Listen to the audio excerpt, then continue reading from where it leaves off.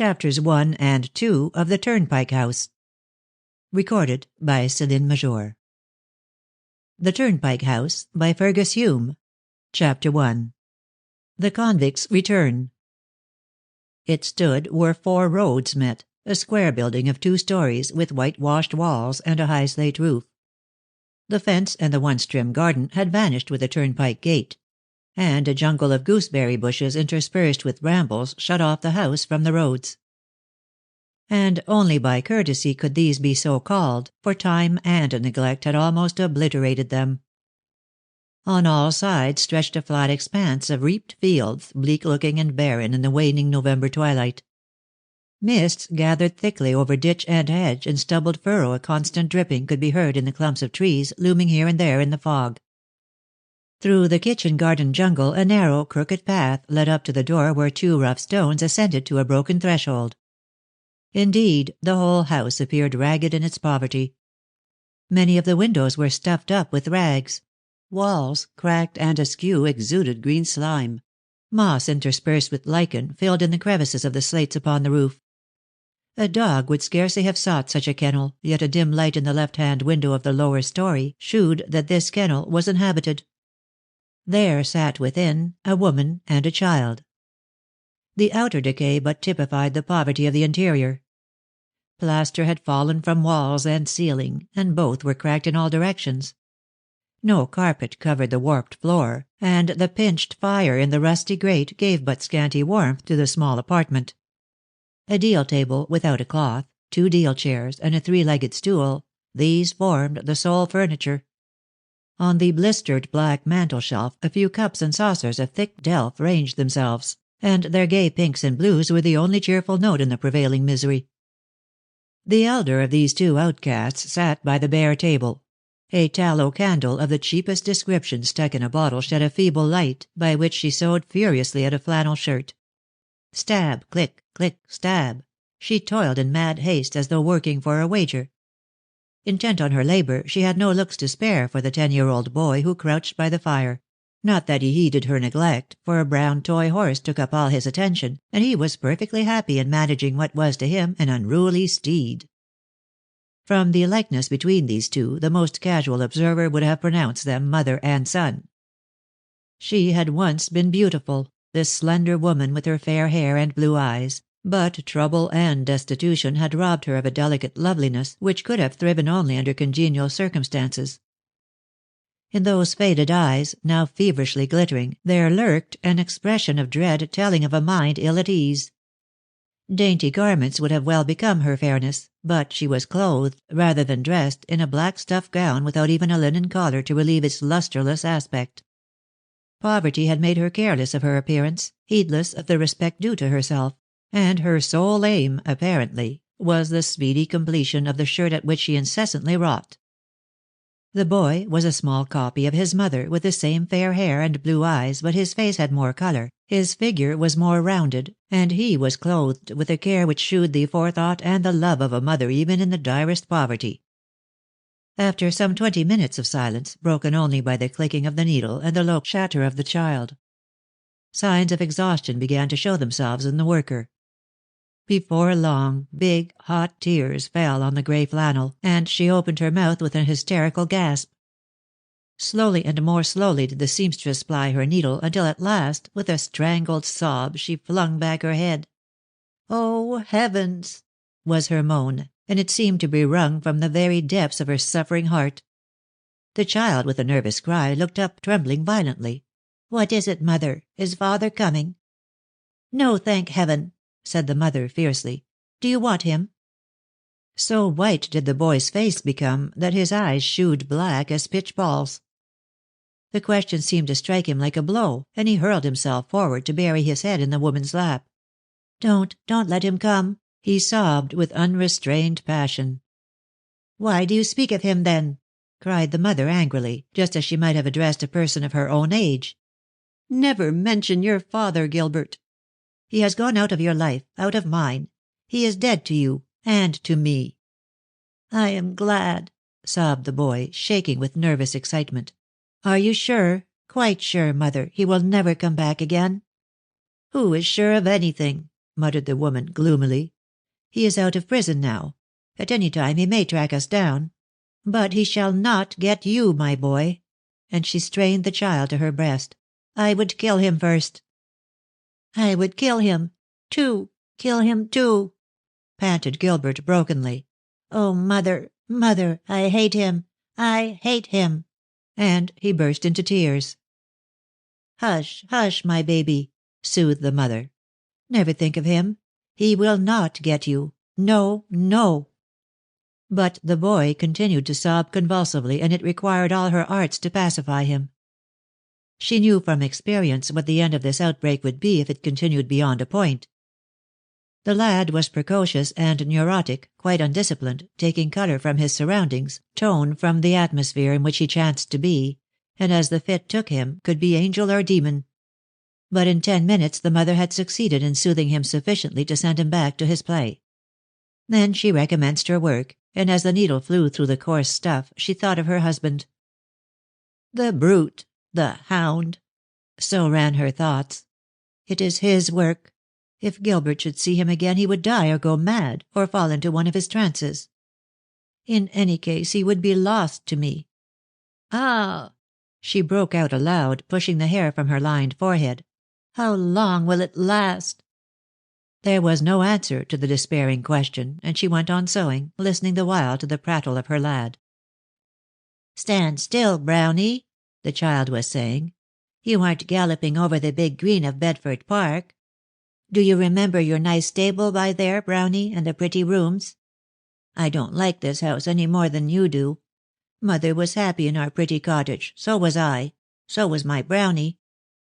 "Mother will never be happy again," murmured the woman, savagely stabbing the flannel as though she were stabbing the man of whom she was thinking. Ruin and disaster, disaster and ruin. Why are such men created? Gilbert took no notice. "Do you remember the red houses, Brownie, and the railway? I took you there often for a trot. It was just 3 years ago. Trot now." "Aye, just 3 years," cried the woman. "Years of agony, pain, shame, and disgrace. Why doesn't he die?" And she bit off the end of a thread viciously. "Mother," said the boy unexpectedly, "I'm hungry. Give me something to eat." The woman opened a cupboard and brought out a small loaf, a bundle of victuals, and a tiny packet of tea, precious as gold to her poverty. In silence she boiled the kettle and brewed a cup.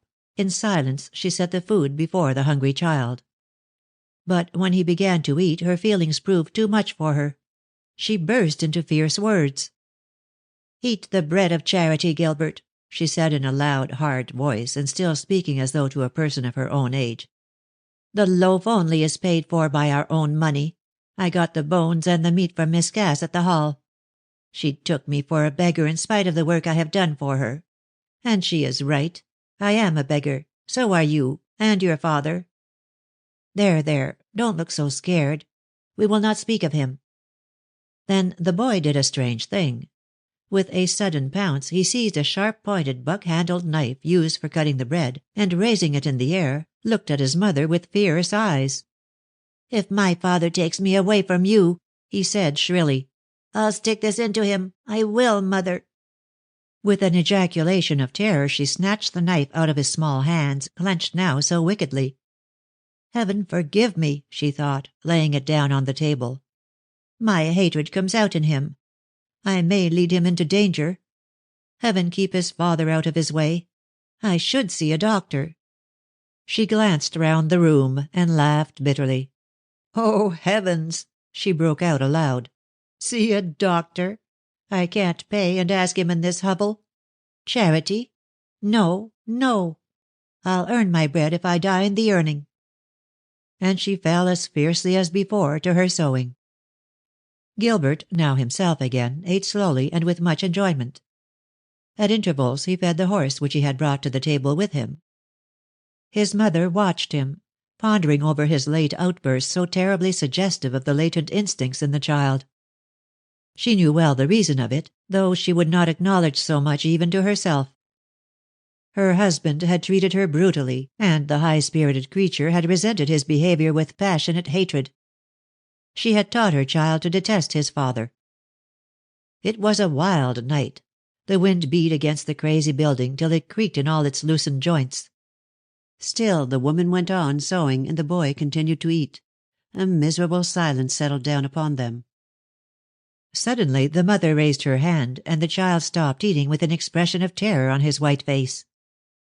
The woman listened, wild-eyed, not in vain. From some distance came the sound of a dragging footstep. There was a drag, a halt, and then again a drag, as though some wounded animal were writhing its way to a place of safety. The outcast knew the sound of that halting gait only too well. So did the boy. "It's father!" he cried shrilly. A look of mingled terror, repulsion, hatred took possession of his white face. "Hush!" said the woman imperatively, and left the room. For a moment Gilbert sat quietly listening. Then his small hand slipped along the table to grasp the buck-handled knife. Trembling with excitement, he watched the door. He could hear without his mother's taunting voice. "Come in, Mark Jenner. I know you are standing there in the darkness. Enter, and see the state to which your wickedness has reduced your wife and child. Come in, you lying scoundrel, you brute, you thief." In answer to this invitation came a growl as of an angry animal. Then the footsteps dragged themselves nearer and halted at the door. There ensued the sound of taunts and curses. And almost immediately after this exchange of courtesies between husband and wife, who had been parted for 3 years, the door opened to admit a thick-set man whose face, in spite of its cunning, was not devoid of refinement. He was in rags and soaking with the wet. Gilbert stared at this half-forgotten father who had been so long a stranger.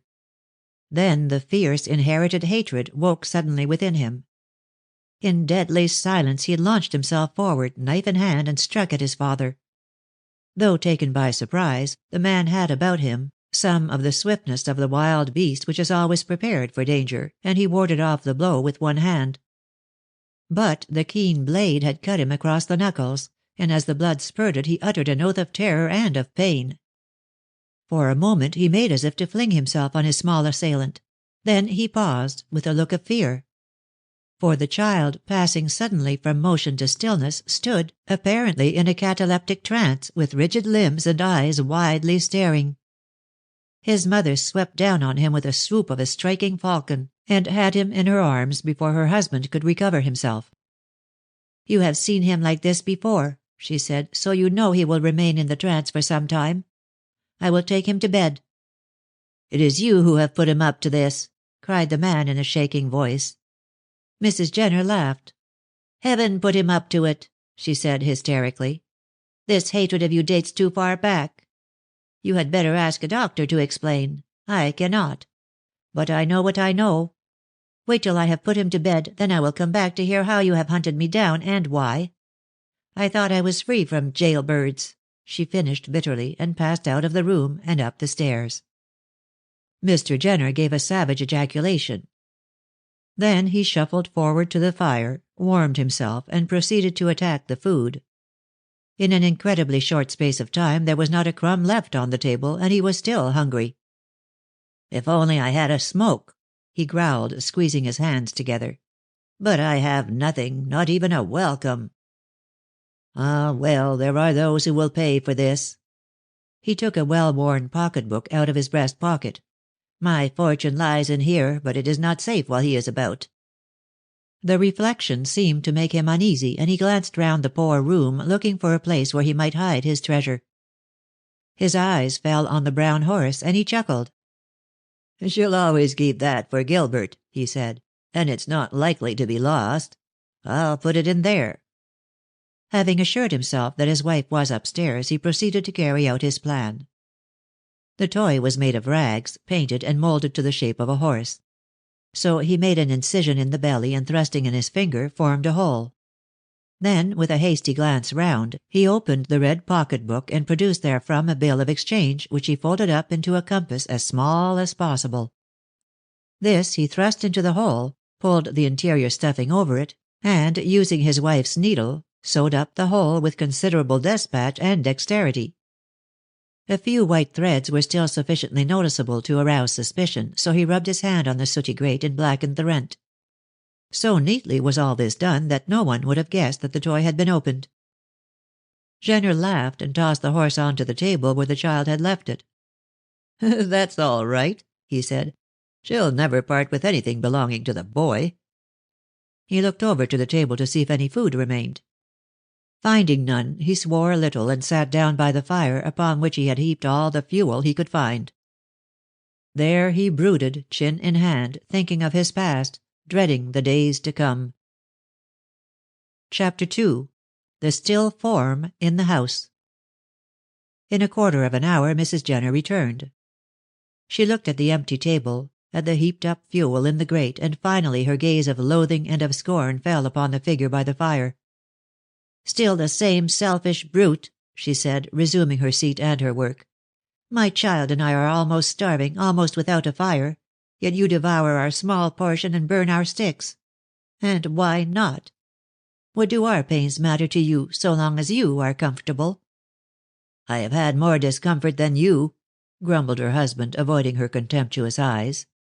"Had you been in prison—" "I would never have come near those whom I had disgraced," she finished swiftly, and went on with her stitching. The culprit writhed. "Lizzie," he said, "do not be too hard on me. I have sinned, but I have been punished. You might forgive me now." "Never," said the wife, curtly, and the expression of her eyes told him that she fully meant what she said. "How hard women can be!" "Women," remarked Mrs. Jenner, shifting the work on her knee, "are what men make them. You behaved to me like the brute that you are. You cannot blame me, then, if I treat you according to your nature. I live for our child, to make amends for what you have done. Therefore I have an object in life. Had I not, I would gladly die. And I would gain death, a shameful death, by killing you." The terrible intensity of her gaze made the guilty wretch shiver. "I will make it up to you," he said feebly. "Not you. You will go on just the same.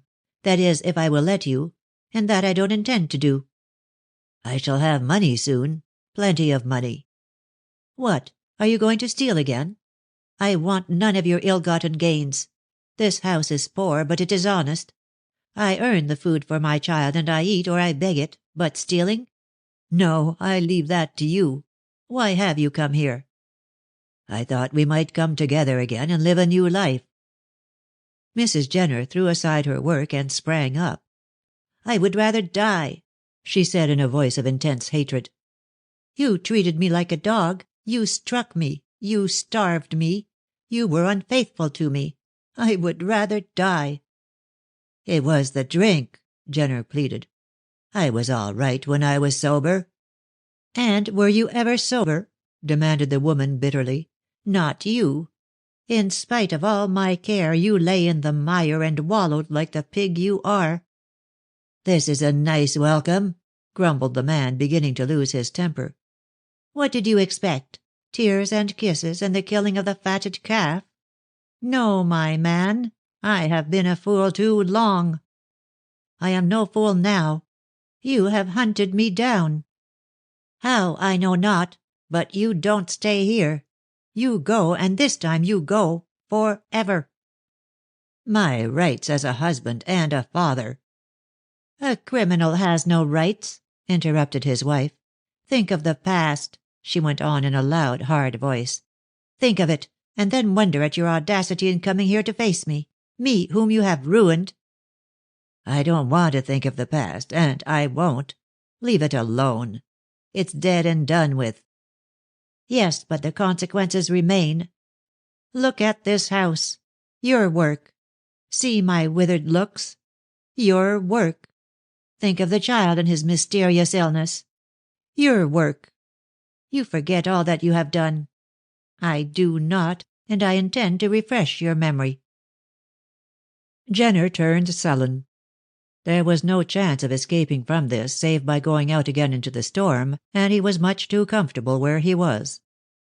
So of the two evils he chose the lesser, and even in this his selfish regard for his own comfort shewed itself.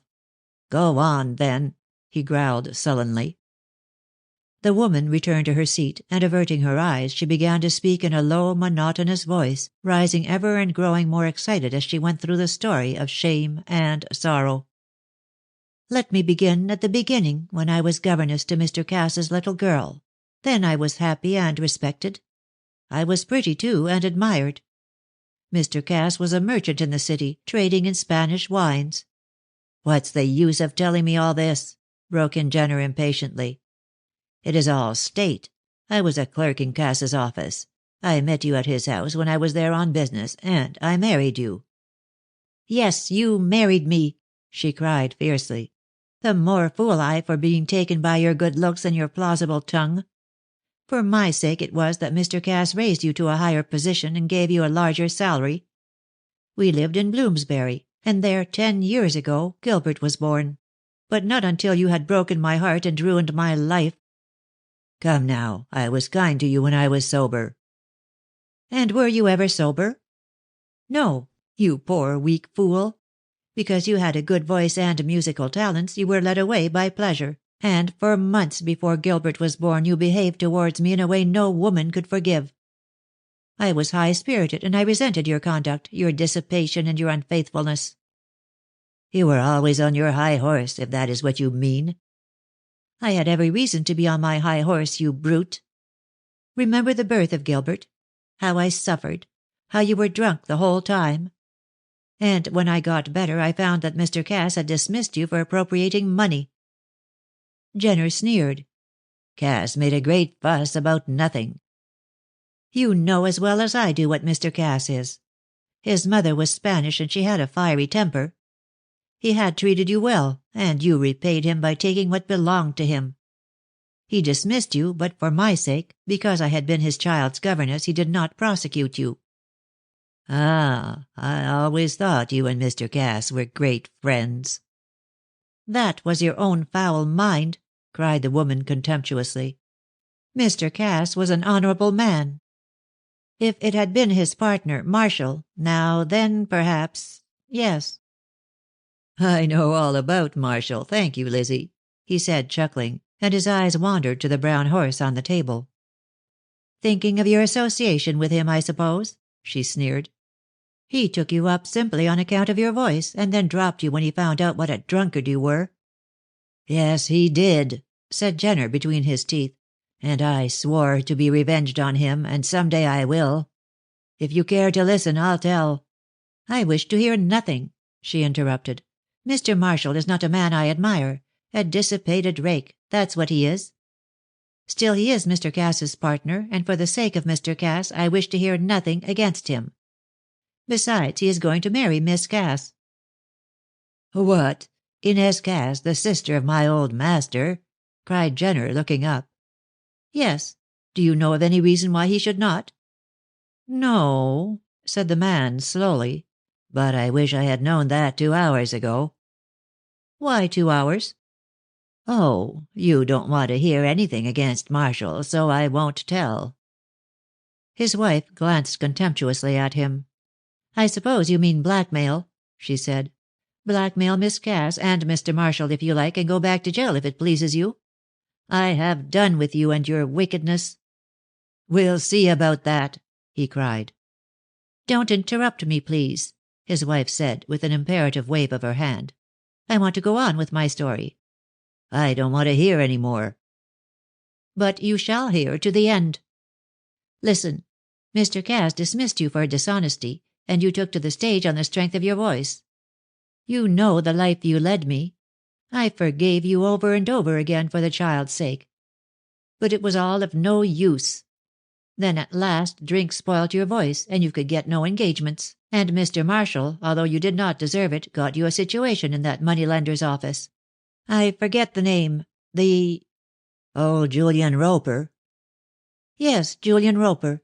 You got the situation 4 years ago, and for a time things went well. Then you broke out again and stole money from your new employer. He was not so lenient as Mr. Cass, and he had you put in jail for 3 years." "Well, I'm out now." "You are," said his wife, and there was intense hatred in her voice. "Out to see how I have sunk." After your imprisonment your creditors sold up the house and furniture in Bedford Park. I was turned out on the streets with my child. Mr. Cass got me a place as governess. Then it came out that I was the wife of a convict and I lost my situation.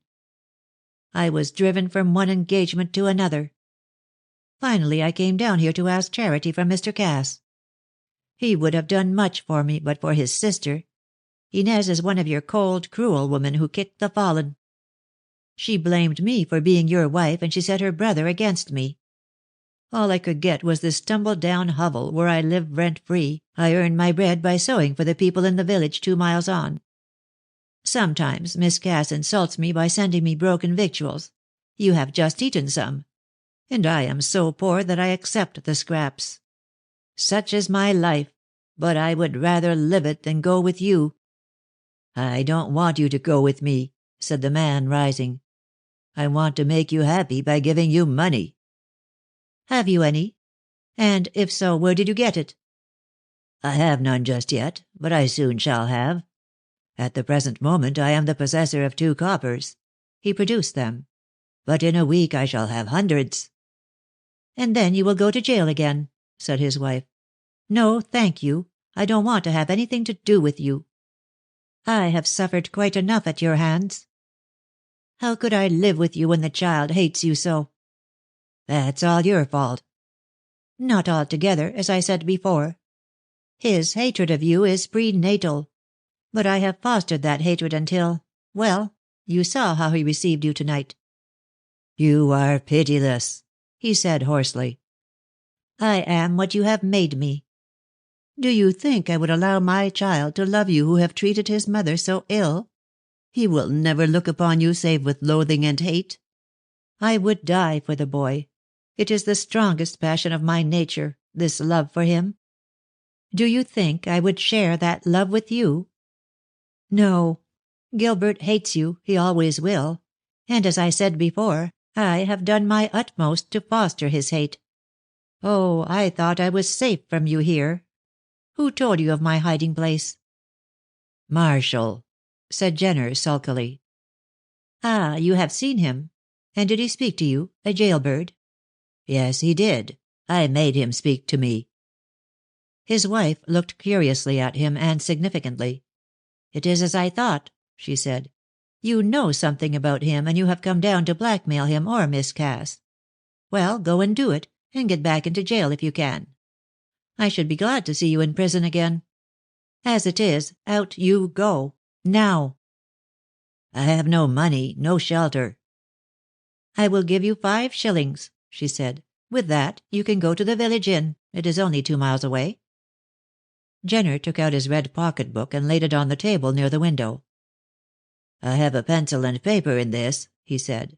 "What you lend me I will give you an IOU for. I don't want your money." "I decline," said his wife, turning from the open window out of which she had been leaning. "Once the money passes into your hands it becomes too vile for me to touch again. Wait here, and I will get you the 5 shillings." He sprang forward, almost beside himself, and seized her wrist. "You wretch! I'll give you a thrashing for this." Mrs. Jenner shook off his hand, moved to the fireplace, and snatched up the poker. "You lay a finger on me and I'll kill you," she cried wildly. "You foul beast! Your very touch is poison. I am not the woman I was to put up with your brutality. Stand back, you jailbird." He backed towards the open window and began to whimper. "Don't be such a virago," he said. "I don't want to touch you. If you will give me the money I will go away. But you have lost the chance of a fortune," he boasted, shaking the red pocket-book. "I can get hundreds. Hundreds." "In the usual way," she said, and laid down the poker. "Then you will be locked up again. I hope you will." "Can I not take leave of the child?" "No, unless you want him to try and kill you again. Besides, he is in a trance. He will waken as suddenly as he fell into it. But I hope for your sake that you will be out of the house before he recovers his senses." "Do you think—" "I don't think, I know. All his life Gilbert will hate you. He is highly neurotic, and when he gets beside himself he will do things as mad as would an hysterical woman. He is not to be trusted. No more am I. So beware of us both, and place the sea between yourself and us." "A very good idea," he said coolly. "I'll emigrate." "Do. Go to Sydney, which was formerly Botany Bay. That ought to suit you," she taunted. "Stop there." She snatched up the poker again. "Or I will not answer for myself." Her husband laid down the buck-handled knife and placed it on the table beside the pocket-book. He had taken it up with an oath when his wife goaded him with her tongue. "Get the 5 shillings," he said sulkily. "It is upstairs." Still carrying the poker, Mrs. Jenner moved towards the inner door. "I can tell you so much, for you will never find my hiding-place. Wait here." When she had gone, her husband remained by the table with his hand on the red pocket-book. His eyes sought the brown horse. "I must take you with me, too," he muttered. "I shall never see her or the child again. It is better so. I hope she won't be long." And he waited in sulky silence. Suddenly there was the cry of a human being in pain. The light was extinguished, and the mist closed thicker round the ruined building. It might be to hide the sight within the room. Could the walls only have spoken, they would have shouted, "Murder!" with most miraculous voice. But the age of miracles being past, the walls were dumb, and there was no clamour to greet the horror of this deed done in darkness. But the mists wrapped themselves round the place of death, and a profound silence shut down on the desolate country. It was broken at last by the sound of light footsteps. Along the disused road a woman carrying a child in her arms tore along at a furious rate. She did not know where she was going. She had no goal. All that she desired was to get away from the thing which lay in the darkness of that poor room. Horror was behind her, danger before. And she ran on through the mists and the gloom, pursued by the Furies. Like hounds on the track, they drove her along the lonely roads until the mist swallowed her up, and these, growing ever more dense, blotted out the woman, blotted out the country, blotted out the Turnpike House. But what they could not blot out was that silent room where a dead man lay. Better had they done so. Better had they obliterated that evidence of evil from the face of the earth. But what had been done in the darkness had yet to be shewn in the light. And then... But the woman fled on wearied feet, fled, ever fled through the gloom, and the friendly mist covered her escape. And so did the ruined Turnpike House become possessed of its legend. For many a long year the horror of it was discussed beside winter fires. The place was haunted, and the ghost had walked first upon that very night when the woman bearing her child had fled away into the darkness. Chapters 3 and 4 of the Turnpike House. Chapter 3. Young Love, True Love. It was Christmas time, many years after the events narrated in the previous chapter, and the snow not only lay thick on the ground, but was falling heavily from a leaden sky. A strong wind which rose with the coming of the night drove through the leafless trees of the park, and clashed iron music from among their frozen boughs.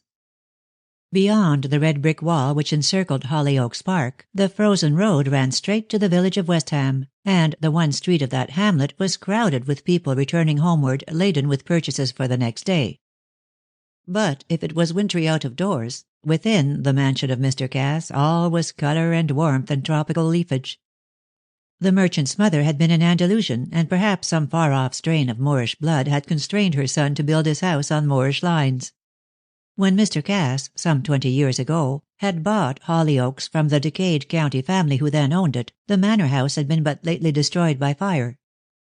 The purchaser found a pleasant country, a beautiful park, but no place where he and his family could lay their heads. So he proceeded to erect what the countryside called Cass's Folly, a true Moorish dwelling-place such as one finds in Seville and Cordova.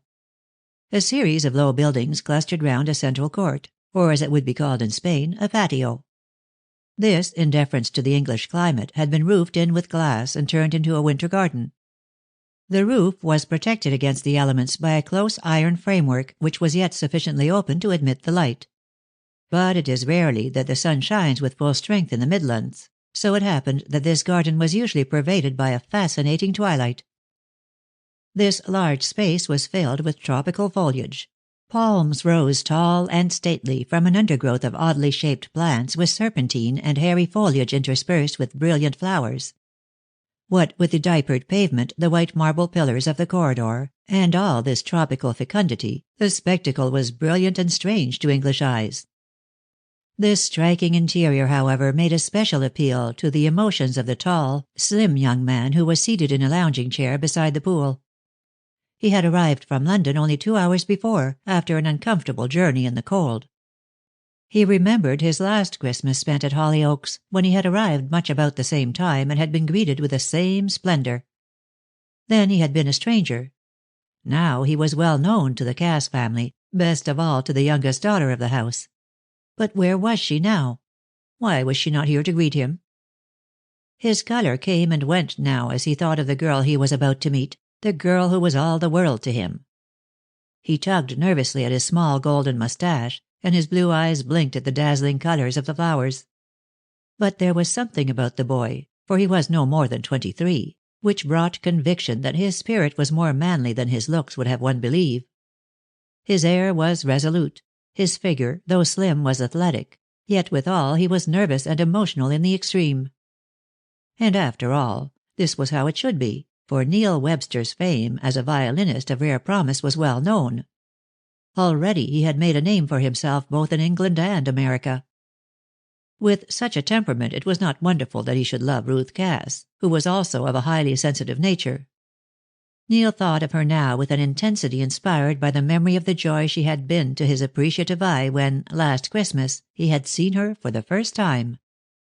As the young man sat there, wrinkling his brows in the effort to recall completely the memory of Ruth's first appearance, a side door opened, and she herself appeared. With light steps she stole forward, and laying her gloved hands upon his eyes, she laughed out of sheer joy. "Who is it?" she asked gaily. "I give you 3 guesses." Neil turned, took her hands, and kissed them. "As if I needed more than one," he said with a light reproach. "I should not be a true lover did I not guess your presence even without seeing you." "Yet you didn't, sang the girl. "I came upon you unawares. But I knew you were coming, for I felt it in my heart. Come, let me look at my Rose of Sharon. It is 6 long, weary weeks since I saw you."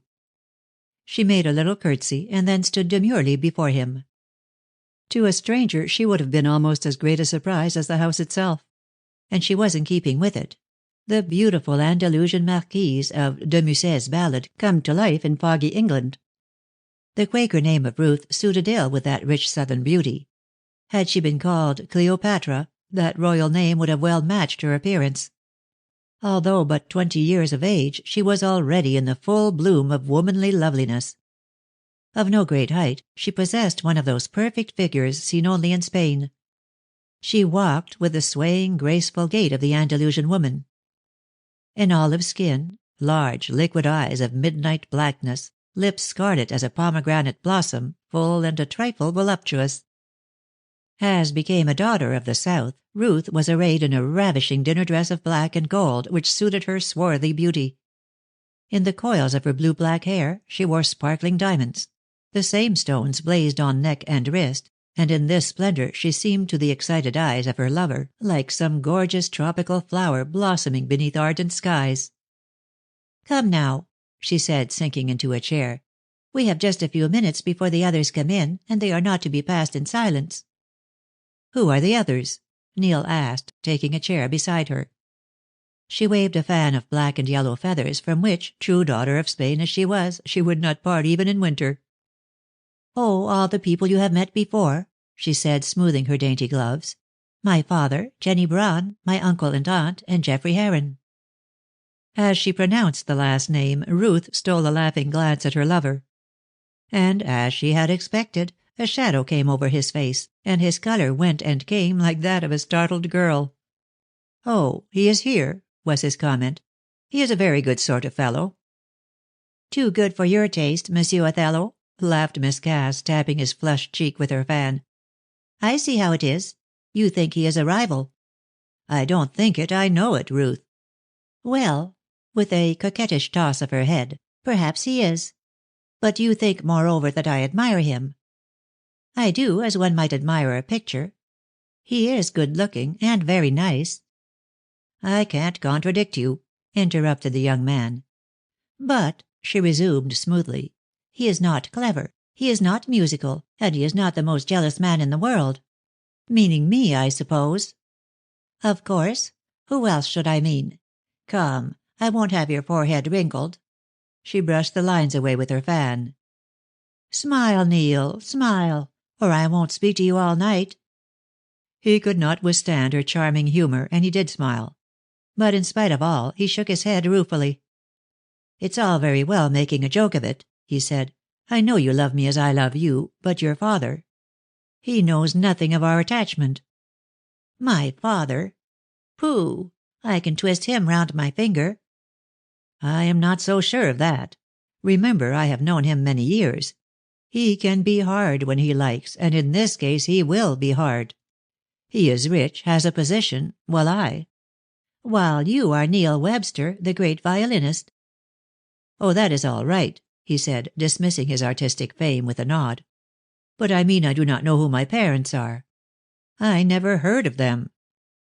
"Perhaps, like Topsy, you growed," Ruth said, for she attached no importance to his speech. "Dear, what does it matter?" "A great deal to a proud man like your father.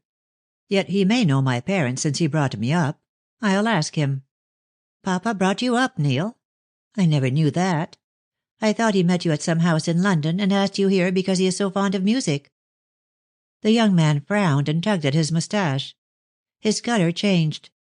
"I should not have told you," he said in a low voice, "but my tongue runs away with me. We have often talked of my early life." "Let me see," said Miss Cass, gravely mischievous. "I think you did say something about having been brought up in the south of England." "At Bognor," he explained. "An old woman, Mrs. Jent, looked after me there. When it became apparent that I had musical talent, your father had me taught on the Continent. I appeared first in America, where I was trained under Durand, the great violinist. I made a success and returned to London. Then he brought you down here a year ago, and in 6 months we fell in love with one another, and—" "I loved you from the first," he cried. "How rash," remarked the girl, pursing her mouth demurely. "But we will say nothing about that. We love now, that is sufficient. But tell me how it was my father first came on the scene of your life. I know much that you have told me, but my father, that is something new." "I can remember him ever since I was a young child, from the age of 10. "Oh, then he did not come to you before that?" Webster paused, then turning towards her, made an extraordinary speech. "I don't know. I can't recollect my life before that." "Oh, dear me!" cried Miss Cass, not quite taking in the meaning of his words. "What a stupid child you must have been. Why, I recollect all sorts of things which happened when I was 5. "I don't mean that exactly," said Webster. "But my first recollection is my recovery from a long illness, and all my memories date from that time. What came before, where I was born, where brought up, is a blank." "What did Mrs. Jent tell you?" cried the girl, now anxious to solve the mystery. "She told me I was born in America, somewhere near New York, that my father had played in an orchestra, and that my mother had been a singer. I fell ill somewhere about my 10th year, and since then I have seen your father frequently, but I have never questioned him closely.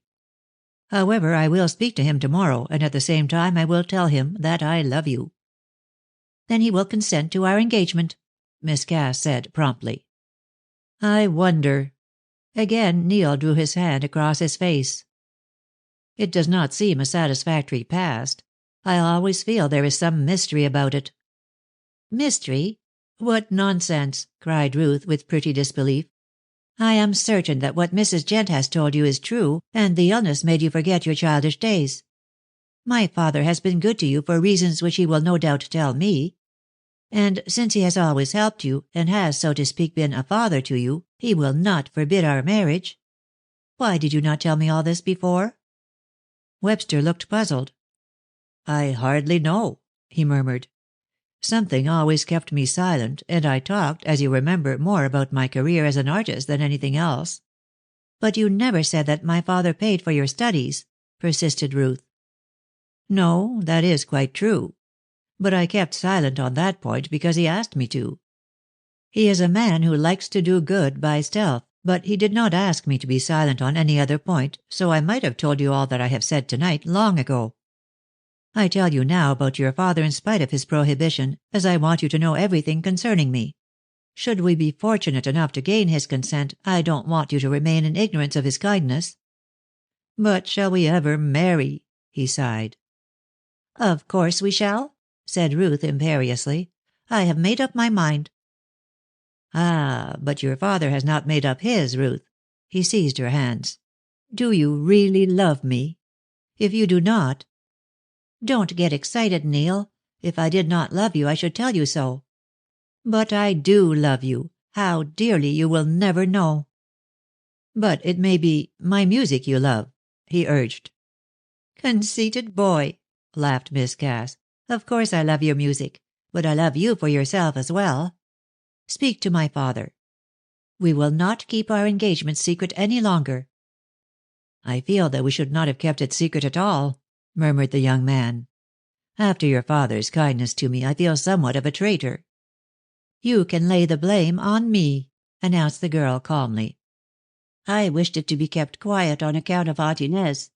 You know what she is. A jealous woman, always putting her finger into everyone's pie. I'm sure she has quite enough to do in looking after her own husband. He is a wicked, gay old man, is Uncle Marshall." "I don't think Mrs. Marshall likes me." "That is why I kept our secret. She does not like you. Why, I do not know. And had she discovered our engagement she would have told my father and put an end to it long ago." "Well, perhaps Mr. Cass will put an end to it even now." Ruth looked round to see that no one was about, and then dropped a butterfly kiss on his forehead. "Darling, nothing shall part us. I love you, and you only, you foolish fellow." "And are you sure, quite sure, you care nothing about Heron?" "No, no, of course I don't. But I will if you insist on putting your arm round my waist. Gracious! Here is Aunt Inez." And at this moment an elderly double of Ruth sailed into the winter garden. Chapter 4. A strange episode. Mrs. Marshall had reached the mature age of 45, but she was still beautiful. Dark women with hard natures always wear well, and Ruth's aunt was no exception to the rule.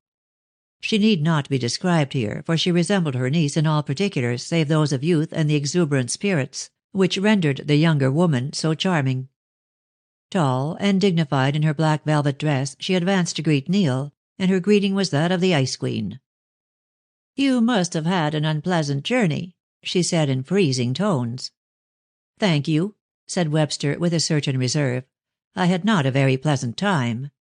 But this makes amends," and his eyes wandered to Ruth. Mrs. Marshall drew her thick eyebrows together, for she had long suspected that the two young people were more to each other than ordinary friends. But at that moment Ruth was equal to the occasion. Her attitude towards Neil was one of genial hospitality. Neither of the young people attempted to carry on the conversation, and Mrs. Marshall was somewhat at a loss. Turning at last to Ruth, she asked sharply where the remainder of the guests were. "Dinner will be ready in a quarter of an hour," she went on, consulting a jeweled watch that hung at her girdle. "I hope we shall sit down punctually, for I detest waiting." "So do I," assented her niece cheerfully. "I am hungry." The elder lady took no notice of the flippant reply. "Have you been giving any concerts lately?" she asked, with the supercilious patronage of a rich society woman. "No, madam," replied the young man. His frequent contact with foreign artists had accustomed him to this form of address. "The season in London is hardly propitious just now. I am resting." "When do you begin again?" "After the New Year. It is possible I may give some concerts in Paris." "It might be advisable for you to leave England for a time," the lady said dryly, looking at Ruth. My aunt is thinking of your delicate appearance, Mr. Webster, interposed the girl, trying to parry the stroke. This foggy climate does not suit you, in her opinion. Is that not so, Aunt Inez? Well, it is not quite what I meant, Ruth. And she turned to Neil. Have you any relatives in England, Mr. Webster? She asked. The suddenness of the question took away the young man's breath. It was evident that her brother had not confided in Mrs. Marshall. I have no relatives in the world, madam, he said. You remind me of someone, she went on, fixing her black eyes on him somewhat fiercely. Do you sing? Not at all, he answered, wondering more than ever at the oddity of this second question. I have no voice. Huh, muttered the lady, and turned away. I must be mistaken. You are certainly mistaken, madam, in crediting me with any relatives. I am an orphan, a waif, a stranger in the land. And a great violinist, finished Ruth, glancing defiantly at her aunt. That surely ought to cover all deficiencies, Mr. Webster. No doubt it does, to musical people, said the elder lady coldly. The young man felt nettled and more puzzled than ever at her manner, and he was about to ask a leading question when Miss Jenny Braun, accompanied by Mr. Heron, entered. Oh, here you are, cried Ruth, including both in one gay greeting. You are late. The sacred mysteries of the toilet have taken up Miss Braun's time, laughed Heron, looking mischievously at the homely face of the girl beside him. One must do honor to the season, replied Jenny. She was dumpy and sandy and wore a pince-nez on her turned-up nose. How are you, master? For she always spoke to Neil Webster in that style. I am glad to see you. Your lovely and exquisite music never fails to inspire my muse. Put into plain prose, this speech meant that Miss Braun wrote poems for drawing-room ballad composers, and that she trusted to music for inspiration. Miss Braun further occupied herself with writing short stories for children's Christmas books, and she figured in a popular magazine as Aunt Dilly. She had come to regard herself as a literary personage. I hope I may be able to inspire you to some purpose tonight, Webster said quietly. Young Heron turned away in disdain. He was a handsome country squire, possessed of no nerves and no artistic cravings. He came of an old family and had an income of $4,000 a year. His time was spent in hunting, polo, shooting, fishing, and tearing round the country in a motor car. And he had not much opinion of the fiddler fellow, as he called Webster. But this was due to the fact that he had noticed Ruth's predilection for him, not to any fault in the man himself. For Geoffrey loved the girl. He treated Webster with a coldness almost equal to that of Mrs. Marshall. That lady was his firm friend, and was most anxious that he should marry her niece. Seeing now his look of disdain, she was about to speak, when a cheerful voice was heard above the others. "Oh, here is my husband," Mrs. Marshall cried, her dark face lighting up. "I was wondering where he had got to." "I am here, my dear Inez, here." And a brisk, stout man darted forward. "Ruth, my dear, you look charming. Miss Braun, allow me to congratulate you upon your toilet. Mr. Webster, good evening." His manner was colder, but with renewed geniality he shook hands with Geoffrey Heron. "Aha, my boy. A Merry Christmas to you." The voluble, active little man rattled on, cutting jokes, laughing at his own wit, and paying compliments all round, while his tall, dark wife stood near him listening with a smile on her face. Why Mrs. Marshall should love her husband so much remained ever a mystery to her friends. For he was a fat beer-barrel of a creature, and possessed neither the looks nor the brains which would be likely to attract as refined and clever a woman as his wife undoubtedly was. Yet Inez adored him, although Mr. Robert Marshall was an elderly Don Juan, fond of the society of pretty girls, and he prided himself no little on his conquests. There was undoubtedly some charm about him which raptured the hearts of women. And Mrs. Marshall, as the lawful proprietor of this universal heartbreaker, took a pride in her proprietorship. "I hope you will give us some music tonight," Mr. Marshall said, turning to the musician, and again his manner was freezing. "Your playing is delightful, delightful." "I am glad you like it," Neil said quietly. "Of course I am always ready to play here, although as a rule I never do so in private houses." "Ha! The exclusiveness of a musician." "Or the dignity of an artist, Uncle Robert. "Quite so, my dear," said Uncle Robert, turning towards his niece. "But of course Mr. Webster will not wrap his talents up in a napkin here." "The master is always willing to oblige his friends," put in Jenny. "His friends are much honored," added Aunt Inez, with an iron smile. Mr. Heron made no remark. In shaking hands with Webster he had done his duty. In his own heart the young squire wished the fellow well out of the way, for Ruth looked at him too often and much too kindly. A diversion was made at this moment by the entrance of the host, a tall, slightly made man, dark and solemn, a typical Spaniard both in complexion and bearing. Tonight he was in a genial mood and unbent more than usual. Nevertheless, although he shook hands with Neil, he was decidedly colder to him than to the rest of his guests. Indeed, it was apparent that Neil was not a favorite. "A Merry Christmas to all," Mr. Cass said, bowing. "Perhaps I am rather premature. Still, it is better to be early than late." "So long as you adopt that plan with your presents, papa, I shall not quarrel with you." "You see what a bold daughter I have," he remarked to Heron. "How would you like to be her father?" "No, not at all, not at all," replied the young man with a very significant glance in the direction of Ruth, a glance which made Neil's blood boil. "Ha ha!" cackled Marshall. "We know all about that, Heron," and he slapped him on the back. "But come. Dinner, dinner." And indeed at that moment dinner was announced.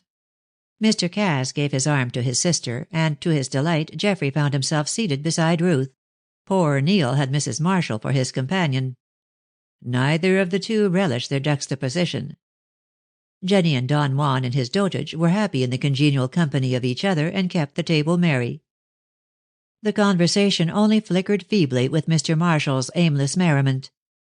Neil, annoyed by the coldness of his reception, was considering the advisability of a return to town the next day. He thought he recognized Mrs. Marshall's hand in the chilly reception of Mr. Cass. For hitherto the merchant had treated him with uniform kindness, and he was puzzled by this new departure. When the ladies had retired to the winter garden, Mr. Cass was more amiable to his guest, the violinist. And the young man, anxious to please, did his best to make himself agreeable. Heron and Marshall were discussing county affairs, so the merchant and young Webster had a quiet talk. "I am making a good deal of money now," Neil said. He was recounting his artistic triumphs. "In a few years I shall be a wealthy man." "You must let me invest your capital for you. You artistic folks know little about business." "I should be more than grateful if you would. I dare say in time there will be enough for me to marry on." Mr. Cass looked keenly at the speaker from under his thick black brows. "Are you thinking of marrying?" he asked, carelessly. Then, without waiting for an answer, "I would not if I were you." "Why not? I am young, strong " "And nervous," finished his host abruptly. "I have peculiar views about marriage, and I do not think you are fitted for it. Take my advice and keep single. Come." He started to his feet before the other could reply. "Let us join the ladies." Webster was annoyed. He had fully intended then and there, since the opportunity seemed to offer itself, to ask Mr. Cass for his daughter's hand. Plunged in meditation, he did not see that the object of it was beckoning to him with her very useful fan, and Heron, taking advantage of his absorption, secured the vacant seat. Before he could recover himself, Mr. Cass appeared to carry him off to the drawing-room. "You must play to me," he said.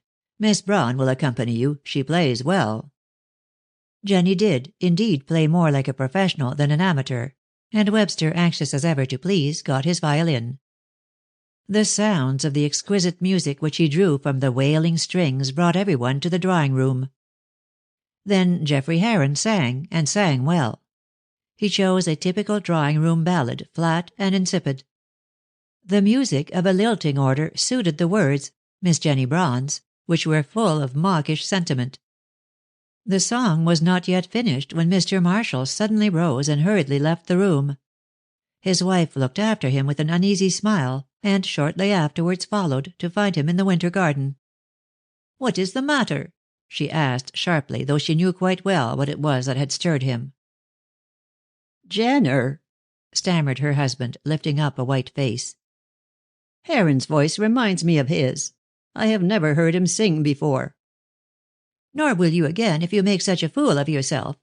What do you mean by rushing out of the room and provoking remark? Jenner is dead and buried these 12 years." "Yes, but think how he died," moaned her husband. "And I was so intimate with him." "You were, to your shame and disgrace. Don't behave so foolishly, Robert. I don't know what put him into your head in the first place." "Heron's voice is so like his, and the looks of Webster." Mrs. Marshall turned as pale as her swarthy skin permitted, and the fan in her hand shook. "What about him?" she asked. "He is like—" "I know who he is like," she interrupted sharply. "A mere chance resemblance. Come back with me." "I am going to bed," was the only response, and turning abruptly, Mr. Marshall fled up the stairs, leaving his wife gazing after him with a black frown on her face. "I wonder if that young man— but no, it's impossible. Sebastian," she spoke of her brother, "would not go so far." And after composing herself with a glass of water, she returned to the drawing room. By this time Webster was seated beside Ruth, who was showing him a book of photographs. Geoffrey Heron was talking to Mr. Cass, and casting glances at the two young people who were getting on much too well for his liking. Suddenly the whole room was startled by a cry. It came from Neil, who, with a white face, was staring at a photograph. "What's the matter?" asked his host, hurrying towards him. "Are you ill?" Who is this?" stammered young Webster, pointing to the portrait of a thick-set man who figured in a group. "An old clerk of mine," replied Mr. Cass, trying hard to steady his voice. "That is a photograph of the clerks in my office some 20 years ago. Why should that face disturb you?" I don't know," was the stammering reply. "Have I seen him in a dream? His face is quite familiar to me." "Pooh! Nonsense!" Mr. Cass had by this time recovered his self-command. "The man died long ago. You never saw him." "But I have seen him," persisted Neil. "I have seen him in a dream. And," his voice leaped an octave, "I hate him!" he exclaimed with passion. "I hate him!" They all stared in amazement. Suddenly Ruth cried, "Neil, you are ill. You—" "Stop!" cried her father sharply. "He has fainted." And as he spoke, Neil fell back insensible on the cushions. Chapters 5 and 6. Chapter 5. A Shadow of the Past. Webster recovered from his fainting fit, but he was weak and ill. It seemed extraordinary that the sight of a pictured face should have had such an influence upon him. He himself could give no explanation save that he had been overcome by a feeling of nausea. So, after an apology, he went at once to bed. The party broke up, and Ruth retired, wondering greatly at her lover's strange indisposition. Half an hour later she was seated before her bedroom fire in dressing gown and slippers. Having dismissed her maid, she indulged herself in a reverie with which Neil Webster and her chances of obtaining her father's consent to her marriage with him were mainly concerned. She was aroused by a knock at the door, and in reply to her invitation, Mrs. Marshall entered the room. At the first glimpse of that iron face, the girl remembered a slip she had made in addressing her lover by his Christian name. "You are in love with that violinist," said the elder woman, sitting down and fixing her niece with a piercing gaze. "How do you know that?" asked the girl coolly. She had been half prepared for the question, in spite of Mrs. Marshall's abrupt entry. In fact, for that very reason she kept on her guard. "Pshaw!" ejaculated Aunt Inez with scorn. "Cannot one woman divine the feelings of another? Your eyes were never off the creature tonight." "Mr. Webster is not a creature," interrupted the girl angrily. "Mr. Webster!" sneered the other. "Why not Neil? You called him so tonight." "Yes," said Ruth defiantly, throwing off her mask. "And I shall call him so again. You are right. I do love him, and he loves me." I thought as much. And the end of this mutual passion? Marriage. Humph! I think your father will have something to say to that. My father will deny me nothing that he thinks will conduce to my happiness. No doubt. But marriage with this violinist creature hardly comes under that heading. You know nothing about him. I dare say my father does, retorted Ruth.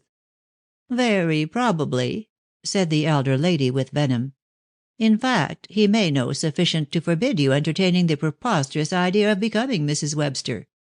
You are a fool, Ruth. Because the man is handsome and a great musician, I deny neither his looks nor his talents, you have developed a romantic passion for him. I should not be doing my duty did I fail to warn your father of this folly. Tomorrow Mr. Webster will leave this house forever." "Oh," cried Ruth with scorn, "and I no doubt will marry Geoffrey Heron. I know your plans, Aunt Inez, but I'm not for sale, thank you." "Don't be insolent," cried Mrs. Marshall with cold fury. "Mr. Heron loves you."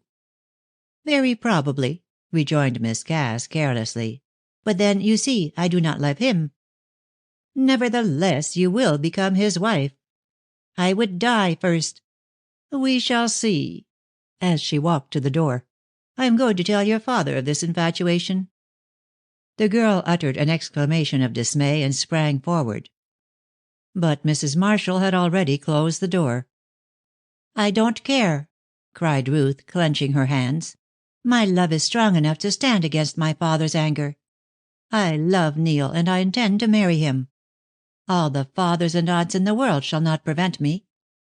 And in this determined frame of mind she went to bed. Her hot Spanish blood was aflame at the idea of contradiction and dictation. Nor for nothing was Ruth Cass the granddaughter of an Andalusian spitfire, and as such was her father's mother traditionally referred to in the family. Meanwhile, Mrs. Marshall, equally hot-blooded and determined, took her way to the library, where she knew her brother frequently remained long after the rest of the household had retired. He was there, sure enough, sitting before the fire and staring into it with an anxious expression. At his sister's entrance he started from his seat. For Inez was the stormy petrel of the Cass family, and he guessed that her appearance at this unwonted hour indicated an approaching tempest. "What is it?" he asked irritably. "Why are you not in bed?" "Because I have something to say which must be said tonight." "Well, what is it?" He dropped back into his chair with a look of resignation. "Who is that man Webster?" Her brother's face grew black. "Always the same woman," he said angrily. "You will never leave well alone. Webster is a violinist, and he comes here at my request because I admire his talents."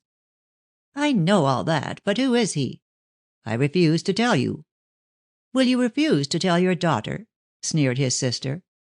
Cass looked up quickly, and something of dismay came over his face. "Ruth? What has Ruth to do with him?" "This much. They are in love with one another. They are secretly engaged. Is that a sufficient excuse for my seeing you tonight?" "I don't believe it. Webster would not." "Oh, as to that, I don't know what hold you have over him." "Hold?" repeated Mr. Cass, rising and beginning to pace the room in an agitated manner. "What do you mean? I have no hold."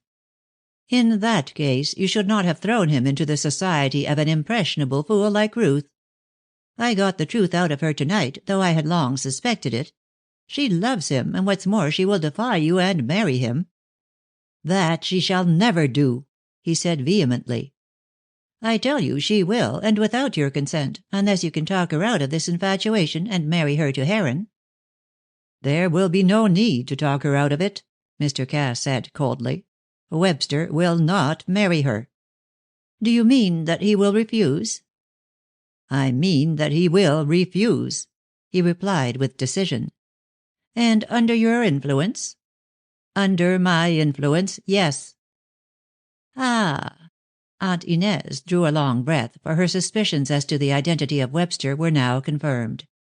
"Then you intend to use the knowledge of his father's murder to influence this so-called Webster?" "What do you mean?" Mr. Cass asked angrily. "Exactly what I say. retorted his sister. "I am not a fool, if you are, Sebastian. Webster is the son of Jenner, who was murdered at the Turnpike House.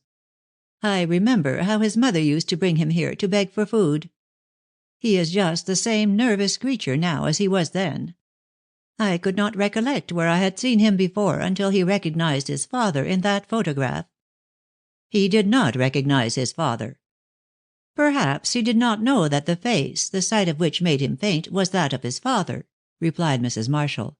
"But his fainting was quite enough for me. I remember Mrs. Jenner. He resembles her in every way. He is her son. Deny it if you can." "I do not deny it," Cass said sullenly. "But for heaven's sake, Inez, leave things alone or harm will come of it." "Why, in heaven's name, did you bring him down here?" "I never thought he would fall in love with Ruth. I brought him out of sheer kindness, because I was sorry for the poor lonely young fellow. I will arrange the matter. Rest assured he never will marry Ruth." "I hope not," said Mrs. Marshall, preparing to go. "I have done my duty." "No doubt. But I wonder you dare speak as you do." Her face grew hard as stone. "I am never afraid to speak," she said haughtily, "or to act. I have set my heart on a marriage between Ruth and Geoffrey Heron. Webster, as you call him, must go." "He shall go," assented Mr. Cass, and, satisfied that all was well, his sister left him. Then he dropped back into his chair with a sigh and gazed again into the fire. He foresaw trouble, which there appeared no means of averting. It was 3 o'clock before he got to bed. And by that time he had determined how to act. "Webster shall refuse to marry her," he said, "and he shall go away. She will soon forget him, and end by becoming Mrs. Heron. With Webster away all will be well." Having made his plans, Mr. Cass proceeded to act upon them. He wished to see for himself if Ruth was really in love with Neil, and to learn, if possible, the depth and extent of her feelings. With this scheme in his mind, he was excessively genial to the young man, and at the breakfast table on the following morning placed him next his daughter, a piece of folly which made Mrs. Marshall open her eyes. Ruth saw her aunt's look, and in sheer defiance allowed herself to behave towards Neil with somewhat ostentatious friendliness. Naturally enough, Geoffrey Heron became sulky, while Miss Braun and Mr. Marshall kept up a continuous chatter. "Well?" Inez said to her brother as they were preparing for church.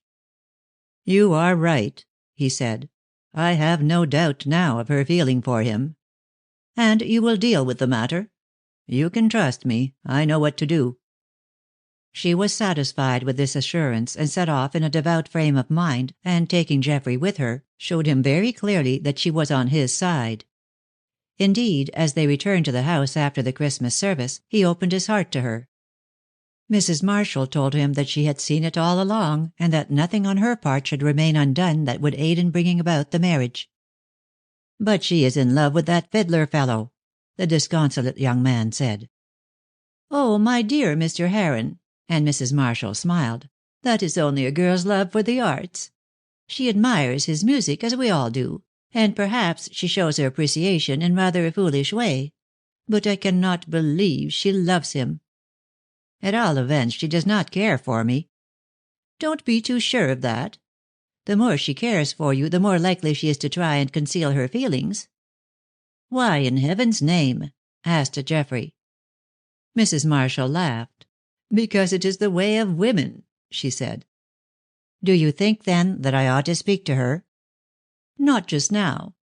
Wait till Mr. Webster and his too fascinating violin have taken their departure. Then she will forget this bohemian." "Webster isn't a bad sort of fellow," Heron said apologetically. "In spite of his long hair he is something of a sportsman. He has seen a good deal of the world, too, and he is plucky in his own way. I like him well enough, but, of course, I can't help feeling jealous. You see, I love Ruth. I may call her Ruth to you. So much. There is no need for jealousy.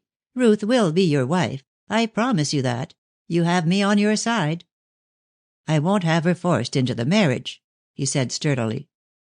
Mrs. Marshall brushed the suggestion aside. Neil's unhappy state of mind had taken him out into the cold. The quiet thoughts of the morning had given way to perfect torture, and he could in no way account for the change. So far, indeed, as his nerves were concerned, he never could account for anything in connection with them any more than could the physicians whom he had consulted. He was the prey of a highly neurotic temperament which tortured his life, and he had a vivid imagination which made him exaggerate the slightest worries into catastrophes. An hour's brisk walking over the crisp snow brought him to a solitary place far from every human habitation. The village had vanished, and Neil found himself in the center, as it seemed, of a lonely white world arched over by a blue sky. All around the landscape was buried in drifts of snow, which, dazzling white in the sunlight, were painful to look upon. He walked along some disused roads, guiding himself by the hedges which ran along the sides. Shortly the sky began to cloud over rapidly to assume a leaden aspect, and finally down came the snow. He turned his face homewards, anxious to get back before the night came on. But as the snow fell thicker, he grew bewildered and began to take the situation seriously. Suddenly, as he trudged along, a building loomed up before him through the fallen flakes. It stood where 4 roads met, and he guessed at once that it was an old Turnpike House. On a nearer approach he saw that it was empty. The windows were broken, the door was half open, and it was fenced in by a jungle of bushes like the palace of the Sleeping Beauty. At any rate it will be a shelter, he thought, and when the storm clears off I can get home. Only 3 o'clock, he added, looking at his watch. I'll rest a bit. He broke his way through the drifts which were piled up before the door, and stumbled in. The moment his foot touched the threshold, a vague feeling of fear seized upon him. The place was quite empty, thick with dust and festooned with cobwebs. There was not a stick of furniture. Yet it seemed to him that there should have been a bare deal table, 2 deal chairs, and a fire in the grate. Had he ever been here before? He asked himself. But he could find no answer to the question. Finally, shaking off the feeling of depression which the influence of this house had brought upon him, he lay down on the bare boards and tried to sleep away the time. In this way, by the degree of some mysterious power, the man was brought back to the room where his father had been murdered 12 or 13 years before. And he was ignorant of the terrible truth. The snow continued to fall steadily, but there was no wind. The absolute quiet was soothing to the tired man, and after a time his eyes closed. For a while he slept peacefully as a child, then his face grew dark, his teeth and hands clenched themselves, and he groaned in agony. He dreamt, and this was the manner of his dream. He was still in the bare room, but a fire burnt in the grate. A table and 2 chairs furnished the apartment, and made apparent the frightful poverty. The dreamer was no longer a man, but a child playing with a toy horse by the fire. Near the table sat a woman sewing. Then a man entered, the man whose face he had seen in the photograph. A quarrel ensued between him and the woman, and the child, the dreamer himself, became suddenly possessed of a blind rage against the man. Then all faded in darkness. He was in bed, still a child, again in darkness. Then once more he was in the room. The window was open, near it lay the dead body of the man, the blood welling from his heart. At the door stood the woman, a knife in her hand, a look of terror on her face. Then came rain and mist and cold, and the dreamer felt that he was falling into a gulf of darkness, never again to emerge into the light of day. But the woman's face, with blue eyes looking from under a crown of fair hair, still shone like a star in the gloom. It smiled on the dreamer, then it vanished as he awoke with a cry. Neil Webster sprang to his feet, with the perspiration beading his forehead and shaking in every limb. The dream had been so vivid. Was it but a dream? Here was the room, here the open window, and here, where he had seen the dead body of the man, black stains of blood marked the floor. He started back with a cry as he saw it all, and flung himself out into the snow which still kept falling in thick flakes. Away from that house he ran, feeling that he had recovered the memory of his childhood. His father had been murdered. By whom? That was the question he asked himself as he sped onwards through the snow. "Oh, heavens!" he kept murmuring. "What does it all mean? Why was I sent to that house to learn this terrible truth? Why? Why? But the snow fell ever more thickly, and the young man fled along the road. In the same way had his mother fled with him in her arms, fled through the mist to escape the horror of the Turnpike House. Chapter 6. Mr. Cass Speaks. Jenny Braun sat in her bedroom with an agonized look on her face, with inky fingers and tumbled hair. Miss Braun was courting the Muse. As yet she had had but ill success, for the Muse was not in a kindly mood. "If, dear, thou shouldst unhappy be, remember me, murmured the poetess. "I think that will do for a refrain. But how am I to begin? Ah," with a sudden inspiration, "spring in the first verse, summer and roses in the second, then winter and dying for an effective finish." And she began to thresh out the first lines. "The spring is flowering all the world." Huh. She broke off. "That sounds as though spring were a baker. I must try again." But before she could think of an alternative line, the door burst open, and Ruth rushed in violently, all on fire with excitement. "Jenny, Jenny," she cried, plumping down on the bed, "I've had a proposal." "Oh." Jenny, quite phlegmatic, laid down her pen.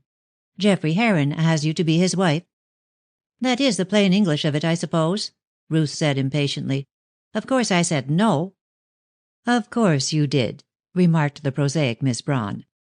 For prosaic she was in ordinary matters, in spite of her poetic gift.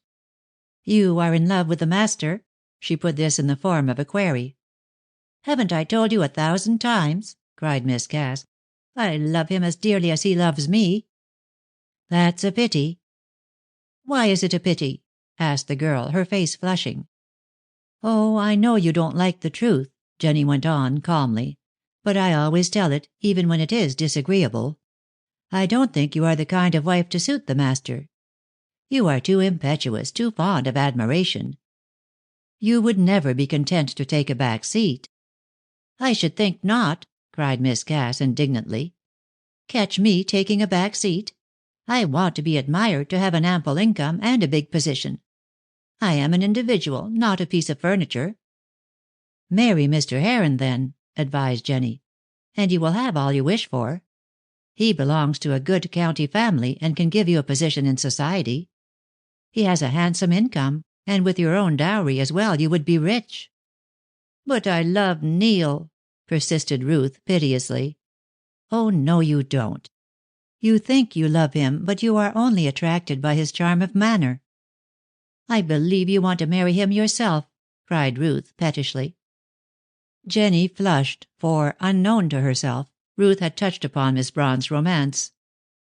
She did love Webster, and she would have given many years of her life had that love been returned. But she saw no chance of this, and, like a sensible girl, crushed the passion in its birth. "I never cry for the moon," she said quietly, "and there is no chance that the master who loves beautiful things will ever fall in love with plain me. But if I were to marry him, I should be prepared to make myself his echo, the piece of furniture you so scornfully allude to. Believe me, my dear, it is better in every way that you should reconsider your answer to Mr. Heron." "I won't. I don't deny that I like Geoffrey very much indeed, and he took his rejection so kindly, poor fellow, that I did feel very like changing my mind. But Neil, Neil," Ruth clasped her hands, and raised her expressive eyes. "Oh, I can't give him up."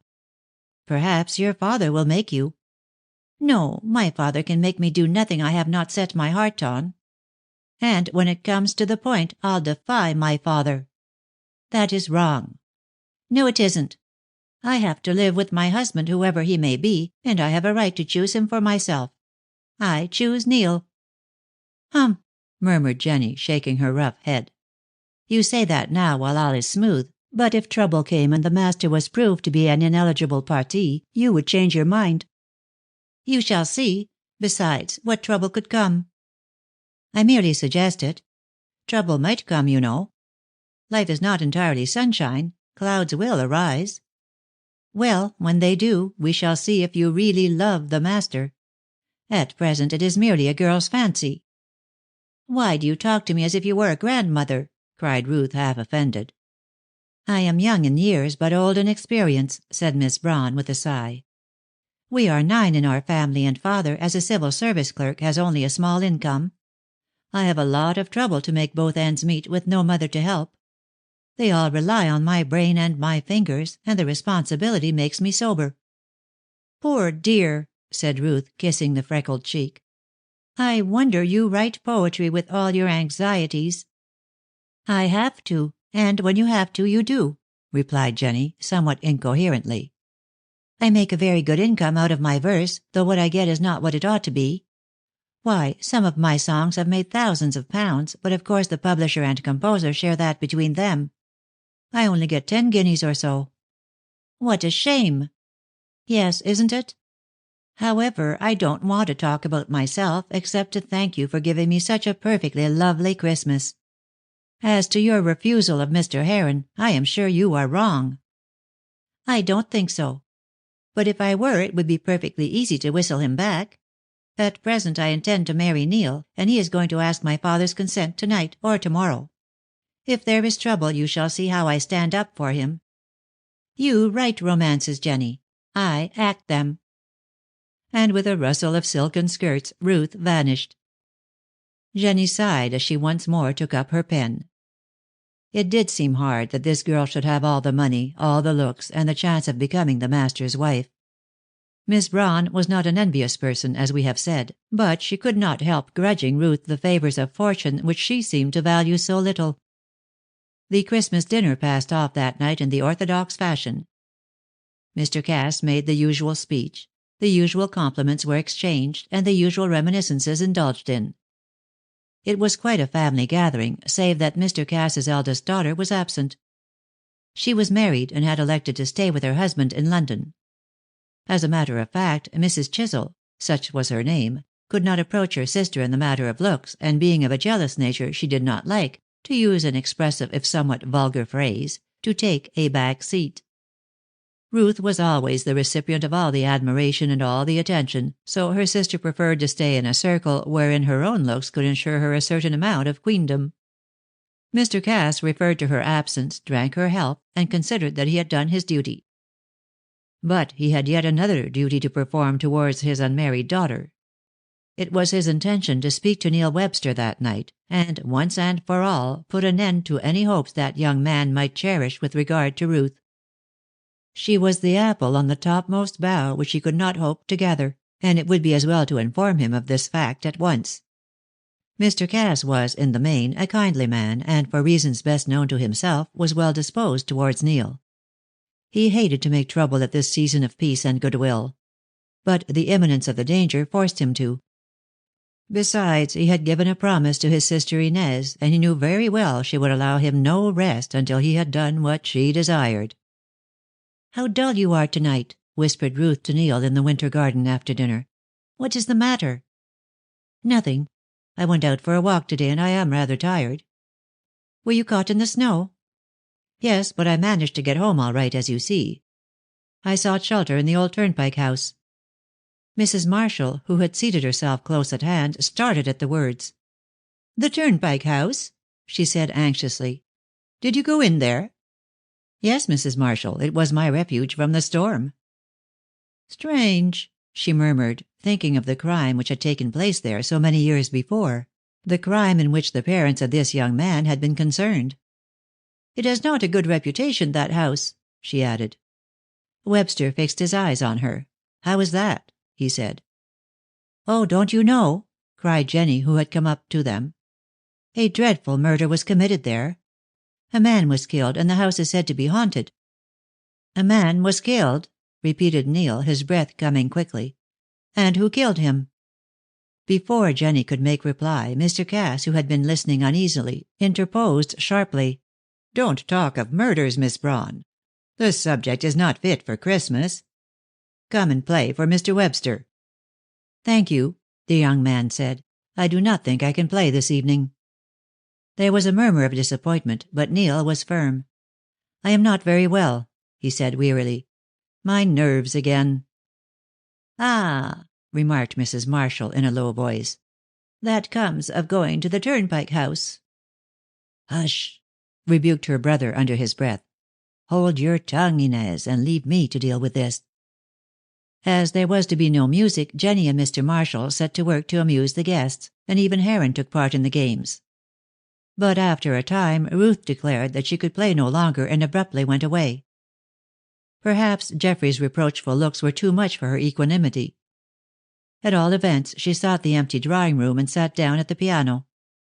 In a few minutes she was joined by Neil. "Oh, are you here?" she said, coldly enough. "What is the matter?" "Nothing. I have come to have a few words with you." "It is rather late in the day, Neil. You were out all the afternoon, and I was left to Mr. Heron." "I did not feel well," he said, "but I dare say you were happy with him." "Indeed I was not. Oh, Neil," she murmured, looking up at him with eyes shining like stars. "He proposed to me today, and I refused him." "My darling!" he cried, and then drew back. He was thinking of his dream, and wondering if he had the right to hold this girl to her engagement. Ruth misunderstood him and pouted. "I thought you would be pleased." "I am pleased. I want you all to myself. All the same, perhaps, you do well to marry Heron." "Then you don't love me?" she burst out with wounded pride. "Love you?" he repeated fiercely. "Heaven knows I love you more than my own soul. But I am beginning to think that I am not a fit husband for you. My position is so insecure, my nerves are in such a wretched state. Then again, your father may object. Indeed, I think he will." "Why not ask him before you make so certain?" cried the girl eagerly. "I will do so tonight, but I tell you frankly, I am prepared for a refusal." "Oh, no, there will be no refusal. I am sure he will not put any bar between us. Dear Neil, do not look so sad. I am certain all will be well, and we shall be married sooner than you think." "Well, it all depends upon your father." "Indeed, it all depends upon me." Then she rose from the piano. "If you were a true lover, Neil, you would not make all these objections. If you do not care for me, I shall marry Mr. Heron." "Ah, you like him then?" cried the young man with a pang. "I like him, but I love you," whispered Ruth, and dropping a kiss on his forehead, she fled away before he could stop her. But when alone again she began to wonder whether she really did love him. He was so cold and strange in manner that he sometimes chilled her, and although he persisted in declaring that he loved her, she could not help feeling that something had come between them. What it was she could not think, and his refusal to explain piqued her. She, after all, had a right to share his secrets, and he declined to trust her. She was a very good-hearted girl, and affectionate, but she thought a great deal of herself, for flattery and adulation had been her portion all her life. Jenny had divined rightly. What she felt for Webster was not so much love for the man as admiration for the artist. "Wait till he speaks to my father," she said to herself. "If he should consent, Neil will be once more the affectionate fellow he was." That night came young Webster's opportunity of speaking to Mr. Cass. They found themselves alone in the smoking room somewhere after 11. Mrs. Marshall had whisked her husband off, intimating that she wished to speak to him, and as a matter of fact she desired to tell him of her discovery as to Ned's identity. The communication, she knew, would not be a pleasant one for him to hear from his association with the young man's father. Besides which, it is not always agreeable to remember that you have been the friend of a man who has been murdered. Heron also had left the smoking room early, so the two who were so desirous of speaking to each other had their wishes gratified. "You are not in high spirits tonight, Neil," said the elder man, who always addressed him thus when they were alone. And why not, seeing that Webster was his protege? "No," was the gloomy reply. "I do not feel satisfied with my position." "And why not? You have found fame and money and—" "I know all that," interrupted Neil, "but I am thinking of my parents. I do not know who they were." Mr. Cass was quite prepared for this. Indeed, it was not the first time the young man had asked him, and his answer now was the same as he always had made. "I have told you a dozen times that your parents were Americans and died in the States. I knew them intimately, and so was the means of bringing you to England. There is nothing for you to worry about." "Why cannot I recollect my childhood?" persisted Neil. Because you had a severe illness which affected your memory. Then there is nothing in my past that I need to be ashamed of. Nothing, if you mean as regards your parents. As to yourself, my dear Neil, your life has been most exemplary. I am proud of you. Are you sufficiently proud of me to let me be your son-in-law?" Mr. Cass tugged at his long moustache. "I cannot truthfully say that I should like that," he said. "Does Ruth care for you?" "Yes, we want to marry, with your consent." "That you shall never have." "Why not?" "I don't approve of the marriage. For your own sake, don't ask the reason." Neil Webster started to his feet with a look of horror. "Ah!" he cried. "Then the dream was true. My father was murdered." Mr. Cass rose also pale and agitated. "In heaven's name, who told you that?" he cried. "I dreamt it in the Turnpike House." "The very place," Mr. Cass said under his breath. "It was a dream and yet not a dream," continued Neil. "Myself, I believe it was a recovery of the memories which you say were destroyed by illness. Ah, now I know why you will not let me marry your daughter. It is because I am the son of a murdered man."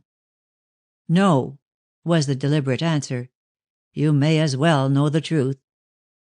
Your mother is now in prison for the murder of her husband, of your father." Chapter 7. Webster's childhood. Knowing what he did of Neil Webster, Mr. Cass was quite prepared to see him faint upon hearing the terrible truth. But to his unconcealed astonishment, the young man, beyond losing his color, remained unmoved. "I should like to hear the whole story, please," he said quietly. Mr. Cass was almost frightened by his calmness. "A glass of wine?" "No, I want nothing. You have told me the worst. What remains to be said can affect me but little. The whole story, please, from the beginning. When I am in possession of the facts, I may be able to see some way of saving my mother from her unjust fate." "Her unjust fate?" repeated Mr. Cass with a flush. "Why, man alive, she had all the justice the English law could give." "Did she admit her guilt?" "She neither admitted nor denied it. Not a word would she say, good or bad, for or against. Throughout the trial she maintained an absolute silence, and went to prison uncomplainingly. To my mind that looks like innocence." The merchant moved restlessly in his chair. "Do not force me to say unpleasant things," he remarked irritably. "I want you to say exactly what you feel," retorted Neil. "I am here to hear the truth, however disagreeable. It is only by knowing all that I can help my mother. If you will not tell me, then I must see the lawyers who were concerned in the case. I don't think they will mind giving me pain. But if you are the friend I take you to be, you will speak out." His self-possession was so much at variance with his usual demeanor that Mr. Cass stared. "If you will have it, then," he said roughly, "I believe your mother was guilty. Had there been the slightest chance of proving her innocence, she would have done so for your sake." "Ah, my poor mother!" Nell's face grew soft and tender, and a look of deep affection came into his eyes. "My mother, how she loved me!" "Can you remember her love?" asked Mr. Cass doubtfully. "Now I can." He raised his hand to his forehead. "It all comes back to me. All. That dream has given me the key to the past, and the memories of my childhood rush back upon me. I know how I hated my father." His face grew dark. "And I know also how badly he treated my mother. If she killed him, she did right." Mr. Cass shuddered. "I quite believe all that," he said dryly. "You were born hating your father, and your mother taught you to look upon him as your worst enemy. That you should deem her action in killing him a right one is exactly what you would believe, having regard to your childish feelings towards him. Indeed, I believe that had you grown up while your father was still in existence, you would have killed him yourself." "Very probably," remarked Neil just as dryly. "Indeed, I did try." "What? I don't understand." "I dare say not, seeing my mother kept silence from the time of her arrest. But I remember that on the night my father was murdered at the Turnpike House, I flew at him with a knife. I forgot all that took place after that, except that I was in the room and saw his dead body lying under the open window. The open window," he repeated quietly and with significance. "Do not forget that, Mr. Cass." "What do you mean?" "I mean that someone else might have killed him. The window was open. Why should it have been open unless the true murderer had gained entrance by it, and had fled through it when his deed was accomplished? I do not believe that my mother is guilty in spite of her silence. She has some reason for holding her tongue." "I can't think what the reason can be," replied Mr. Cass wearily, leaning his head on his hands. "For love of you she would have chosen to remain free. Yet when a word, according to you, might have saved her, she held her tongue and risked the gallows." For the first time Neil Webster shuddered. "How was it she escaped that?" he asked in a low voice. "The case was so extraordinary that a petition to the Home Secretary was got up, and he commuted the sentence to one of imprisonment for life. Yet I must tell you the general opinion was that she was guilty. She was pitied for all that when the story of her husband's brutality came out in the evidence." "And my father?" said Neil, impatiently raising his head. "Tell me more." Mr. Cass hesitated a moment. "Jenner deserved his fate. He treated his wife abominably. She had been left to starve. After having been put to many shifts." Webster raised his hand with a cry of pain. "I remember. Don't," he said. "My poor mother. I can recall in some degree, that is so far as a child could have understood, our terrible life in London. Then we came down here. Yes, I did what I could for your mother, for I had always respected her very much. But she was a difficult person to manage, and she refused my help on the ground that it was charity." "So it was," said Neil between his teeth. "And I have lived on your charity ever since." "My dear lad," Mr. Cass laid his hand on the young man's arm, "don't be so thin-skinned. Whatever I have done you have more than repaid me by your success. And if you feel that you cannot bring yourself to accept the money I have spent upon your education, why then pay me a sum to be agreed upon between us. Surely that will set your mind at rest." Neil shook his head. "The obligation remains the same," he said gloomily. "I shall ever remain grateful to you, and I will repay the money. I know that whosoever else may be a scoundrel, and the world is full of them, you at least are a good man." Mr. Cass winced as Neil held out his hand. But the feeling passed away in a moment, and he did not refuse the proffer of friendship. "The best of us are bad," he said with a sigh, "but I do my best to behave as a man should. However," he added, glancing at the clock, "it is growing late. Will you hear the rest of this story tomorrow morning?" "No," and Neil settled himself resolutely in his chair. "Now that I have heard so much I want to know all. My mother lived in the Turnpike House, did she not?" "Yes. It was a tumble-down old place, and belonged to Heron's father." "To Heron's father?" Neil made a wry face, for he did not like the idea. "She paid no rent for it," continued Mr. Cass, taking no notice of the interruption. "Heron refused to accept any. Then she did sewing for several people in the village. My sister, Mrs. Marshall, who was then unmarried, gave her work, and sometimes food, when she would accept it, which was not often. In this way then she lived, and found all her joy in you." "I have a faint memory of that terrible life," said Neil musingly. "My poor mother, with her bright hair and blue eyes, always so kind and tender to me. Then that night, ah, how it all comes back to me. The dream. The dream." And in his agitation he rose to his feet. "It was a shadow of the past, that dream. I was playing with a toy horse by the fire. My mother was sewing. Then he came, my father. I remember running at him with a knife, and afterwards nothing." "Is that the very last of your memories?" asked Mr. Cass, watching him keenly, and with an uneasiness he found it hard to disguise. Neil Webster sat down and passed his hand again across his eyes with a weary gesture. "Yes. No. That is, I remember the dead body with the blood. And afterwards the cold, the mist, the He made a gesture as though brushing away the past. "I remember nothing more." "The cold and mist are easily explained," Mr. Cass said after a pause. Your mother, after the murder, took you in her arms and fled from the scene of her crime." "Don't say that," cried the young man. "Give her the benefit of the doubt." Mr. Cass smiled sadly. "Unfortunately there was no doubt, my dear boy. Your father was killed with a buck-handled knife which had been used to cut bread, and—" "The knife, the knife," muttered Neil, straining his memory. "Yes, it was a buck-handled knife I ran at him." "The knife was your mother's, and was found beside the body of the dead man. Undoubtedly your father came back after his release from prison, and insulted the woman he had ruined." "I can't bear it. Not a word more of that. Only the fact." "Well, there must have been a quarrel, and your mother, goaded beyond herself, no doubt, struck at your father with the knife which was lying on the table." "How do you know that?" "Because the table was spread for supper, and the knife was of the kind that is used to cut bread." "I remember something about eating," muttered Neil. "Go on, please." "The murder was discovered next morning by a woman who had gone to the Turnpike House to get what Mrs. Jenner was doing for her. She gave the alarm, and suspicion fell at once upon your mother. The police were informed, and search was made.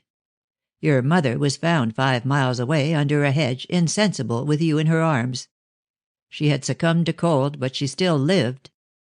"Would she had died altogether," said Neil sadly. "You were in a high fever, raving mad." "What did I rave about?" "About the dead man and the blood, and you frequently cried out to your mother to kill him. That had something to do with bringing the crime home to her." "Cruel, cruel, to take a child's ravings as evidence." "That was not done," said Mr. Cass sharply. "The law treated the prisoner," Neil winced, "perfectly fairly. But the suspicion was instilled into the hearts of those who had heard your words." "She didn't deny the charge?" "She denied nothing. Hardly opened her mouth, in fact. I got a lawyer to her. I saw her myself, and implored her to speak, but she obstinately refused. All she asked was, that I should take charge of you, which I promised I would do." Neil looked up sharply, and asked the pointed question. "Why?" "I don't think you should ask me that," Mr. Cass said, somewhat pained. "Have I not proved myself a friend to you? Was it not natural that I should feel sympathy for a girl who had been a member of my household? Your mother, remember, had been governess to my eldest daughter, and your father had been in my employment. Why should you suspect me of any motive save that of sorrow for the ruin of a woman, whom I had liked as a bright girl, and pity for a helpless child?" "Forgive me if I am wrong." Neil shook hands with much penitence. "But I am suspicious now of all the world. Heaven help me. Go on." "There is very little more to tell. I took charge of you as I had promised, and I placed you with Mrs. Jent, who is an old servant of mine. You were seriously ill, and were not expected to live. Seeing that your mother was in jail, and your father dead by her hand, I used to think sometimes that it would have been better for you to have died." "I'm glad I did not," cried Neil with vehemence. "I have lived to vindicate my mother's innocence." "You are not likely to where others have failed," Mr. Cass said sadly. "However, although I thought it would be better for yourself and for all concerned that you should not recover, I did not feel justified in letting you slip through my fingers. I got the best doctors to see you, and they managed to pull you round after months of suspense. But the memory of your childhood, up to the time of your illness, was gone from you forever. It was just as well, seeing how terrible that childhood had been. I made no attempt to revive your dormant memory, and I warned Mrs. Jent not to say anything either. We supplied you with a fictitious past." "I know," said Neil with a faint smile. "The American parents. I believed in them until I went to New York. Then I made inquiries. But as I could find no trace of them, and could hear nothing about them, I began to doubt their existence. If it had not been for my relating that dream, you would not have informed me of the truth." "No," Mr. Cass said honestly. "I would not, seeing what pain it must have inflicted upon you. I should have simply requested you to forget Ruth and go away. The rest I would have spared you." "I thank you for your forbearance," Neil said politely, but coldly. "But Providence knew that I had a duty to perform, and so gave me back the past." Oh, it was no miracle, he went on with a shrug. I am not a believer in the supernatural, as you know. I can see how it all came about. Can't you? No.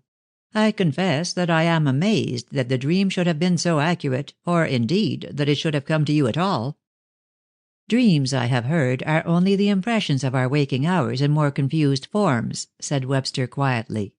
And as I had received no injury to the brain itself, my memory was only dormant, not destroyed. It was awakened by the sight of the face in that photograph. Ah, so it was, Mr. Cass said. And the sight recalled your instinctive hatred for the man. That was why you fainted. Exactly. And no doubt all that night my brain was busily running back through the years. Then I found the Turnpike House. What took you there? Neil shrugged his shoulders. It might have been an accident, but I do not think it was. My own belief is that the awakening of memory drew me there, and when I got into that room all came back to me in my sleep. However, I know the truth now, so nothing else matters. Henceforth I devote myself to proving the innocence of my mother. You will never do that, Mr. Cass said decisively. You think so because you believe her guilty. I believe her wrongs drove her mad, and that it was in a fit of madness she killed her husband. Yes. Well, I don't agree with you, Neil said. The first thing I intend to do is to see her. Where is she? Cass wrote down the information on a slip of paper and threw it across the table to the young man. But I think you are starting on a wild goose chase, he said. Take my advice and leave the matter alone. You are Neil Webster, the violinist. You have no connection with crime. No, I am Gilbert Jenner, the son of a murdered man and of a woman wrongfully accused. I loved your daughter, Mr. Cass. I love her still, but I give her up. I will not see her again. Tomorrow morning I leave this house forever. No, said his host with decision. If you intend to make an attempt to prove your mother's innocence, I have a right to help you, and to know your plans. So be it. Do your appointed work. He offered his hand. As to Ruth... Neil interrupted him. She is a dream of the past. My new life has nothing to do with love, but with revenge. Chapter 8. Hercules and Omphale. The next morning Neil Webster was conspicuous by his absence. His excuse was that he had been suddenly recalled to town on business. Mrs. Marshall was not deceived, and on the first available opportunity she drew her brother aside. "You have got rid of him, I see," she remarked with evident satisfaction. "But Ruth will not submit quietly to all this. In the first place, she will refuse to believe that he has given her up. Such a sacrifice is beyond the conception of a pretty girl. In the second—" "Wait a bit, Inez. Let us dispose of number one first of all. Ruth will be convinced that Webster has given her up for the simple reason that he has left a letter telling her so." "Ah, then that is why she has not come down to breakfast. I dare say she is weeping and storming in her room. I'll go and—" "No, no, leave her alone. If you go and annoy her, there is no knowing what she will do. You know how headstrong—" "You should have trained her better," said his sister. "All the training in the world will not tame our mother's blood in her, or in you, for the matter of that." "I know I am strong-minded, if that is what you mean." "Well, if you like to call obstinacy strong-mindedness, there is no need to argue. No doubt we both mean the same thing."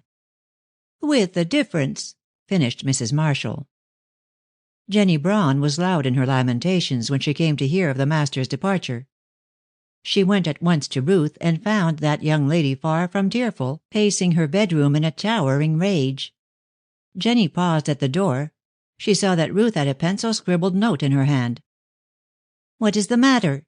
asked Miss Braun, amazed at this exhibition of temper. Ruth pounced upon her. "Matter enough!" she cried, flourishing the letter. "Here is Neil gone to town in the most unexpected manner, without even an excuse to me. Read this, Jenny." "He says he is called away on business," said the young lady, when she had mastered the contents of the note. "Well, that is, no doubt, the truth." The truth? Pshaw! You don't know men, my dear. They tell lies in the most plausible manner. But Neil cannot deceive me. All I want to know is who the woman is." Miss Braun's freckled face grew crimson. "You have no right to say such a thing as that. It is not like a lady." "I am a woman before I am a lady," cried Ruth, "and a jealous woman at that. Don't I know how all the creatures swarm after him just because he is handsome and famous? He has told me all sorts of things about the notes and the presents they send him, and—" "It was not nice of him to do that," remarked Jenny, for once blaming her idol. "Well," Ruth dropped into a chair, fairly worn out by her rage, "it was not his fault. I worried him into telling me everything. He did not want to. I must do him that justice." "How did you worry him into betraying others?"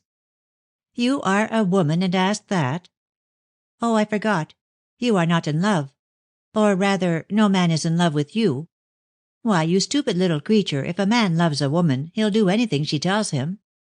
Besides, he did not mention names. He only told me that he got heaps of presents and letters.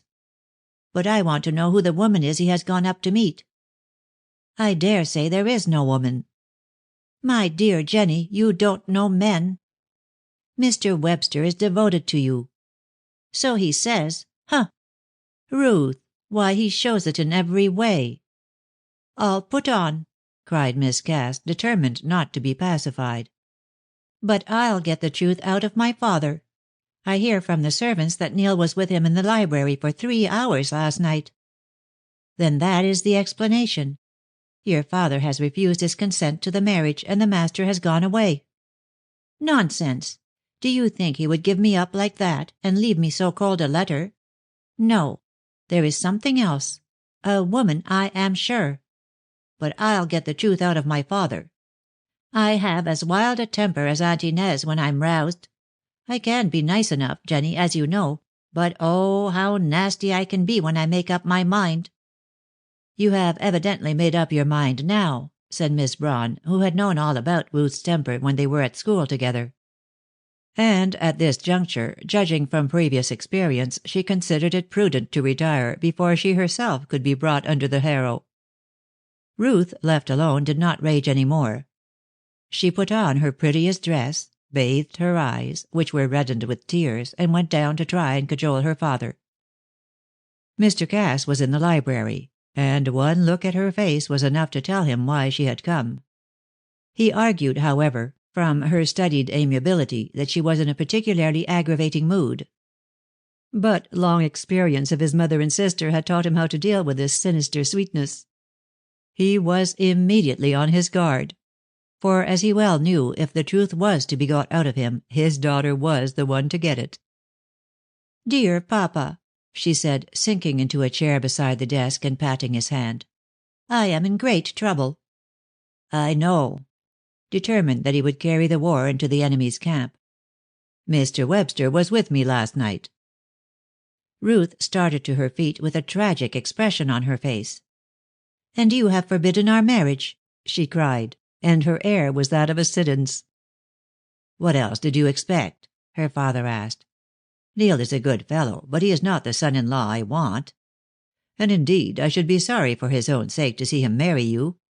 He is too gentle and kind. What you want, my young lady, is a master." "No man shall ever master me," his daughter said calmly. "And has he given me up without a word?" "No. He said a good many words. But I am adamant so far as this ridiculous marriage is concerned. He accepted the inevitable after some fighting, and took his departure this morning before you were up. I see," he added, glancing at the note in her hands, "that he has written to you." "Yes." Ruth gave it to him. "But it explains nothing." "It explains all there is to explain," said Mr. Cass. "Let the matter drop. Neil has gone away on business. So we will say nothing about his love for you. You'll soon get over it." "Indeed I shan't," sobbed the girl, now on the tearful tack. "It is cruel of you to send him away when I love him so. I don't believe he gave me up because you refused. There is something else." "There is nothing else." Mr. Cass's tone was decisive. But Ruth's fine ear caught something of hesitation in his voice, and she dropped her handkerchief from her eyes with a triumphant air. "I knew there was something else. What is it? Something about his parents?" Mr. Cass started and changed color at this chance shot. "Good heavens, child! Who told you anything about his parents?" he said, and no sooner had he said it than he repented his rashness. For thereby she had gained an advantage which she would not be slow to seize. "Why?" she said very slowly, with her eyes fixed on her father's perturbed face. "It was just this way. Neil told me about his parents having died in America, and how you had brought him up at Bognor." "Did he tell you nothing else?" Mr. Cass was beginning to feel that she was too much for him. This was an opportunity which the girl was too clever to lose. "Well, he did not tell me everything," she said. "He couldn't, you know." "I'm glad he had that much sense," Mr. Cass said with relief. "Ah, papa, now I have caught you," cried Miss Cass, clapping her hands. "I know nothing, then, except that you brought him up. But you admit that there is something else which has stopped the marriage?" He saw that he had been overreached. "I can tell you nothing," he said. "Very well, papa," she said, turning to go. "I'll write to Neil and ask him to tell me the truth." "He won't tell you." "Oh, yes, he will. He loves me, and I can get anything out of him." "Girl, Ruth!" Her father seized her arm. "If you can be sensible, do not write to Webster. He has gone out of your life of his own free will." "I will never, never believe that," and she flushed angrily. "Do you think I don't know when a man loves me or not? I will see him and learn the truth." "I forbid it," and Ruth saw that her father was very angry. With the cunning of a woman who is determined to get her way, she suddenly yielded, feeling that she could best gain her ends under the mask of peace. "Very well, papa," she said with a few tears, "but it is very hard on me. I love him, and you have sent him away, for no fault of his own, I'm sure." "He is not in fault. He is unfortunate." "In his parents?" she asked. "Amongst other things," was the reply. "My dear child," he took her hand, "if you are wise, you will leave things as they are. I should like you to marry Heron, but if you do not wish it, I will not press the matter. As to Neil, put him out of your head once and for all. He can never be your husband. Now go." And he pushed her gently outside the library door. "What on earth can it be?" thought the girl, as she took her way to the winter garden. "Has Neil committed some crime? Or has—" She had reached this point in her meditations when she suddenly came upon Mr. Marshall. He was pale and had a look of alarm on his face. When he saw her he gave a startled cry. "Why, good gracious, uncle, what is the matter?" asked Ruth. "Oh, it's you," replied Marshall. "I thought—never mind what I thought. I'm upset." "Oh, Aunt Inez has been giving you a bad time," said the girl with some amusement. She knew very well what a tight hand that lady kept over her elderly Don Juan, and when her uncle nodded she continued, "I am upset myself, uncle. He has gone away." "Are you talking of Neil Webster?" he asked with an obvious effort. "Yes. Did you know how much I cared for him, uncle? And—what's the matter?" For Mr. Marshall, with an ejaculation, had jumped up and was looking at her with an expression of dismay. "Nothing is the matter," he gasped, and it was quite evident that he was not speaking the truth. "But I must confess I did not know that you cared for him.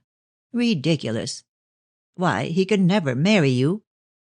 "So papa says," replied Ruth, somewhat disconsolately. "He has refused his consent." "Quite right, quite right. Ruth, put the ocean between yourself and that man, but never have anything to do with him. It is," he looked round and approached his lips to her ear, "it is dangerous. Don't say I told you." And before she could recover from her astonishment he had slipped away with an alacrity surprising in so heavy a man. Ruth remained standing, utterly perplexed by the manner of her usually careless and good-natured uncle. "I wonder if he knows why Neil has gone away," she thought. "I will find out the reason. she went on to herself. I am as obstinate as they are. Since they won't tell me, I will write to Neil. This she proceeded to do, demanding to know the cause of his departure.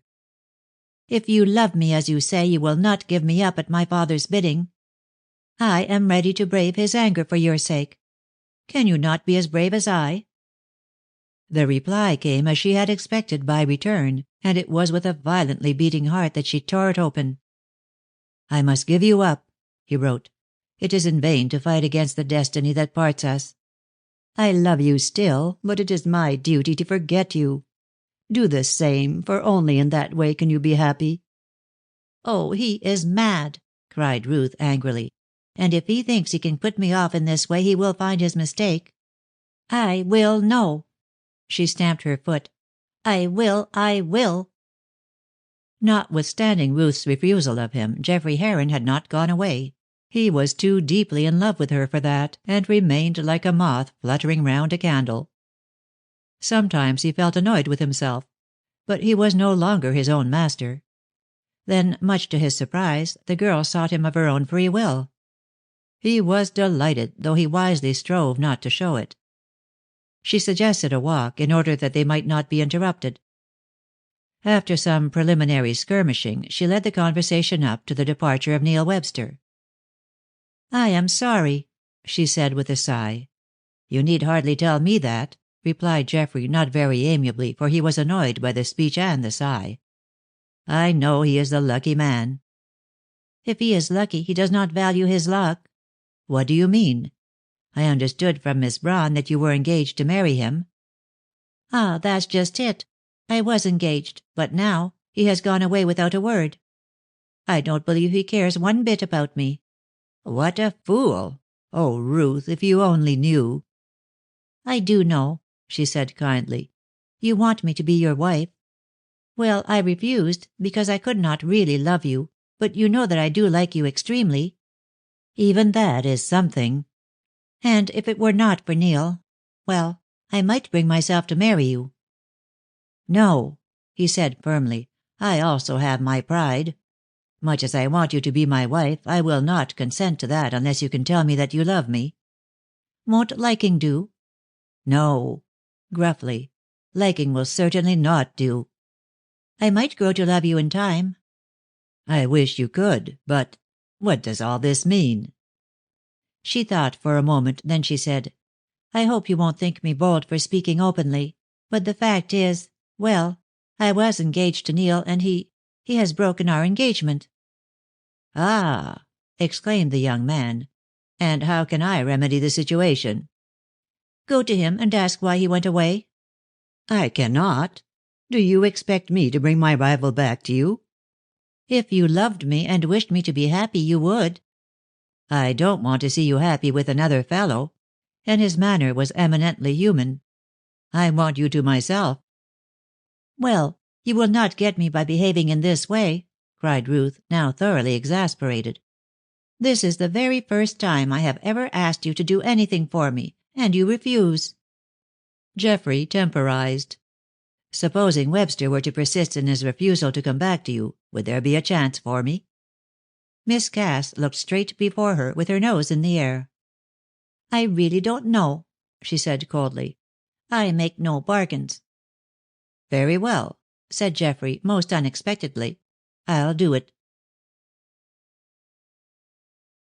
Chapters 9 and 10 of Chapter 9. The Embassy of Geoffrey Heron. Within that week, the house party at Hollyoaks broke up. Mr. and Mrs. Marshall returned to their own house, which was only 4 miles away. Jenny Braun went back to Bedford Park and the family of 9, and Geoffrey Heron took his way to his London chambers. So Ruth was left to the society of her father, and she made up her mind that she would say no more about Neil. Indeed, she half intimated to Mr. Cass that she might, after all, marry her other lover, an intimation which delighted the worthy merchant beyond words. You are a sensible girl after all, Ruth, he said. Believe me, you would do wisely. You see, my love, you could not have been really in love with Webster, since you have so soon forgotten him. She answered him meekly enough. I dare say you are right, Papa. Neil has behaved very badly to me, and I think no more of him." "Poor fellow," sighed Mr. Cass. "Really, papa," exclaimed the girl, "you are difficult to please. At your desire I have given him up. Now you think I have treated him badly." "My dear, I said nothing of the sort," protested the embarrassed Mr. Cass. "All the same, I wish he had not set his heart on you." "Oh, he has not done that, or he would not have been so ready to give me up." "My dear, you do not understand." Ruth went away thinking over this last speech. "No," she murmured to herself, "I do not understand, but I shall soon. I ought to hear from Geoffrey in a few days. After all, I am really beginning to think I like him better than Neil. What Jenny said was quite right, although I would not for the world acknowledge it to her. I am not the wife for a man like him. I want to be considered, and I am sure Geoffrey would do all in his power to please me and make me happy. Neil? Well, I think he might have been rather a trial." A week after Neil's departure, Mr. Cass received a letter from him which caused the worthy merchant much perplexity. He shut himself up in his library to think it over. Webster had gone away with the fullest intention of proving his mother's innocence, yet this short letter intimated that he had abandoned the idea. "I have seen my mother," he wrote, "and I see it is best to take your advice and let sleeping dogs lie. I am going abroad shortly, and it is not likely that I shall see you for many months. Never again will I come to your house, and I only hope that you will impress upon Ruth the necessity of forgetting me as speedily as possible. I cannot trust myself to see her again, so I must leave this task to you." "Poor lad," sighed Mr. Cass as he finished the letter. "It is bitter for him that he should have to suffer for the sins of his parents. But I wonder why he has stopped short in his endeavor to prove Mrs. Jenner's innocence. What can she have said to him? I have a good mind to see him, or her," he added as an afterthought, then changed his mind. "No, it would only revive sad memories. The matter is settled by this letter, and it is best to let sleeping dogs lie. I will think no more of it." So he said, but so he did not do. His conscience frequently took pleasure in reminding him of the whole story, and despite all his philosophical resolves to let sleeping dogs lie, he knew very well that he ought to rouse them. But this he could not bring himself to do. Too much was at stake, and a bolder man than Mr. Cass would have shrank from the consequences. In this frame of mind he did his best to argue that he was right, and he failed in the attempt. Meanwhile Geoffrey was in town. He had learnt from Ruth that Neil occupied rooms in the Waverley Hotel in Cherry Square, a quiet, unpretentious establishment. 3 times Heron called at the hotel, only to be told that Mr. Webster was out of town. The 4th time he was more lucky and found the young man at home. Neil Webster looked extremely ill. Dark circles under his eyes told of sleepless nights, and his restless movements hinted at a nervous system which had gone to pieces. Moreover, his lips were dry, his eyes feverishly bright. The room was luxuriously furnished. The prevailing color was a dark red, and on the walls were hung portraits of his favorite composers. Curiously enough, the furniture was upholstered in a soft shade of gray, the effect of which in the warm-tinted room was, to say the least of it, somewhat odd. A revolving bookcase filled with books, mostly of poems, stood near a Louis XV escritoire, but the glory of the room was a magnificent grand piano standing alone at one end of the apartment. "I suppose you are surprised to see me, Webster," said the young squire abruptly. "Well, I must admit that I am. We could hardly be called the best of friends at any time, I think." "Still we have not been enemies, Webster. Because 2 men may happen to be rivals, they need not have a bad opinion of each other." "You are very good," Neil said faintly. "Don't be sarcastic. There is no need, I assure you." The remark made Webster laugh. "Why do you laugh?" asked the other sharply.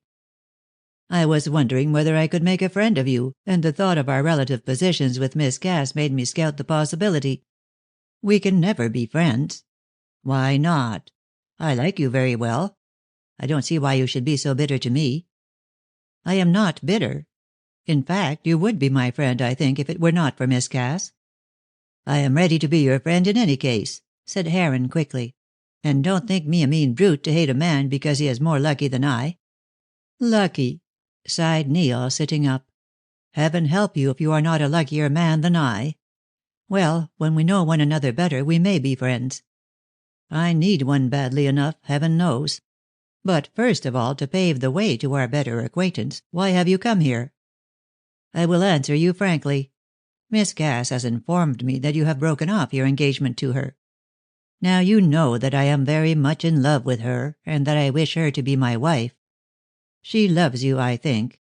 No, pardon me, Webster said, lifting one thin hand. She does not really care for me. I have come to that conclusion after much thought. She admires my talents, but you possess what wins a woman's eyes and her heart in the long run: strength. You are complimentary, Heron said good-humoredly, but I think most women would admire you. All I want to know is whether your engagement with Miss Cass is really at an end, because in that case I'll sail in and try my luck. Webster leant back. It was hard to give up this girl, and although he had really done so, yet there was the official announcement to be made. But it had to be done, for knowing what he knew, he felt that no truly honest man in his place would hold her to her promise. So Neil braced himself up to make the sacrifice, and spoke out with decision. My engagement to Miss Cass is at an end, he said. She will never be my wife, nor is it probable that I shall ever see her again. She is free to marry you. Indeed, I hope she will. And, here his voice quivered, I wish you joy. Well, Heron said thoughtfully, I can't deny that I am glad to hear this, for Ruth Cass is all the world and more to me. At the same time I am sorry, for I can see that you feel this very deeply. Is it of your own free will that you do this? And he eyed Webster curiously. In one way it is, in another it is not. A few weeks ago I had a right to marry her. Now I have none. Can I help you? Heron asked. No, no, impossible. The man was so shaken and ill that Geoffrey asked no more questions. He went over and shook hands. As you have withdrawn, I will try my luck. But I also may fail. And if I do, I hope I shall bear the disappointment as well as you do. If you will allow me, I will come and see you again. I shall be glad to see you. But are you not going back to Hollyoaks? No, replied Geoffrey. I shall be in town for a week or so, and if I can see you again, so much the better. Come by all means, then. I am usually at home during the evening. I'm afraid I can't ask you to dine just now. I really do not feel well enough. That's all right, Heron said brightly. I know you feel bad, but you have behaved like a Briton. That which Geoffrey thought there could not be a higher praise. And if I can help you in any way, I will. I have an idea, you know, that we shall be friends after all. We have made a good start, anyhow, said Neil. Goodbye. When Geoffrey had gone, the unhappy man buried his face in the sofa cushions and wept bitterly. He had crushed down his feelings throughout the interview, but now nature would have her way. Oh, heavens, he wailed, shall I never know peace again? Chapter 10. The Great Secret. It was small wonder that Neil had decided to give Ruth up. For the first time he saw what he was, a miserable creature who in marrying would be committing a deadly sin. It was not to be thought of, and he thanked heaven that he had self-command sufficient to put temptation away from him. His renunciation of her was to him the least of his sorrows. He found some comfort in the visits of Geoffrey Heron, who came almost every day and sat long with the unfortunate man, although he could not in the least understand his sufferings. But he strove to talk of general subjects which would draw his mind away from the one on which he was brooding. And in the main he succeeded, though when he had gone, Neil always relapsed into the torture of thought whence he had been drawn for the moment. During these visits Neil observed his visitor closely, and very soon came to the conclusion that he was a right good fellow with vastly more heart than the general mass of humanity. Once or twice he found himself on the point of confiding in him and asking his advice, but a feeling of dread withheld him. He liked Heron, he enjoyed his company, and he was afraid of losing him. So he tried to put himself aside, and insisted that he was not as ill as he looked. But the crisis came one evening when Geoffrey was with him. Neil had been very ill all day. and when the young squire entered shortly after 8 o'clock, he found him lying on the sofa almost in a fainting condition. Geoffrey was alarmed. "I tell you what, old chap, you should see a doctor," he said. Neil shook his head. "Doctors can do no good. All their drugs cannot cure me. What is it Macbeth says? Thou canst not minister to a mind diseased." "But your mind is not diseased." "How do you know that?" He clenched his hands. "I have not told you my secret." "No, and I don't want to know it." "What? You don't want to know why I gave Miss Cass up?" "No, for then I should have to tell her. She would get it out of me in some way. You know what women are." "I know what one woman is at least, and she is a mother," murmured Neil. "No, you must not tell Ruth. It could do no good and might do much harm." "Then speak of something else. You are exciting yourself unnecessarily." Even as he spoke, the nerve storm came on with unusual violence. The wretched man seemed possessed by 7 demons which tore him in pieces. He rose from his seat and strode furiously about the room, trying to prevent himself from crying out. Finally, he dropped exhausted into a chair and sobbed violently.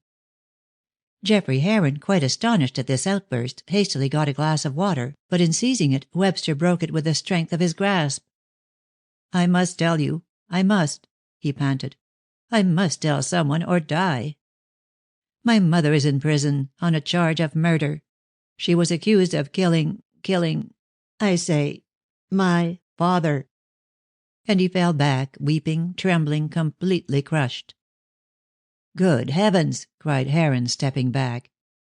His pity for the poor young fellow was sincere, and now he felt he could understand in some degree what a torture his life had been to him. He could understand, moreover, why Neil had surrendered all claim to the hand of Ruth. You won't tell her?" "No, on my honor I won't," said Geoffrey. "I wish you had not told me. But now that I do know, your secret is at any rate safe with me." "The valerian," said Neil, nodding towards the sideboard, and while Heron got it, he loosened his collar and drenched himself with cold water. Then he mixed a stiff dose of the drug, and drank it with a sigh of relief. Heron looked at him anxiously. "I had better go now, hadn't I?" he said. "You must go to bed. Tomorrow morning—" No, I shall be all right soon. The valerian will soothe me. I have told you so much that I must tell you all. I should have said nothing about it, but for the nervous fit which came over me just now. Sit down." Accordingly Geoffrey waited, lighting a cigar the while. Now that the information had been imparted to him, almost against Webster's will, he was anxious to hear the whole story. He determined that Ruth at least should never know it. Try as she might, she would never get it out of him. He made up his mind, too, that he would be a friend to the unfortunate creature who was so cruelly afflicted. Not only that, but he would give what advice and aid lay in his power to ameliorate the situation. But he doubted whether the position could be amended. Neil thanked him by a look, and returned to his sofa in a quieter frame of mind. The fury of the attack had left him weak and faint, but he insisted on speaking, and as he did so, his strength gradually came back. To Geoffrey this sudden recuperation seemed little short of miraculous, for he was quite unaware of the power of the nerves to recover themselves. "I had better begin by asking you a few questions," he began. "But are you sure you are strong enough?" "I shall be all right directly. The truth has to be told now, and moreover I want your advice." "I'll do anything in my power," Heron said. "You are a good fellow. How I have misunderstood you. Well, I will repay you by giving up Ruth to you. I shall never marry her, nor indeed anyone. Heaven help me." "Why not?" Geoffrey asked. "You have seen what I am. What sort of husband or father should I make? But this is beside the point. Hear what I have to tell, and advise me what to do. In the first place, do you know the Turnpike House?" "Great heavens! Are you talking about that murder?" "Yes, I dare say you remember it." "Remember it? I should think so. Why, nothing was talked about at West Ham for months but that crime. A man was found in the house stabbed to the heart. His wife was accused of the murder. She was taken with her child while trying to escape." "Yes," was the calm reply. "My father was the murdered man. My mother was the woman accused of the crime. And I, the child." "Then your name is Jenner." "Yes. A name to be proud of, is it not? But I have not the courage to take it. Ah!" He shuddered. "Think if all that were known. How could I appear in public? People would come, not to hear me play, but to see a man who had been connected with a mysterious crime. Whose mother was suffering punishment for that crime. I should kill myself if it were known." "There will be no need to kill yourself. You are absolutely safe with me." "But if Ruth should ask you?" "Ruth shall never hear it from me.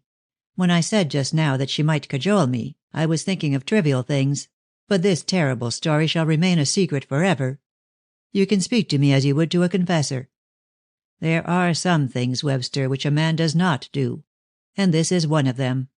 I am glad you have told me." "I am glad you know," sighed Neil. "It will ease my mind to tell you all. Now listen." And he recounted all the circumstances, his dream, and the causes which had led up to his identification as the son of the accused woman. Geoffrey was more startled than ever, especially when Mr. Cass's name was mentioned. "And does he know all this?" he asked. Then, in reply to Neil's nod, he added, "No wonder he would not let you marry his daughter."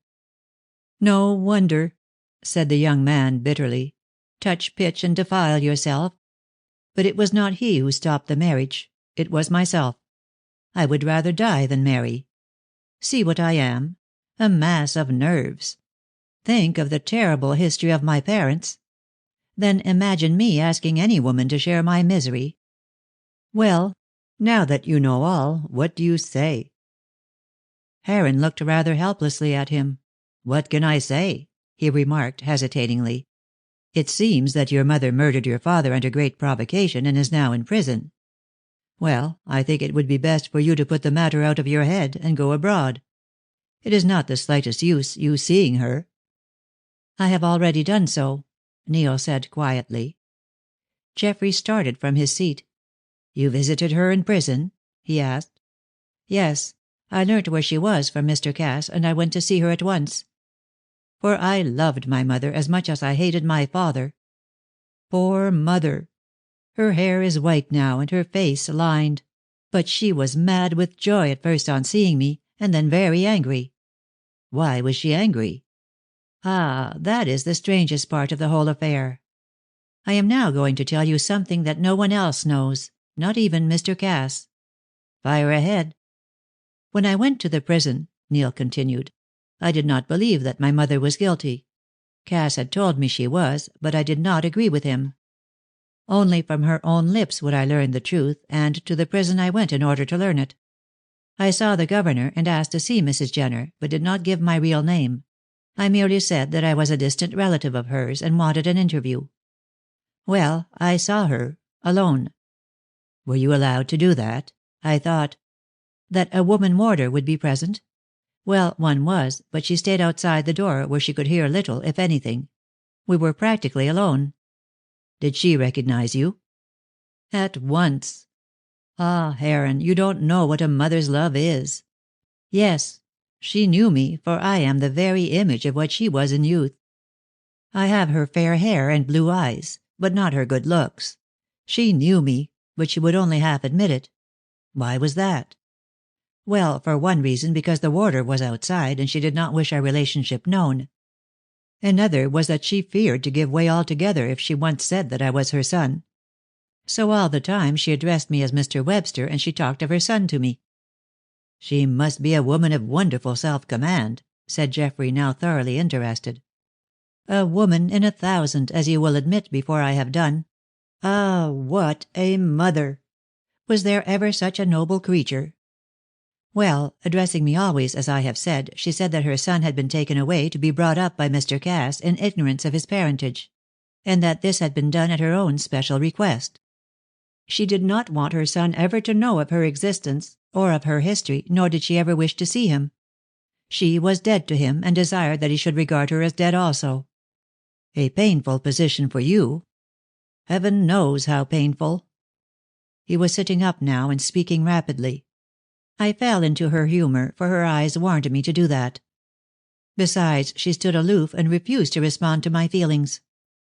I accepted the situation and told her that her son was a violinist and famous. I am afraid I talked a great deal too much about myself, and in a boastful vein, too. But you will understand that, Heron, I wanted to give her all the joy I could. I wanted to prove to her that her sacrifice had not been in vain. Sacrifice? What on earth do you mean by that? Ah, now comes the most painful part of the story. I asked her if she were truly guilty, but she refused to answer. And I knew in my heart that she was innocent. I saw a look in her eyes which asked how I, her own son, could dare to doubt her innocence. But not a word did she say. And you, what did you say? I told her, still in the character of a relative, that I did not believe she killed Jenner, for by that name I spoke of him. And I declared that I intended to devote my life to proving her innocence, and that I was about to reopen the case. What happened then? Asked Geoffrey, seeing from the growing agitation of the young man that he was coming to the crisis of his painful tale. She became angry and was violently moved. After glancing at the door, she abandoned the attitude she had taken up, of treating me as a stranger, and forbade me to reopen the case. She commanded me to leave things as they were. I refused. I swore that I would set her free. In a low voice, she implored me to let the matter rest. Again I refused, and in spite of all that she could say, I held to my purpose. By this time, as you will understand, we had abandoned our masks. At last she clapped her hands and said that there was no help for it. No help for what? I am about to tell you. She caught me by the hand and bent forward to speak in a whisper, and these are her very words. Do nothing. I suffer for your sake. Great heavens, do you mean to say that she hinted that it was you who killed him? She did more than hint.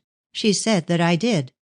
She told me that on that night she had gone away to get some money for my father, that while she was in another part of the house she heard a cry, and came back to the room to find me there standing beside the dead body of my father, the knife still in my hand.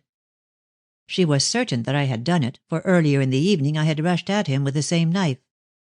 Seeing that my hatred for him was in part her work, she determined to save me, and rushed away into the night and the mist with me in her arms. She was taken and accused of the crime. For my sake she held her tongue and suffered. No one knows this, not even Mr. Cass, to whom she gave me that I might be brought up by a good man.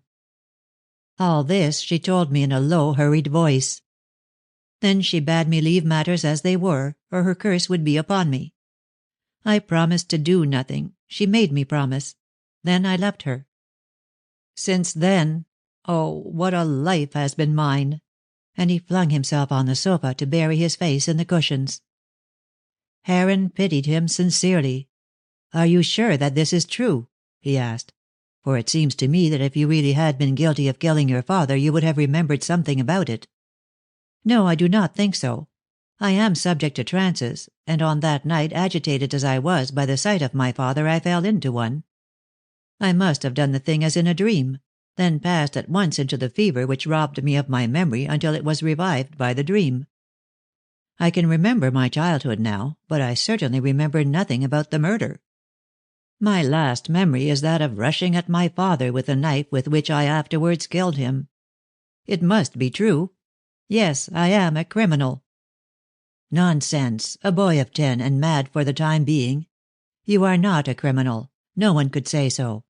If your mother had been wise, she would have told the truth so as to save herself. She preferred to save me. And if she had explained all this, who would have believed her? No one. She would simply have been accused of trying to prove me guilty in order to hide her own sin. But now that you know all, I want to have your advice.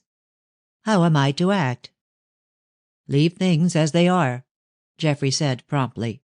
But my mother is innocent. I know, if what she says is true. I believe it, Neil cried. I really believe it. Ah, but will anyone else? To me, I confess, it seems a trifle far-fetched.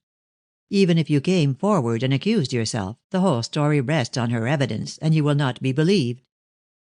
No, Webster, leave the matter as it stands, and stick to the name you are known by. Your mother wishes it, and since she has done so much for you, it is only right you should obey her." "I don't know what to do." Neil clasped his hands. "Shall I remain silent?" "Take my advice and remain silent," Heron replied, and he meant what he said. "And remember," he added, "that I am always your friend." Chapters 11 and 12. Chapter 11. Ruth's Diplomacy. Whatever might have been Neil Webster's intentions as to saving his mother by proving himself guilty, they were frustrated by a severe illness. His body could no longer bear the strain of constant worry and mental torture, and he was seized with an attack of brain fever. Then it was that Heron proved himself indeed a friend. He attended to the sick man and procured for him the very best advice. No brother could have done more for the poor fellow than did Geoffrey. Putting entirely aside his desire to be near Ruth and to prosecute his courtship, he devoted himself to restoring Neil to health. Furthermore, at his friend's special request in the early stages of his illness, Geoffrey took all measures to prevent Mr. Cass hearing of the precarious state in which he lay. For Neil considered that the merchant had done quite enough for him and did not wish to give him any more trouble. So Geoffrey informed Mr. Cass that the young violinist had gone abroad for a rest by the advice of his doctor. Then he had removed him to Bognor and placed under the charge of Mrs. Gent, impressing upon her the necessity for secrecy. Thus it came about that for nearly 2 months he lay ill in bed at Bognor, without any suspicion being aroused in Mr. Cass's mind. To Ruth, young Heron wrote and explained that Neil had given her up, but that he refused to say why he had done so. He added that he himself was going to Paris for a month or so, but that if she wanted him back he would return at the end of that time. Having thus sacrificed himself on the shrine of friendship, he went down to watch Neil through his dangerous illness. For he was determined that he should not die if human means could save him. So with Mrs. Gent he nursed his friend with the greatest tenderness. Another friendly act he performed. He visited Mrs. Jenner and learned from her all the particulars of the case. At first she sternly refused to tell him anything, but when he informed her that her son was ill and that his only chance of recovery — this was a little embroidery of his own — lay in the hope of her innocence being established, she gave way. He had already succeeded in impressing upon her the fact that Neil could not have killed his father, notwithstanding all appearances to the contrary. "From what you say, Mrs. Jenner," he remarked, "your husband was a strong man. Neil — I must still call him Neil — was a puny child. It is impossible that he could have struck such a blow. At best his strength could not have been equal to it, and Jenner could have brushed him aside as easily as he could a fly." "That is true," said the woman thoughtfully. "I found him with a knife in his hand, standing beside the body." "He might have entered the room and picked up the knife." "But if this is so, and I begin to see things from your point of view, who killed my husband? I can swear that I did not, and if my child is innocent, who is guilty?" "That is just what we must find out, both to release you from an unjust imprisonment and to set his mind at rest. Now tell me the whole story, and especially the events of that night. Then I may be in a position to account for the crime." Cheered somewhat by the view he took, Mrs. Jenner told him all she knew with full details. 2 points struck Mr. Heron. One, that the window had been open, and that Mrs. Jenner had left her husband standing near it. The other, that he had had in his possession a red pocket-book, which had afterwards disappeared. Beyond this, he gathered that her account of the boasts her husband had made on that night, that he had had somebody in his power, somebody from whom he intended to extort money. "And I quite believe that is true," finished the unhappy woman bitterly. "He had the instincts of a blackmailer." "Well," said Geoffrey, preparing to take his departure, "I think the motive for the crime will be found in that pocket-book. Whoever took it murdered your husband. The window was open, the book, as you say, on the table, and near the window your husband was standing. Also," he added with emphasis, "you say the knife was lying beside the pocket-book. Now, if your son had used it, he would have had to pass his father to get it, and so would have put him on his guard, even if he had not been prevented from taking it. No, Mrs. Jenner, your son is innocent as yourself. The assassin seized that knife through the open window and struck the blow in order to get possession of that pocketbook, which contained, of that I am sure, some document which would have been used as a lever to extort money. That is my theory, and I will make it my business to prove that it is the right one. Meanwhile, I must nurse Neil."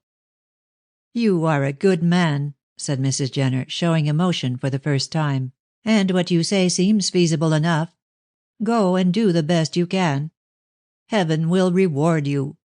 But my son, my darling boy, he may die." "Not if I can help it. I'll pull him round somehow. Keep up your spirits. You have had a long night, but I believe the dawn is at hand." "Heaven bless you," she said. Then Geoffrey took his leave, to return to the bedside of Neil Webster. While all this was taking place, Ruth had not been idle. She had been annoyed by Heron's letter, and much alarmed at his determination to stay away. She was beginning to find out that her feeling for him was stronger than anything the young violinist had inspired in her, but a streak of obstinacy inherited from her Spanish grandmother kept her, in a manner, true to the man for whom she cared least. Besides this, she was possessed of more than her share of feminine curiosity, and never faltered in her determination to learn the real cause of Webster's mysterious departure. She was well aware that her love for him was not genuine, that it had been founded, as Jenny had very truly told her, on admiration of the artist, not on love for the man, and she was equally certain that she would never marry him. But all the same she was resolved to learn his secret, and for many a weary week she plodded for the achievement of her ends. As far as she knew, both Neil and Geoffrey were abroad, so she had a fair field. After much thought, she concluded that her best plan was to make the attempt through Mrs. Jent, who had been her nurse, and who had always retained an affection almost motherly for her. And the old woman was a trustful soul, easy enough to manage by the exercise of a little diplomacy. Ruth's plan was to act as she had done with her father, to assume that she knew more than she would admit. In this way, taking into account the simplicity of Mrs. Jent, it was likely that the old woman would let something slip which would put her on the track. And Ruth considered that if she had succeeded with a man like her father, she would certainly have no difficulty with a person of Mrs. Jent's caliber. So she made up her mind as to her best course of action. To see Mrs. Jent without arousing suspicion, it was necessary that she should go down to Bognor without her father's knowledge. He would think it odd that she should at this juncture wish to see anyone who was so closely connected with her former lover. To avert suspicion, the girl wrote to an old schoolfellow at Brighton asking her for an invitation. "I am tired of a dull country life," wrote Miss Cass, "and I should be so glad of a little amusement. Do ask me down for a week or so." Mrs. Prosser fell into the trap. It seemed natural enough to her that Ruth should want a little gaiety, and she was glad to have a pretty girl in her house. The presence of beauty would attract a good many men, and, being not averse to an occasional flirtation herself, Mrs. Prosser judged that she should share in the pleasure to be derived from the visit. So the desired invitation was promptly despatched, and Mr. Cass, quite unsuspicious, permitted his daughter's acceptance of it. "Perhaps it will put this nonsense about Webster out of your head," he said as he bade her good-bye. To which remark he received no answer. For quite a week Ruth enjoyed herself thoroughly. Mrs. Prosser's house was a bright one. She entertained a great deal, more especially now that she had such a charming friend to amuse, and to amuse her. That young lady made amends for Neil's desertion of her, and for Geoffrey's absence, by flirting to her heart's content, and consigning many youths to various stages of despair at what they were pleased to call her fickleness. But she never lost sight of her main object, which was to drop down on Mrs. Jent without giving that old lady warning of her coming. She would take her entirely by surprise. Accordingly, on the plea that she was going to see her old nurse, Ruth took the train to Bognor, and Mrs. Jent welcomed her visitor with open arms. Nor indeed, not having been warned, did she conceal the fact that Mr. Webster was ill in the house and that Geoffrey was nursing him. "My dear, how pleased I am to see you," she cried, settling her spectacles on her nose.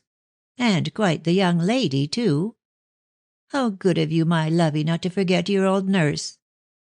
"As if I ever could," Ruth said graciously, And tell me what you are doing with yourself." "Just living, my dear, just living. What with a boarder or two and the money your dear papa allows me, I rub along." "Have you any boarders now?" asked the girl, more for the sake of saying something than because she felt any interest in the subject. "Well, not what you would call boarders, perhaps," said the old lady, rubbing one withered hand over the other. "At least, one of them isn't. He is my dear boy Neil." "Neil?" with unbounded astonishment. "Neil Webster? Why, he is abroad." "No such thing. He is here, my lovey, and has been for 2 months. Abroad? Why, the poor darling has been at death's door. Ay, and he would have entered it too, if Mr. Heron had not—" "Heron? Geoffrey Heron?" "Yes, dear, that is him. Heaven bless him. Do you—" "Geoffrey Heron here?" interrupted the girl, rather to herself than to the old woman. "Why, he wrote to tell me that he was on the Continent. What does all this mean, I wonder?" "It's not hard to tell the meaning," said Mrs. Jent. "My boy Neil fell ill, had brain fever, poor lad, and Mr. Heron brought him here from London that I might nurse him, and he stayed with me. He is almost as fond of my dear boy as I am." "Is he?" said Ruth, blankly. Considering that the two men were or had been rivals for her hand, she could not quite take all this in. "Of course he is," said the old woman with great energy. "A better gentleman I never wish to see." "And is Mr. Webster here?" "In the next room, in the most beautiful sleep. I dare say you would like to see him, my dear, for he has often talked of you. But I daren't wake him, it would be dangerous. Mr. Heron has gone to Worthing. Will you wait till he comes back?" "I might," replied Ruth, thinking that she would like to prove to Heron that she was no fool. "Has he also spoken of me?" "Often and often, my dear. Why, he loves you. He has told me so 12 times." The girl stuck her pretty chin in the air and looked supercilious. "Well, he is nothing to me," she said crossly. "I don't like deceitful people.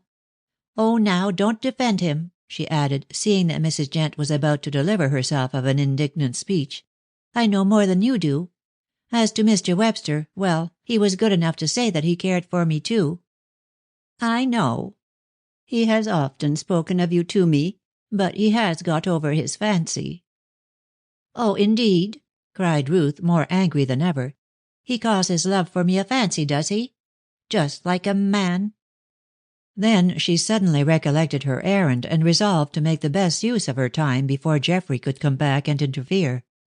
"Poor Mr. Webster! No doubt he is grieving for his parents." The old lady started. "What do you know of them?" she asked sternly. "All that he could tell me," was the reply. "He was engaged to me, and he told me all about himself and his people." "How foolish of him," Mrs. Jent said under her breath. "But I hope you don't think any less of him, my dear. After all, he is not responsible for the wickedness of his father and mother." Ruth nearly jumped out of her seat. So Neil's father and mother had been what this old woman called wicked people. And, moreover, he was suffering for what they had done in not being allowed to marry her. That was the way she put it. But she said nothing, and Mrs. Jent went on talking in the firm belief that her listener knew all the facts of the case. "Of course it was a long time before he knew anything about his parents, neither Mr. Cass nor I would tell him, you know. But last Christmas, when he was staying with you, my dear, he found it all out." "It was at Christmas that he told me about them," put in Ruth. But she did not add that it was of the American parents he had spoken. Indeed, she could not make out whether Mrs. Jent was alluding to them or to some other persons of whom she knew nothing. She felt confused. "Ah, well," went on the old lady with a sigh, "I suppose the discovery was too much for him, and he had to tell someone. And why not you? But, my dear," she laid a withered hand on the girl's arm, "if he had loved you he would never have told you about that nasty Turnpike House murder. Did he tell you his name was Jenner, my dear?" "No," said the girl faintly. She knew the truth now. "Only that his parents— oh, I can't speak of it." It is terrible." The old lady shook her head. "To think of his mother having murdered her husband and being in jail." "He never told me that," shrieked Ruth, for she could play her part no longer. "Oh, great heavens! What a horrible thing! No wonder my father would not let the marriage take place." "The marriage?" stammered Mrs. Jent, rising with an expression of alarm on her face. "Yes. I was engaged to him, and suddenly he gave me up. My father said he would never allow me to marry him. I could not make out the reason. Now I know it, and oh, how horrible it is." "Then you did not know the truth?" "No, no. Neil told me about his American parents." "That was the story we made up to keep him quiet," put in the old woman. "Yes, Mr. Cass and I thought it best he should not know. He found out the truth for himself, and now I have told it to you." "I am glad you have," said Ruth, taking her hand. "Dear nurse, I have behaved so badly. I wanted to find out why Neil had given me up, and as father would not tell me, I came to you. But I have been punished for my curiosity. Still, I'm glad. I'm glad. I must give him up now."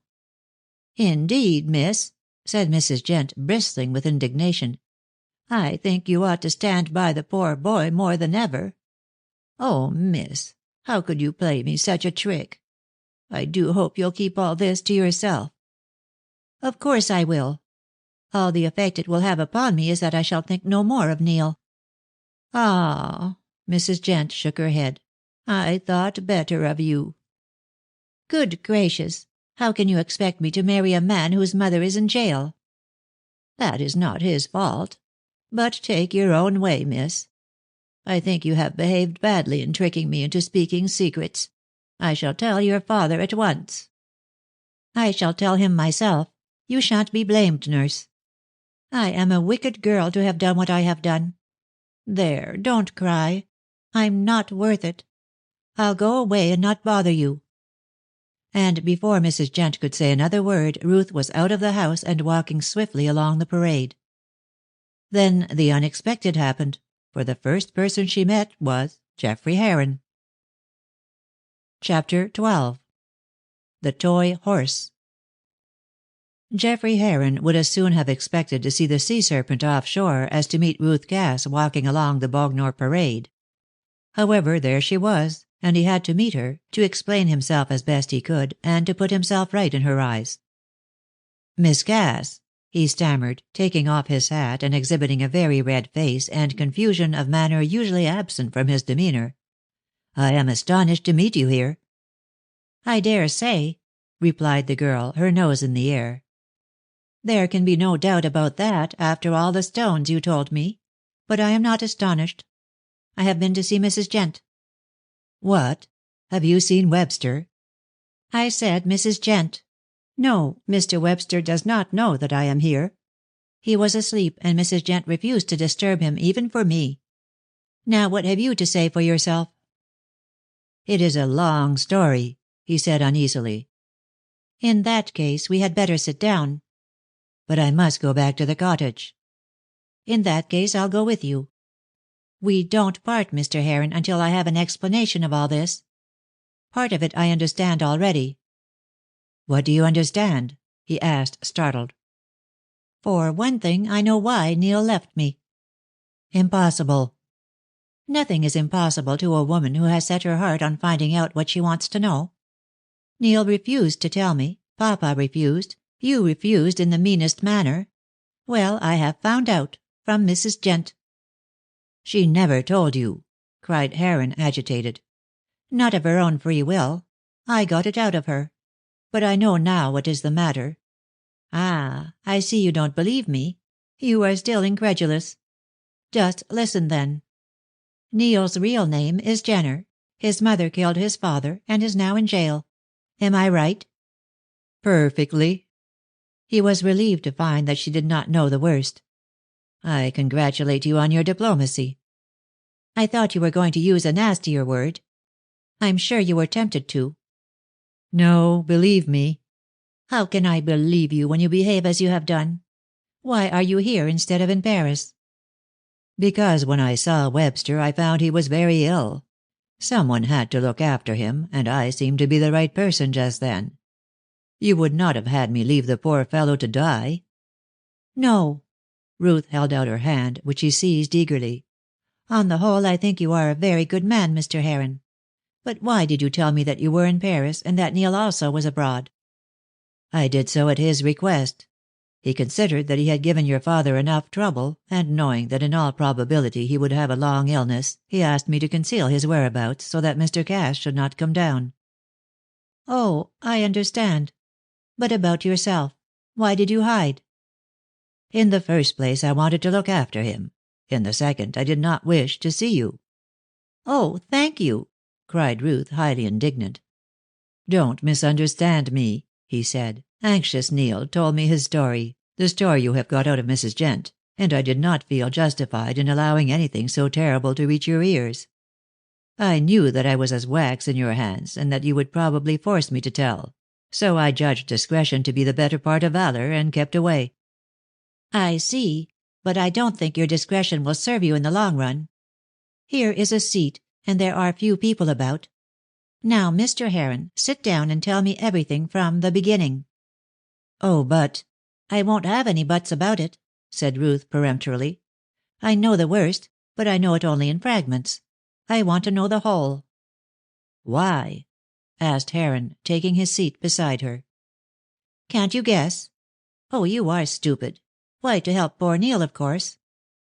"Ah, you are still in love with him," said Heron, with a jealous pang.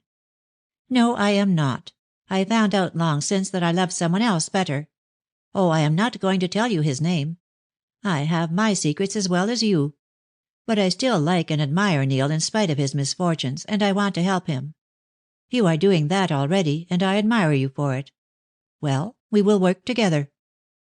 "I should like nothing better, but—" Geoffrey hesitated. "Can I trust you? The secret isn't mine, you know." "No, it is mine," said Miss Cass, very coolly. "I share it with you and Mrs. Jent. Whether I know all or not I am not prepared to say, but you are going to tell me all. Now then." He hesitated. "Very good," he said at length. "I will tell you all I know, and we will work together to get this poor woman restored to freedom." "What? Is she innocent?" "I am certain of that. Whosoever murdered Jenner, it was not his wife." "But she was found guilty." "She is not the first innocent person who has been found guilty. Wait till you have heard the whole story, then you shall judge." "I certainly should not think of judging beforehand," she said disdainfully. "You must not think me silly. Now go on, from the beginning." Seated on the iron bench, with his gaze fixed seaward, Heron employed the best part of an hour in telling the story. Ruth, for the most part, listened quietly, only now and again putting a question so much to the point as to amaze her companion. And as he neared the end, and these questions and comments became more frequent, Geoffrey congratulated himself on having taken her into his confidence. "Poor Neil," she sighed at last. "How he must have suffered." "And how he does suffer," Heron said gloomily. "He loves his mother beyond any created being, and he will never be at peace until he sees her rescued from the fate to which she has been so unjustly condemned." "That shall be our task," responded Ruth, with alacrity. "Neil is too weak a man to take this burden upon him. Now I know why I could never love him altogether, why I was never satisfied." "What do you mean?" asked Heron anxiously. "Well, it is this way," said Miss Cass, drawing figures on the gravel with the tip of her umbrella. "I fell in love with him when I heard him play. He looked so handsome and so noble, so inspired. But when we were together something always seemed to be wanting. I know now what it was. Strength. The strength of a man. I believe, Geoffrey," she went on, without noticing that she was using his Christian name, "that what a woman wants in a husband is a master. I wonder if I shall ever get what I want. I don't know. Are there such men?" She looked sideways at Heron, not in a coquettish way, but rather wistfully. Geoffrey felt that embarrassment which every honest man feels at the thought of having an egotistical speech forced upon him. He loved this girl, and he was sure that she loved him. "Well, Geoffrey?" she said, after waiting in vain for a reply. "I will be your wife." "You will, my dearest." "Hush! Don't take my hands. Don't speak so loud. We are in a public place, remember, and many eyes are on us. Yes, I will marry you, for you are a man." "But I could never be your master, dearest," he said, filled with delight. "For who would rule a dove?" "Ah, but that is where you are mistaken. I am not a dove by any manner of means. I am a very self-willed girl. My presence here proves that.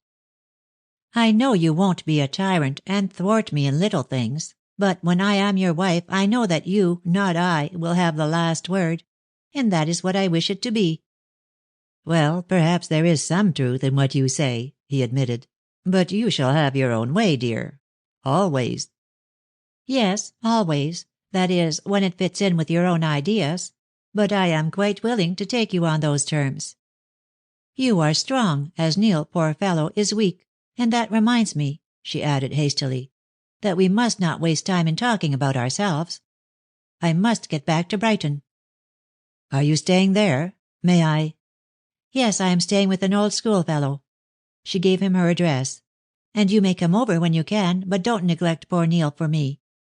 We must settle this business first. Let us talk of it." "I would rather talk of you," he said ruefully. "However, duty before pleasure. What were you going to say?" "This. I believe that Mrs. Jenner is not guilty. If she were, she would have asserted her innocence. The mere fact that she held her tongue is so wonderful for a woman that I am sure she did not kill her husband." "Oh, she is innocent enough. Let us accept that as a foregone conclusion," said Geoffrey hastily. He would not reveal the reason why Mrs. Jenner had not spoken lest Neil's secret should come to light, so he let Ruth make what she liked out of the woman's silence. "Very good. We have decided that she is innocent. Now we must find out who is guilty. I agree with you, Geoffrey, that the murder was committed by some stranger. Jenner was near the window, and the crime was committed in order to get possession of that red pocketbook which had the materials for blackmailing in it. Now what we have to learn is what manner of life he led in the past, find out with whom he associated, and who there was he would have been likely to blackmail. Then we shall know who killed him. Now, how are we to obtain all that information?" "From Mrs. Jenner. I will see her again. She told me all about the murder, but nothing relating to her past life." "There is another person who can tell," Ruth said thoughtfully. "My father. Oh, I know. I found out. How it doesn't matter. That Jenner was a clerk in Papa's office, that Mrs. Jenner was my sister Amy's governess. I'll ask her. She may know something about Mrs. Jenner and her husband likely to throw light on all this. And I must go to the Turnpike House, for there I may find some evidence. I don't know what, but something." Ruth sighed. "I will go to the Turnpike House, if only out of curiosity. Now this is what we have to do. You must see Mrs. Jenner and find out all you can, setting it down in writing. I will question Papa and Amy and write down all they tell me. And I will go to the Turnpike House. Then we will meet and compare notes. Is it agreed?" She rose to her feet. "Yes, it is agreed. But do not go yet." "I must, or I shall not catch my train, and besides I am hungry and thirsty. I want to go back to Mrs. Jent's and get a cup of tea. Come." "Will you see Neil?" he asked as they walked towards the cottage. She shook her head. "I think not. The sight of me will only agitate him. You need not say anything about my having been until he is quite better." "It is odd that you should have spoken of your sister," Heron said abruptly. "For Neil has been worrying about her, or at least about her eldest boy, George." "Ah, George is a great friend of his and adores him. But what is he worrying about George for?" "Well, he got it into his head some little time ago that he was going to die, and he wanted to leave George some gift or other." "Why didn't he do that in his will?" "Well, I expect because it was hardly worth setting down in a legal document, for the gift is only a toy horse, a brown animal of but little beauty. Neil has had it all his life, and has an extraordinary affection for it. Nothing would do but that I should take it to George. So now, as you will no doubt be going up to your sister's in town, you might save me the journey by taking it for me. Will you, dear? It is wrapped up and all ready to go." Ruth laughed. "Oh, I will take it with pleasure, and I'm quite sure George will be delighted. He is 5 now, and just the age for such a toy. By the way, I suppose you know that Amy has engaged Jenny Braun to teach him." Has she really? And what may she be going to teach him? How to write poetry? "Geoffrey, I really can't have you making fun of Jenny, for she is the dearest girl in all the world. Now I know what you are going to say, and you may just save yourself the trouble. It was I who asked Amy to engage her. Her family are all so poor, and she makes next to nothing out of her poetry besides. Her sister is old enough to look after the house. Amy is paying her very well, too. I will say that for Amy, she is not shabby over money." Geoffrey laughed and held open the gate. Ruth was received by her old nurse with some stiffness, for Mrs. Jent had not yet forgiven the trick which had been played upon her. But the girl apologized so charmingly that the heart of the old dame was softened, and when she heard from Mr. Heron that Miss Cass was going to help him prove Mrs. Jenner's innocence, and so restore Neil's peace of mind, she became quite herself again. "Though I don't see, sir, how you are going to help Mrs. Jenner," she said. "She killed him sure enough. She killed him." "No, she didn't," Ruth said decidedly. "I am certain she is innocent." "If she was, why didn't she say so?" Mrs. Jent asked. "That Mr. Heron is going to find out from her." "I shall ask her, of course," Heron said in some confusion. Ruth's eyes were on him like a flash, and Ruth's eyes saw more than they were intended to see. "You know why she did not speak, Geoffrey?" "Yes, I do," he confessed. "But I cannot tell you why. Don't ask me." "Has it to do with Neil?" "Don't ask me," he repeated with a frown. "I decline to tell you." Meanwhile Mrs. Jent had prepared the table, observing between whiles that Neil still slept. Geoffrey had already been to see him, having seized the opportunity while Ruth and her old nurse were making up their tiff, and he reported that the invalid looked much better for the rest. He had brought with him a paper parcel. "Here is the horse, Ruth," he said. "The horse!" cried Mrs. Jent, who was pouring out the tea. "Is that my dear boy's horse? The one he wants to give to little Master Chisel?" "Yes, I should have sent it long ago, but now Miss Ruth will take it." "Don't you, miss, don't you?" said the old woman. "It will bring no good luck to the child. That was the toy with which my dear boy was playing when his father was murdered." "Ugh!" exclaimed the girl, dropping the parcel with horror. "Ah, you may well say that." And Mrs. Jent nodded her head. "I don't know what possesses Mr. Neil to give it to Master George. It is true my dear boy loves it. But think of the history. He has forgotten it. He carried that toy with him when his poor mother ran away into the night. All through his illness he held to it, and when we took it away he cried so much that we had to give it back. The nasty thing!" finished Mrs. Jent with energy. "Throw it into the fire." "No, no," cried Geoffrey, picking it up. "Neil would never forgive us if we did that. I'll keep it here and not give it to George at all." "Give it to me," and Ruth took the parcel from him. "I won't let George have it, but I'll take it down with me to Hollyoaks." "What for?" asked Geoffrey uneasily. "It has disagreeable associations." "For that very reason," said Ruth. "There is a clairvoyant near our place, a lady I know very well. If you put a thing into her hands she can tell you all about it." "Nonsense!" cried Geoffrey, laughing, while Mrs. Jent held up her hands and muttered something about the Witch of Endor. "It is not nonsense," Ruth said energetically. "Mrs. Garvey tells the most wonderful things. At all events, I'll try her with this. Who knows but she may see in her vision, which this will bring to her," said Ruth in parentheses, "the face of the murderer looking through the window." "I don't believe a word of it," laughed Geoffrey, with the skepticism of a man of the world. "It is ridiculous. However, if you like you can try, but don't ask me to be present at your hanky-panky." "I won't," laughed Ruth. "But I'll make a convert of you by getting Mrs. Garvey to say who killed Neil's father." "Hush!" murmured Mrs. Gent, glancing nervously at the inner door. "He will hear. Make no mistake, miss. Mrs. Jenner did it." "I am certain she did not. However, I trust Mrs. Garvey to put us on the right track. I take the horse with me." And take it she did, with results quite unexpected to herself, to Heron, and to Mrs. Gent. Then she had a cup of tea and was escorted by Geoffrey to the station. Needless to say, she teased him the whole way. Chapters 13 and 14. Chapter 13. Job the Saprengo. In another week Ruth took leave of the delights of Brighton, much to the regret of Mrs. Presser. A letter from Hollyoaks had advised her that Mrs. Chisel and her 3 children were down on a visit, and that Jenny Braun, in the capacity of governess, was with them.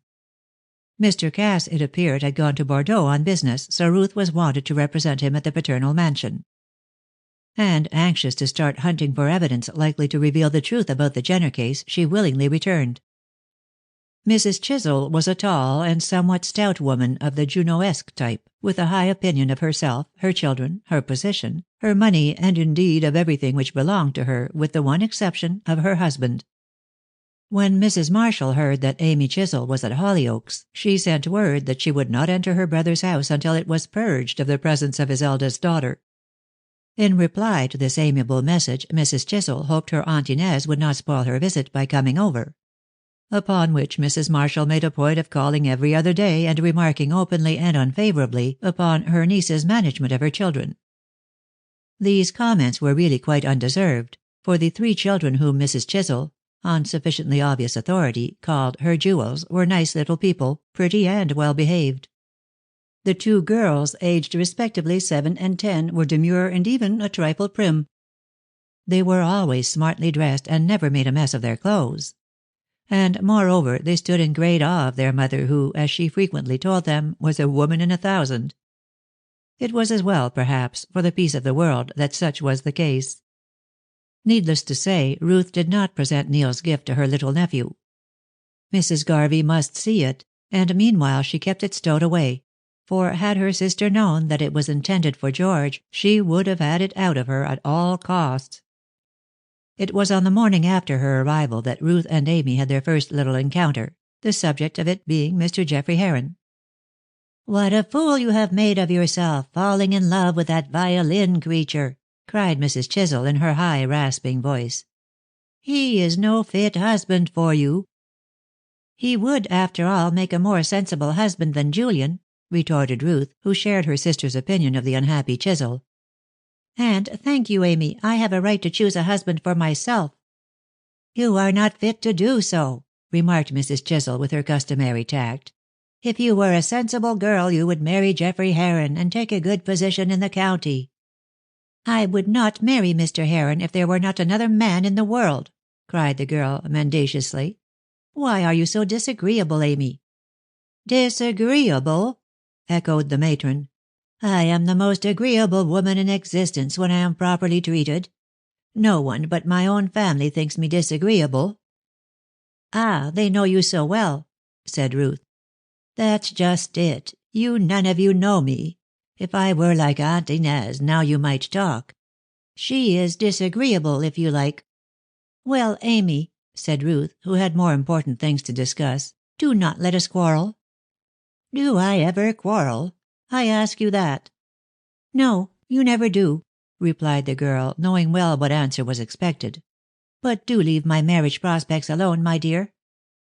"I am the last person in the world to interfere," cried Mrs. Chisel. "I think a girl should settle those things for herself. But I must say I should be happy if I saw you married to Geoffrey Heron." "In that case you'll live for many a long day yet."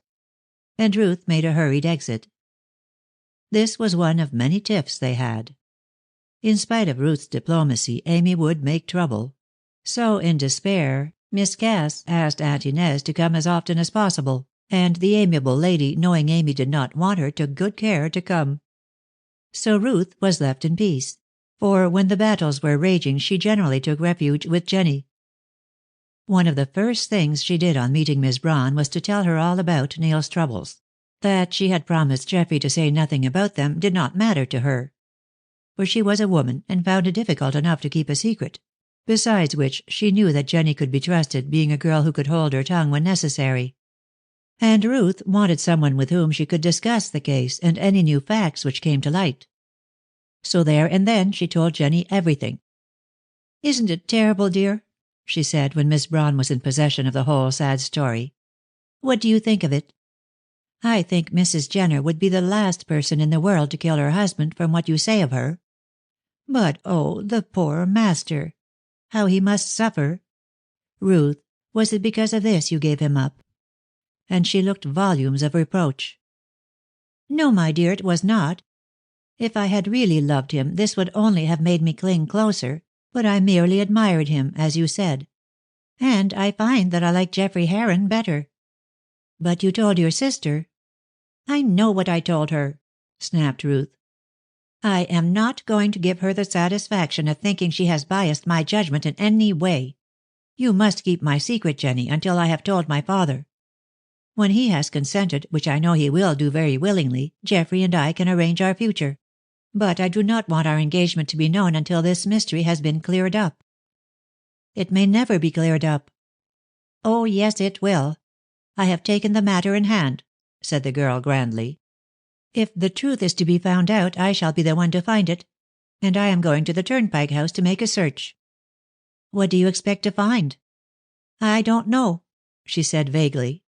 "I may discover something. I don't exactly know what. But at all events," she broke off, "it will do no harm to make a search on the very scene of the tragedy. As to Neil, now that he won't marry me, you can make love to him, Jenny dear." Miss Braun colored. "I shall do nothing of the sort," she declared. "I love him, it is true, but I am not going to hunt after him, or after any man, for that matter." "My dear," Ruth said, and there was a world of pity in her voice, "you can't live with Amy all your life. She will wear you out." Jenny laughed in her quiet way. "I am not so easily worn out," she said, "and indeed I am very comfortable with Mrs. Chisel. She is most kind. I dare say some people would think her trying, but after all, her heart is in the right place."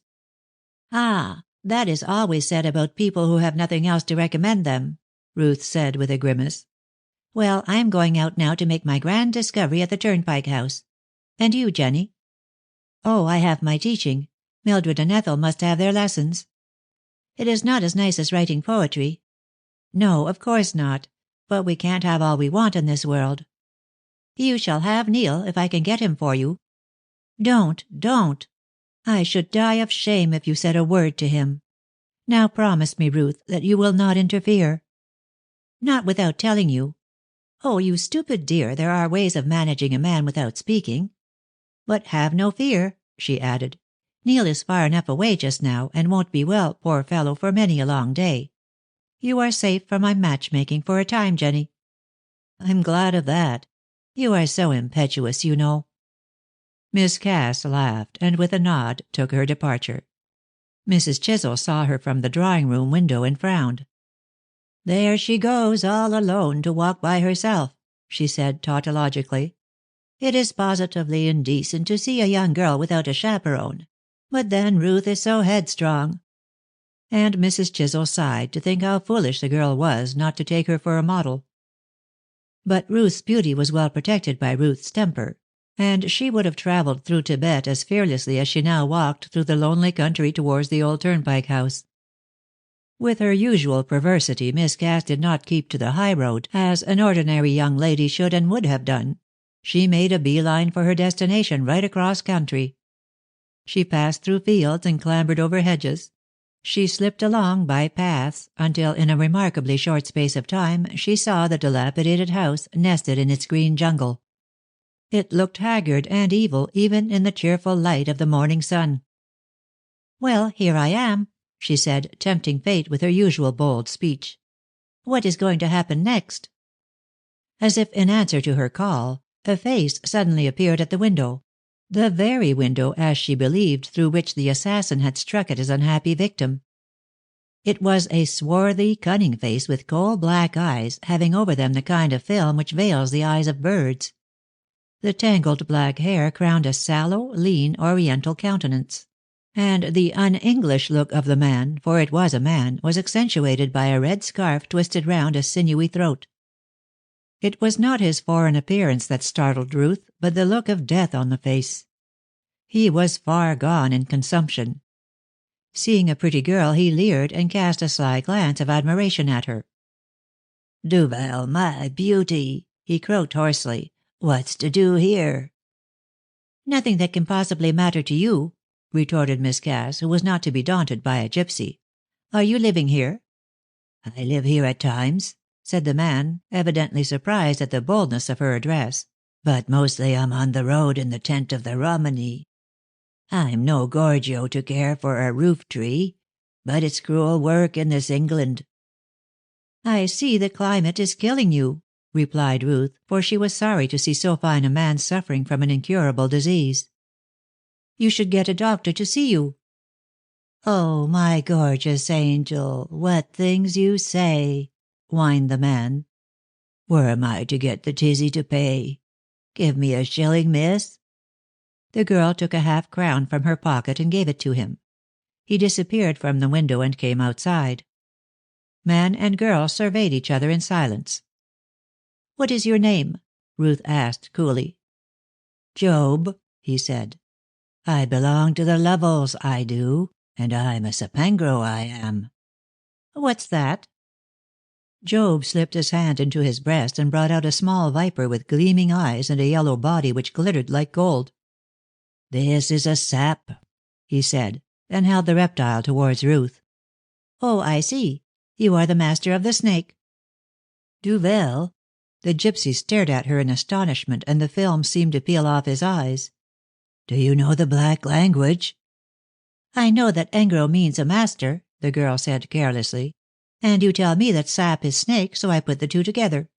Master of the snake, Job Lovell. That's what you are." "Hang me if I ever heard a Gentile lady so bold," cried the man with another stare, slipping the hissing viper back into his breast. "But I say, lady, have you more coin? A mere sovereign now." "I have not, and if I had you would not get it."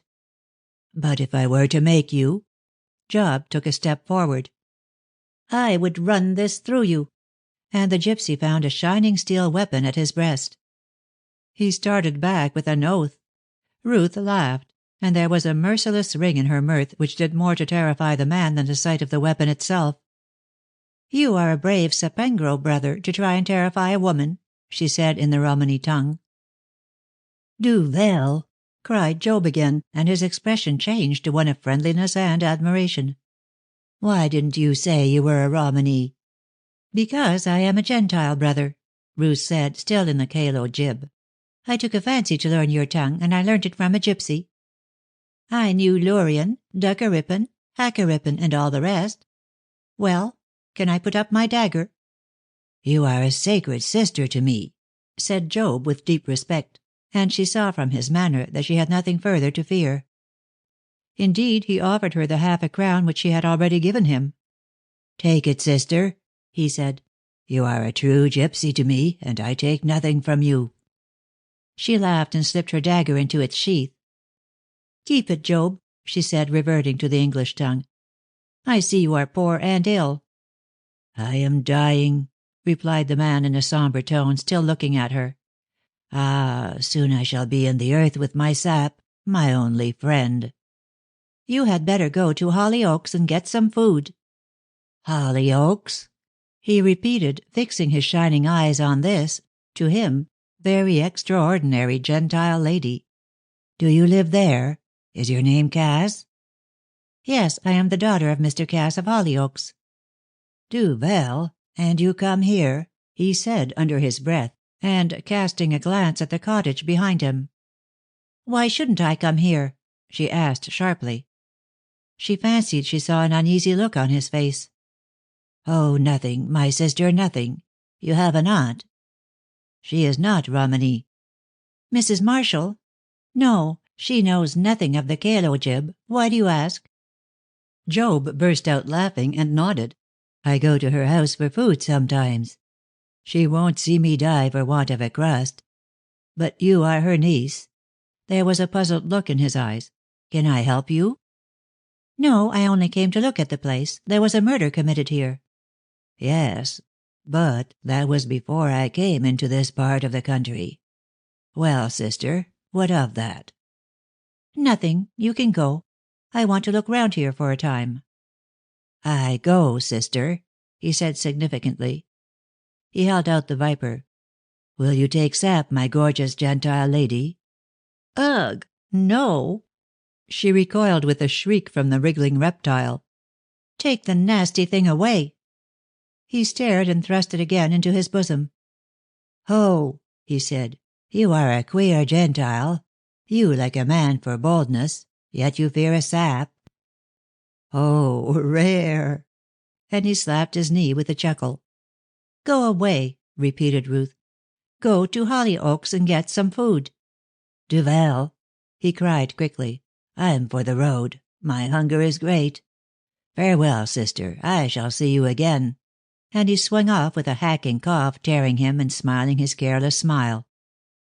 His tall form passed into the sunlight and vanished round a curve of the road.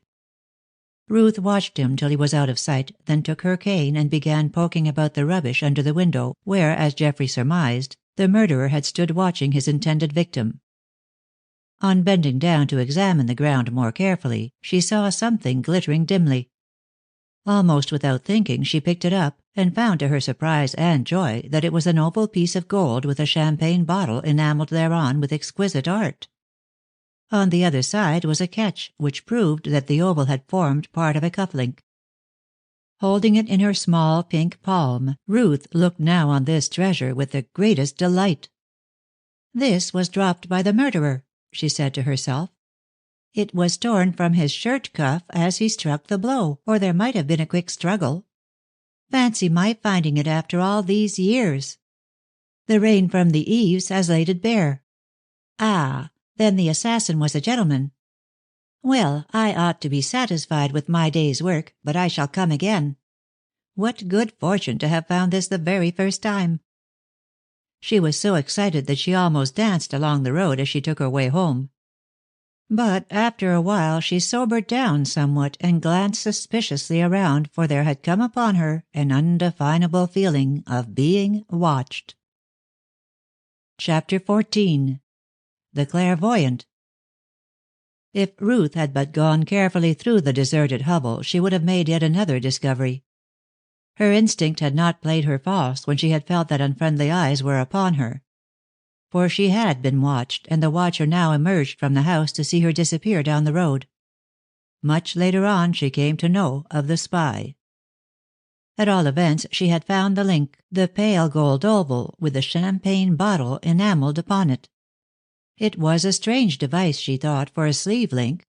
Certainly it was the first of the kind she had seen. And she fancied that the other portions of the links would bear the same design. But in this she was wrong. What she had found proved to her that the assassin had been a gentleman, for no poor creature could have afforded to wear such jewellery. But how to make use of the discovery? How was she to find out to whom the link had belonged, especially now that so many years had passed? The owner might be dead. He might be out of England. There remained the one expedient of asking Mrs. Jenner if she could remember anyone who had worn such links. So this Ruth made up her mind to do as soon as she could see Geoffrey. He might question the unfortunate woman, and through a series of leading questions the truth might be revealed. Meanwhile, feeling that nothing else was to be done for the moment, she went to see Mrs. Garvey. With her powers she might reveal strange things about the owner of that piece of gold. The girl had intended to take the brown horse with her, but on going to the drawer in which she had put it, she found it empty. Then she remembered that her little nieces had received permission to turn over her silks and laces, so she questioned them about the missing toy, and Ethel, the eldest, frankly confessed that they had taken it for their brother George. "I hope you do not mind, Aunt Ruth," the child said pleadingly. "You said we could take what we liked that wet day, so as long as we put the things tidy. We thought George might like the horse, so we gave it to him." Strange, thought Ruth, that the toy should have passed into the very hands for which it was intended, but she shuddered at the thought of the lad playing with a thing of such ghastly associations. It was her own fault. She had forgotten that it was in that drawer when she had told the children that they might play with her chiffons. "But I told you, Ethel, to put them back," she said. "Why did you not replace the toy?" Ethel drew a piteous lip, and tears came into her eyes. "Oh, don't be cross, Aunt Ruth, and don't tell Mother. You know how angry she will be. We put everything back but the horse, and George would not give it up to us." "Why could you not take it from him?" her aunt asked impatiently. "Because he has hidden it away," sobbed the little girl. "He won't say where it is." So, after pacifying the child, Ruth went off in search of George. She came upon that young gentleman on the terrace, playing with a cart. Naturally, she looked for the horse which could have been drawing the vehicle, but no horse was to be seen. "Where is your Gigi?" coaxed Aunt Ruth. "Gone to grass," lisped George, who was precocious beyond telling. "You bring him back from grass, Georgie, and give him to Aunt Ruth." But this he positively refused to do. The animal was hidden away, and all she could say or do failed to compel its production. "Dobbin is ill. He is in the paddock," was all he would say. And from this position she failed to move him. Ultimately she had to go without it. She made George promise to bring it from the paddock next day, and relying on this slender chance of recovering a toy which should never have fallen into his hands, Ruth went on her way, hoping to learn something from Mrs. Garvey about the broken link. Mrs. Garvey was a thin, pale woman who practiced the calling of a clairvoyant in opposition to her husband's wishes. "My dear," cried the lady, receiving Ruth with great effusion, "I am glad to see you.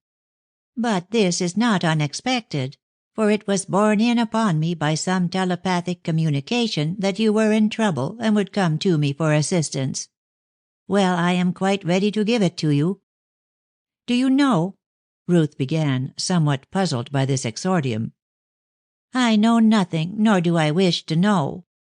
The spiritual insight I possess will reveal to me what is for your good. Come into my temple, and I will see what is to be done."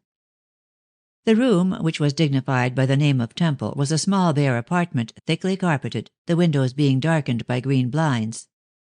For quite 3 minutes there was a dead silence. Then Mrs. Garvey spoke.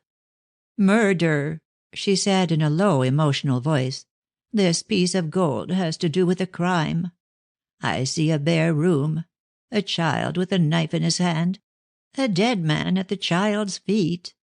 There is hate in my heart. Not of the child, but of the dead. I am in the darkness, in mist, in rain. The dead man is my enemy. He will trouble me no more." "But who are you?" cried Ruth, her blood running cold at hearing the circumstances of the crime so minutely described. The woman gave a low cry. "I will not tell.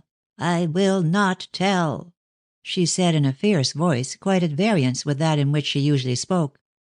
"I am safe after all these years. I am. You will never." Her voice died away in a drawl, and she became silent. "Tell me more, more," cried Ruth, springing towards her. But Mrs. Garvey made no reply. The influence of the spirit, of the piece of gold, or whatever else it was that moved her, had passed, and she was in what appeared to be a heavy sleep. Seeing that nothing further was to be got out of her for the moment, Ruth obeyed the instructions which she had received beforehand, and drawing up the green blind, opened the window.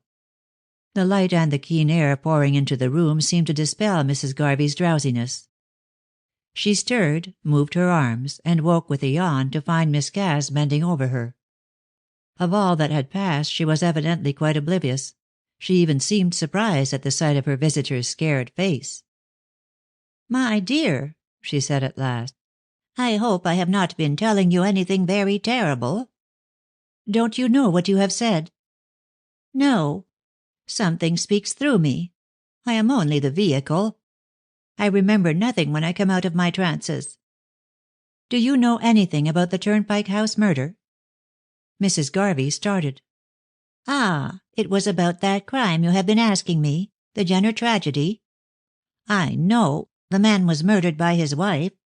And what has this piece of gold got to do with it?" It belonged to the murderer," Ruth said with a shudder. "It seemed to me that you spoke in the person of the murderer. You described the room, its appearance at the time of the crime, the dead body, and a child holding a knife and looking on. Then you said you were in darkness, that you would never be found out, and you said a lot of strange things, that the child had a knife in his hand, and that he was standing over the body," faltered Ruth, thinking she was about to hear that Neil had killed his father. Mrs. Garvey shook her head. "It was not the child," she said decidedly. "He would not have had those links about him. The man who killed his father wore them, else I could not have told you what I did. Where did you find this piece of gold?" "Under the window of the room in which the crime was committed. What you say fits in with my own belief that the blow was struck through the window. You can't remember who you were, in the trance, I mean?" "No," said the woman gently. "I remember nothing. Find the man to whom the link belongs.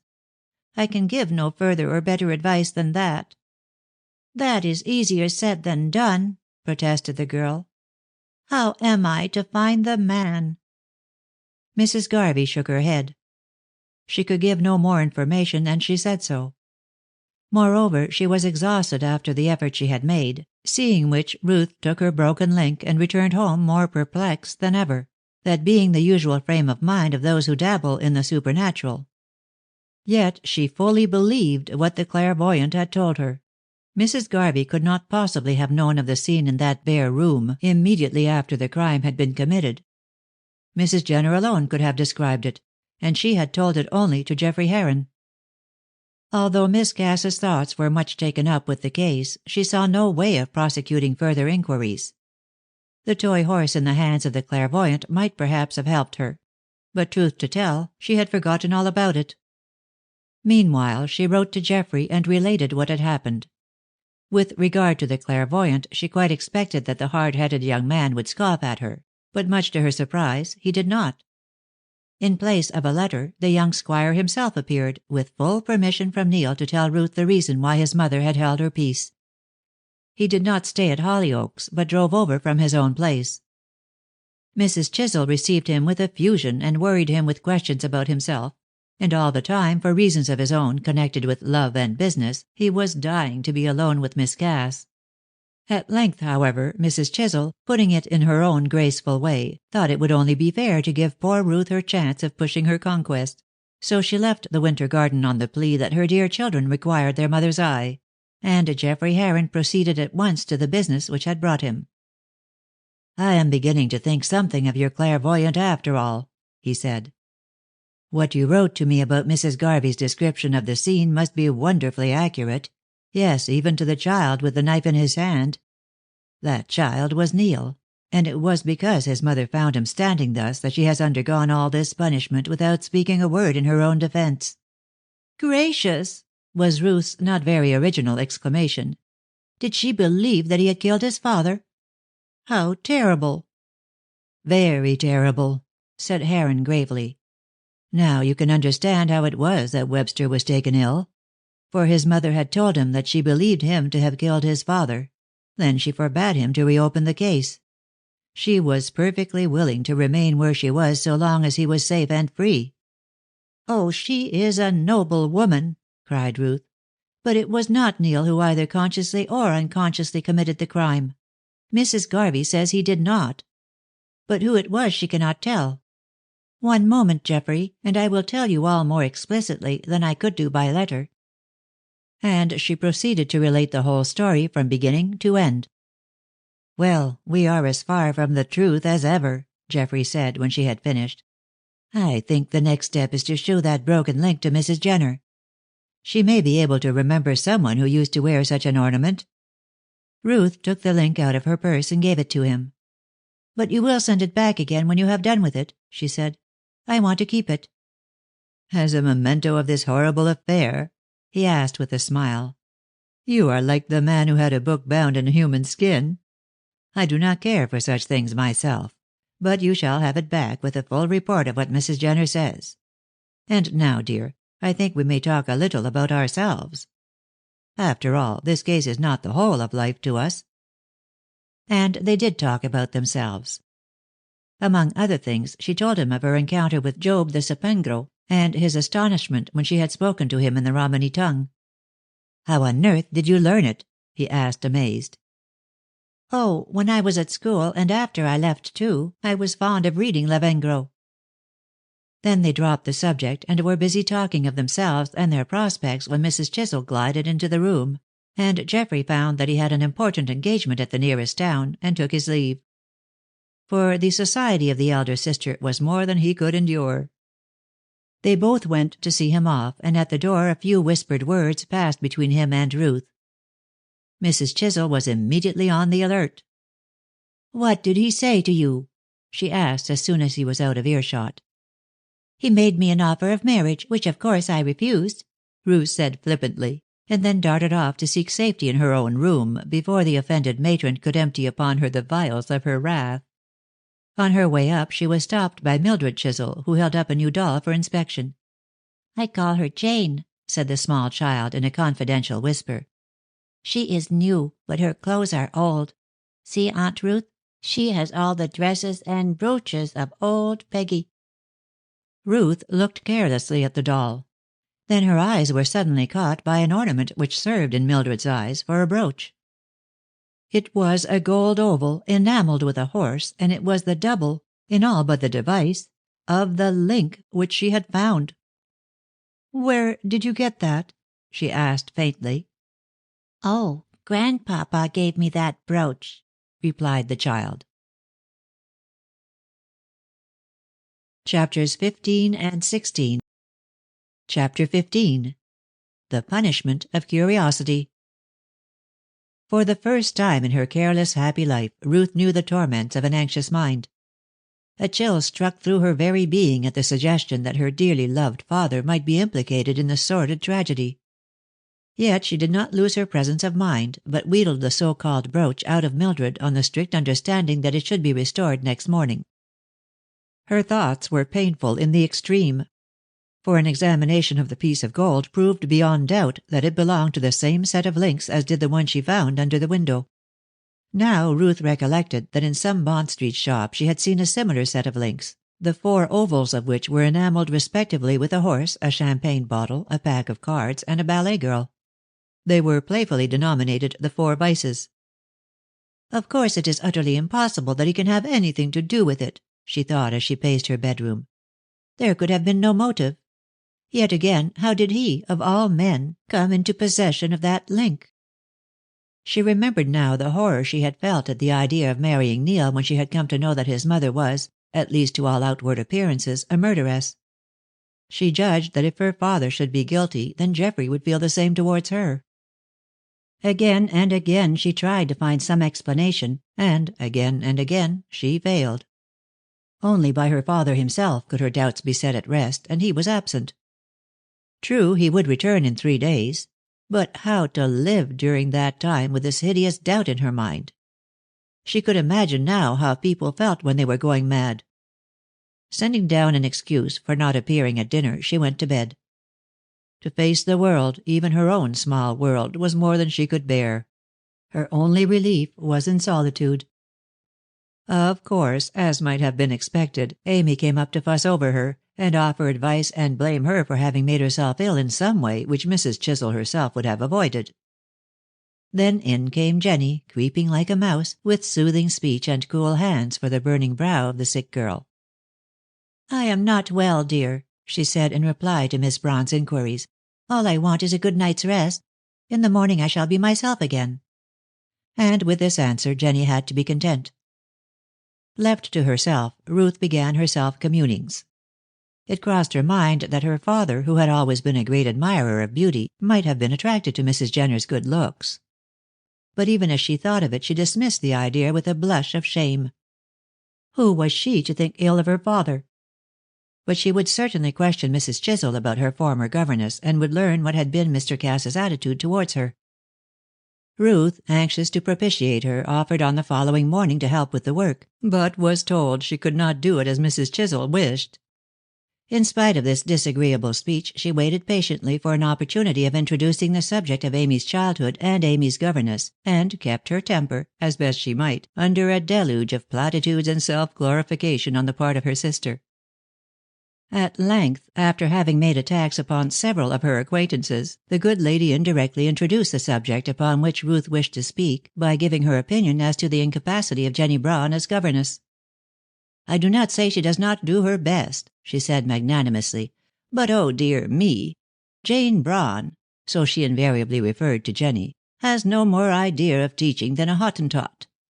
I know how the thing should be done, as I have told her a dozen times, but she will not take advice." "What about your own governess?" put in Ruth artfully. "Was she any good, Amy?" "She was excellent, as a governess," returned Mrs. Chisel with a sniff of disparagement. "But as a woman she left much to be desired." "But, my dear Amy, how do you know that? You were only a child." "Children are much sharper than their elders give them credit for. I was 10 years of age when Miss Lawrence left, and quite old enough to see through her designs." "Miss Lawrence? Was that her name, Amy?" "Yes. She afterwards married a man called Jenner, a clerk in papa's office, and we saw no more of her, as I had gone to school. A very good thing, too," went on Mrs. Chisel with an air of offended virtue. "My mother never liked her, and she did turn out badly after all, murdering her husband. I can only say it was a mercy it was not papa." "Why should it have been papa?" asked Ruth with a beating heart. Mrs. Chisel tossed her head and observed that men were always men. "Papa is as good as the best of them," she added, "but all the same he is a son of Adam like the rest. And when an artful minx— Ah, well, it does not do to talk of these things." "I see," said Ruth, taking the bull by the horns. "Miss Lawrence was pretty, papa was weak, and mamma—" "Ruth!" screamed her sister, stopping her ears. "I will not hear these things. How can you speak so of papa? Pretty indeed! I never thought her pretty. If you like— oh, yes, she would have made a fool of papa if mamma had not dismissed her." "I thought she left here to get married." "You may think what you like," Mrs. Chisel said, with dignity. "No one can say that I talk about the weaknesses of my parents. All the same, Mrs. Jenner, as she now is, was a minx. And made eyes at papa. I saw something of that, and heard more. Though I was a child, I was not a fool, Ruth. Oh, it was as well that she left Hollyoaks, I can tell you. What an escape for poor dear papa." And more than this Mrs. Chisel would not say. But Ruth had gathered that Miss Lawrence had been an apple of discord in the house. From all that she had heard, in the strange way in which sharp children do hear things, Ruth had come to think that her mother had been more than a trifle jealous. Doubtless, if Amy's story could be believed, she had hated Mrs. Jenner for her beauty, and had got her out of the house. She anxiously awaited the return of Mr. Cass from Bordeaux. In due time he arrived, looking all the better for his journey, and was welcomed by Mrs. Chisel with enthusiasm. He was more pleased to see his grandchildren than their mother, for like everyone else he found her a trifle wearisome. As for Ruth, when she saw once more her father's grave face and kindly eyes, she was ashamed of all that had been in her mind; and she displayed so much affection that Mr. Cass was surprised, for as a rule his younger daughter was not demonstrative. "You don't look well, Ruth," he said, and indeed her face was worn and thin. "What is the matter?" "Nothing, papa. What should be the matter?" "You are worrying about young Webster?" he asked rather sharply. "No, indeed," she protested.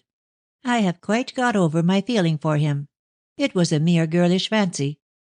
"Of course it was," put in Mrs. Chisel with superior wisdom.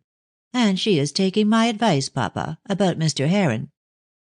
"Is this true, Ruth?" "Well, it may be," she said hesitatingly.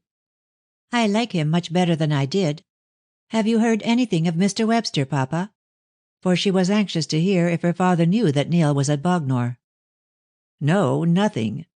I believe he is abroad, and I sincerely hope that he will stay there. Marry Heron, my dear Ruth, and forget all about him."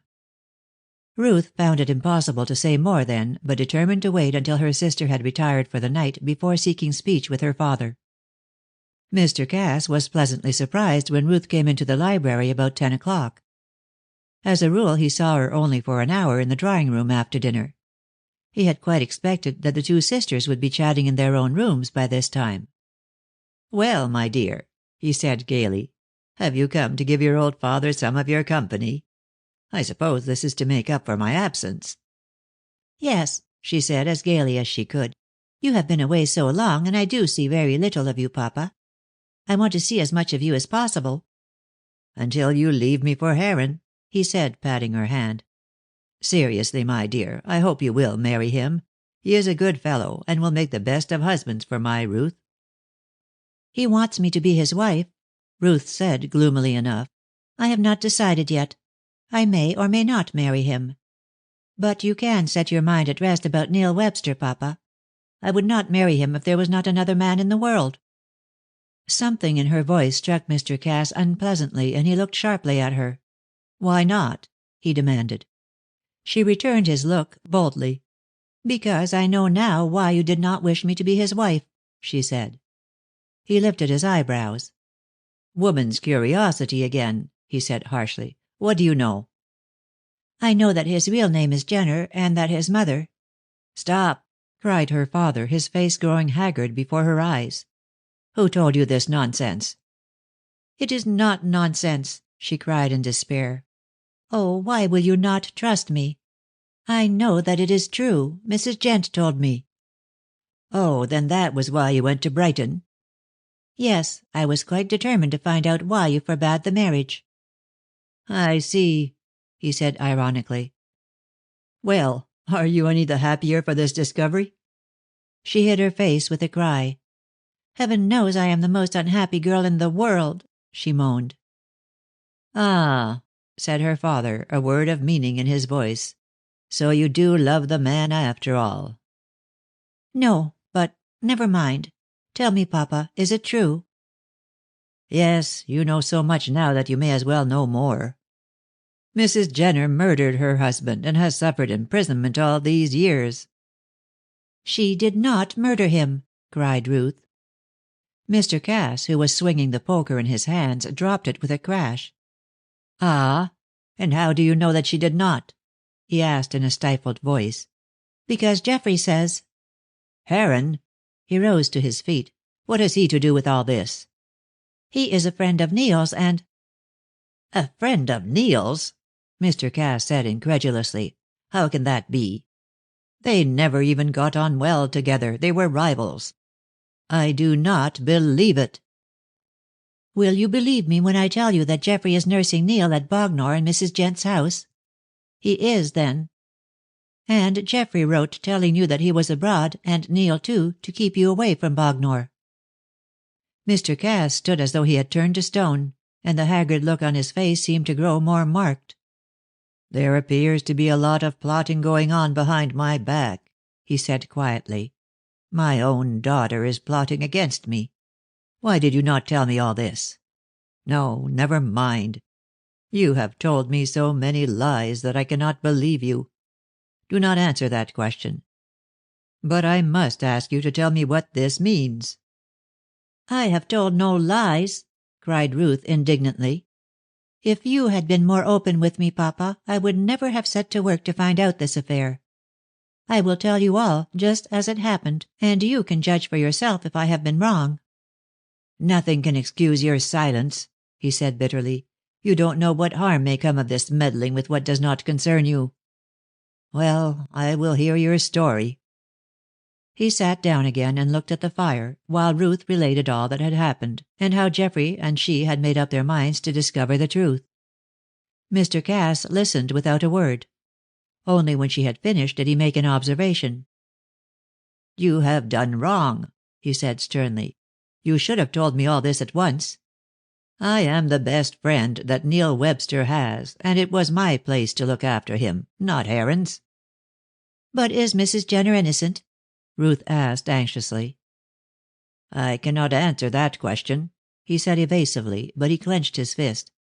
"At all events I will see Heron and Neil, and hear what grounds they have for believing that she did not kill the unhappy man. I can only hope, Ruth, that you will refrain from meddling in the matter any more." "Oh, I have done with it, Papa. I'm sorry if you think I have behaved badly, but I thought I was acting for the best. You can depend on my doing nothing more. The matter is in Geoffrey's hands now." "And it will soon be in mine," her father said coldly.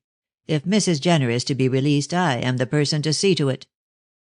Ruth noticed that he did not say if Mrs. Jenner is guiltless, and her heart was like lead. She made up her mind to try the effect of the link, and rising as if to go, drew it from her pocket.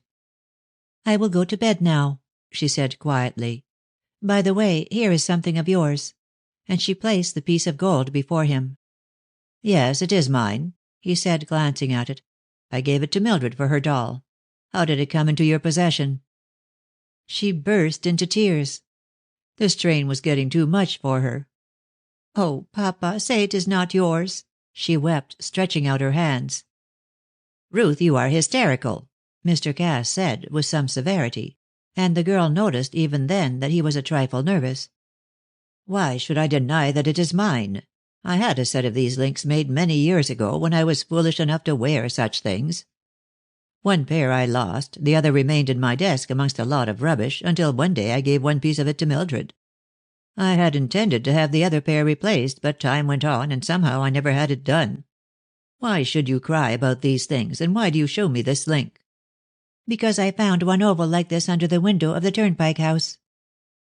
Mr. Cass rose from his chair and looked at her with a frown. "Go on," he said. "I have nothing more to say," she cried with a fresh burst of tears. "I know now that the links did belong to you. How did you lose the one at the Turnpike House? The blow—" "Was struck through the window, you would say," her father finished with a cold smile. "And that I struck it." "No, no," she cried. "I am sure you did not. Oh, I am sure you did not, father. But ever since I have found these links, I have been in terror for you. What if the one I gave Geoffrey should be traced? Oh, I wished I had kept it myself." "It is too late to wish anything now," he said bitterly, but very quietly. "I must say you are a dutiful daughter. I suppose you really mean to accuse me of having murdered Jenner?" "I do not. I do not. I am sure you never did. You can explain." "I explain nothing," he interrupted sternly. "The links are mine. Whether I dropped a portion of one at the Turnpike House or not does not matter to you. I will see Heron and explain to him. All I ask of you is to hold your tongue." I will," sobbed the girl. "But, oh, father, don't be hard on me. I'm very sorry that I meddled at all." Mr. Cass looked at her in silence, and his stern face softened. "I know you do not credit me with this crime," he said, "and I am glad you have so much grace. But even to you I cannot explain. You must trust me." "I do. Whom should I trust but my own dear father?" "I wish you had thought of that before, and had not acted in this underhand way. However, it is of no use talking now. The thing is done, and I must put it to rights as best I can. I will see Heron and Webster. Put all these things out of your mind, child." "How can I until I know the truth?" she said passionately.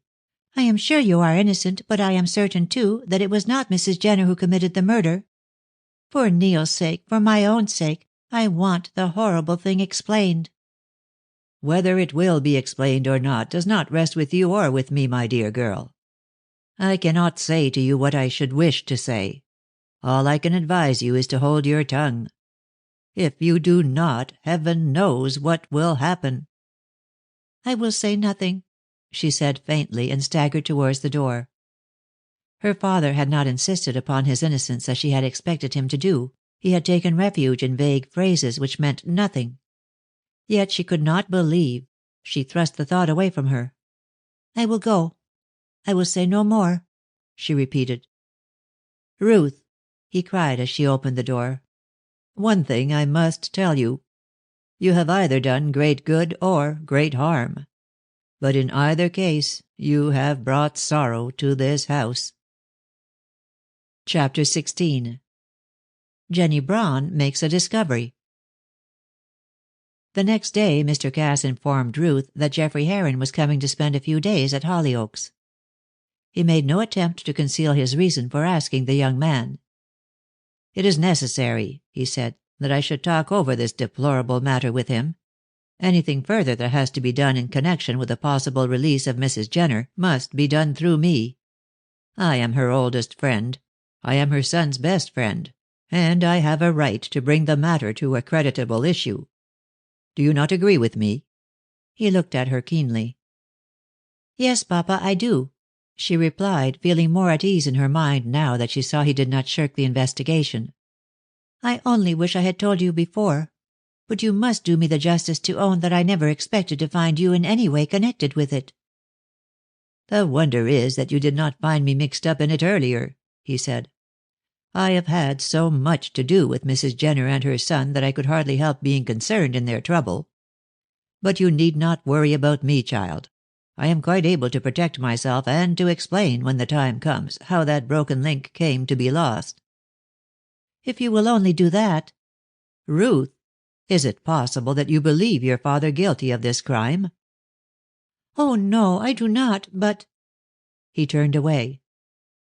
"Well, say no more about it," he said in a softer tone than was usual with him, for he saw that the girl was terribly troubled. "There is on the face of it some ground for you to doubt me. I do not for a moment deny that such is the case. But I hope to right myself in your eyes. Still, you must give me time to consider the matter." "You are not angry with me, then?" she asked anxiously. "I am displeased that you should have undertaken this investigation without telling me your intention. But I can forgive you, for I know how impulsive you are. Let us say no more about it. My task is to get at the truth of this matter, and with Geoffrey's assistance I hope to do so. All I ask is that you should be silent and leave things in my hands. And never conceal anything from me again." "I will do all you say," replied his daughter, and kissed him. In due time Geoffrey arrived. He was in high spirits and brought the best of news from Bognor. Neil was mending rapidly and would soon be on his feet again. Since he had found a friend and brother in Geoffrey he had become much less morbid, and was beginning to take quite a cheerful view of life. If his mother could only be proved innocent and set at liberty, he would have little left to wish for. As for Ruth, his love for her had by some strange mental process been obliterated during his illness, and he rose from his sick bed with nothing more than a strong feeling of friendship for the girl who had so recently been all the world to him. And indeed, when Miss Cass came to hear of this she was not over well pleased. But it was not long before she blamed herself for her vanity, and reminded herself that this was quite the best thing that could have happened to her former lover. After dinner Mr. Cass carried Geoffrey off to the library. He particularly wanted to have a few words alone with him, he said. Heron had not the least idea what the subject of their talk was to be, Mr. Cass having merely invited him to spend a few days at Hollyoaks, saying he had an important subject to discuss with him. And it had passed through Geoffrey's mind that Ruth must have confided in her father their tacit engagement. He was a good deal astonished, therefore, when Mr. Cass abruptly informed him that the matter referred to was that of the Jenner murder. "Why, Mr. Cass!" exclaimed the young man. "How do you know about that? And what do you know?" "Ruth told me that you were interesting yourself in it," was the reply, "and I know all that she could tell me. I was not very pleased to find that she had been getting mixed up in the affair." "It was her own wish," Heron said. "I did not like it myself, and I should have been the last person in the world to tell her anything about it. But after all, it was but the curiosity of a young girl. No one can blame her." "No one can blame any woman for being curious," Mr. Cass said dryly. "All the same, feminine curiosity can do a lot of mischief when it is not properly directed, as in this instance. Will you please to tell me, Heron, exactly how Ruth found it out?" Not knowing that Mr. Cass wished to compare his story with Ruth's, Geoffrey willingly consented, and informed him of Ruth's visit to Mrs. Jent, and how the outcome of it all, so far as he was concerned, had been the discovery of the fact that Ruth was willing to marry him. "And that is, after all, what I care most about," he said with a happy look in his eyes. "I am very glad of it," Mr. Cass said soberly. "I always wanted her to marry you. I think you will be able to control her. I was afraid at one time that she would have run away with Webster." I don't think that he would have run away with her," replied Geoffrey. "He decided to give her up when he learned the secret of his parentage. Now he has got over his love, and is quite willing that she should marry me." "Poor Neil, he has had a bad time." "That could not have been prevented. I did my best to spare him the knowledge of his mother's fate. She asked me to make her the promise, and I did so." "Do you think she is guilty?" "I really can't say," replied Mr. Cass, with some hesitation. "When she was arrested I implored her to defend herself if she could. But she obstinately refused to open her mouth. She certainly never told me that Neil had killed his father." "Do you believe he did?" "No, certainly not. I believe the child got up from his bed in a dazed condition on suddenly waking out of the trance. He came into the room and found his father lying dead with the knife on the floor beside him. Naturally enough, the child picked up the knife. Then no doubt his reason became unsettled, added to which the cold to which he was exposed that night when his mother fled was altogether too much for him, and he fell seriously ill." "He remembers nothing of all that," Heron said. "I asked him myself. He remembers his childhood up to the time his mother put him to bed that night, or rather, I should say, up to the time when he struck at his father with the knife. His memory recommences from the time of his recovery from the illness which followed, but the interval is a blank. Of course, he might have seen the assassin. But I am sure," continued Heron firmly, "that his mother is not the guilty person. She denies having committed this murder, and says she was silent on Neil's account." "Does she suspect anyone?" asked Mr. Cass; and Heron noticed that he did not give an opinion as to her guilt or innocence. "No, she cannot think who did it. I asked her about the links, or rather about the part of one which Ruth found under the window. I suppose she told you of her discovery?" "Yes, she did. By the way, have you the link with you?" Heron took it out of his pocketbook and laid it on the table. "It is a curious one," he said. "The pattern is an odd one and not in very good taste." "Oh, I don't know," Mr. Cass said, with studied carelessness. "I have seen the same kind of thing. They were in vogue some years ago. Each oval has a different design on it: a ballet girl, a bottle, a horse, and a pack of cards. They were known as the Four Vices. What does Mrs. Jenner say about this?" "She cannot think who could have worn them. She says she never saw such a set before." Had Geoffrey Heron been an observant man, he would have seen a distinct expression of relief pass over the face of his host, but he remarked nothing, and Mr. Cass went on. "It is possible the person who killed Jenner may have dropped it," he said. "But I am afraid it is but a slight clue after all these years. Besides, if Mrs. Jenner cannot guess the motive for the crime, I don't see how we can." "She thinks the motive was fear of blackmail on the part of the assassin," said Geoffrey. "Ah," said the merchant significantly. "I am not astonished. Jenner was a clerk in my office, and as thorough a blackguard as ever walked. He was exactly the man who would have blackmailed another if he could have done so with safety. But what reason has Mrs. Jenner for thinking this?" "Because her husband had boasted to her that in a red pocketbook, which he flourished in her face, he had the materials for getting money. Now that pocketbook was not produced at the trial." "I see," said Mr. Cass, his chin on his hand. "You think the murderer stabbed Jenner as he stood by the window, stole the pocketbook, and had his link wrenched off in the struggle?" "That is the only way in which I can account for the crime." "It seems feasible enough," replied the merchant musingly. "But I do not see how I can help you to trace the man. After Jenner left my office I saw very little of him. If Mrs. Jenner cannot tell whom it was he intended to blackmail, no one else can." "She does not know, Mr. Cass. Her husband gave her no hint. All he said was that he could make money out of what he had in that pocketbook. She held her tongue, as you know, for her son's sake. Now she sees that it was wrong. But she did it for the best." "I suppose she did," said Mr. Cass, giving the link back to Heron. "But I wish she had spoken out when I asked her. I could not induce her to be frank.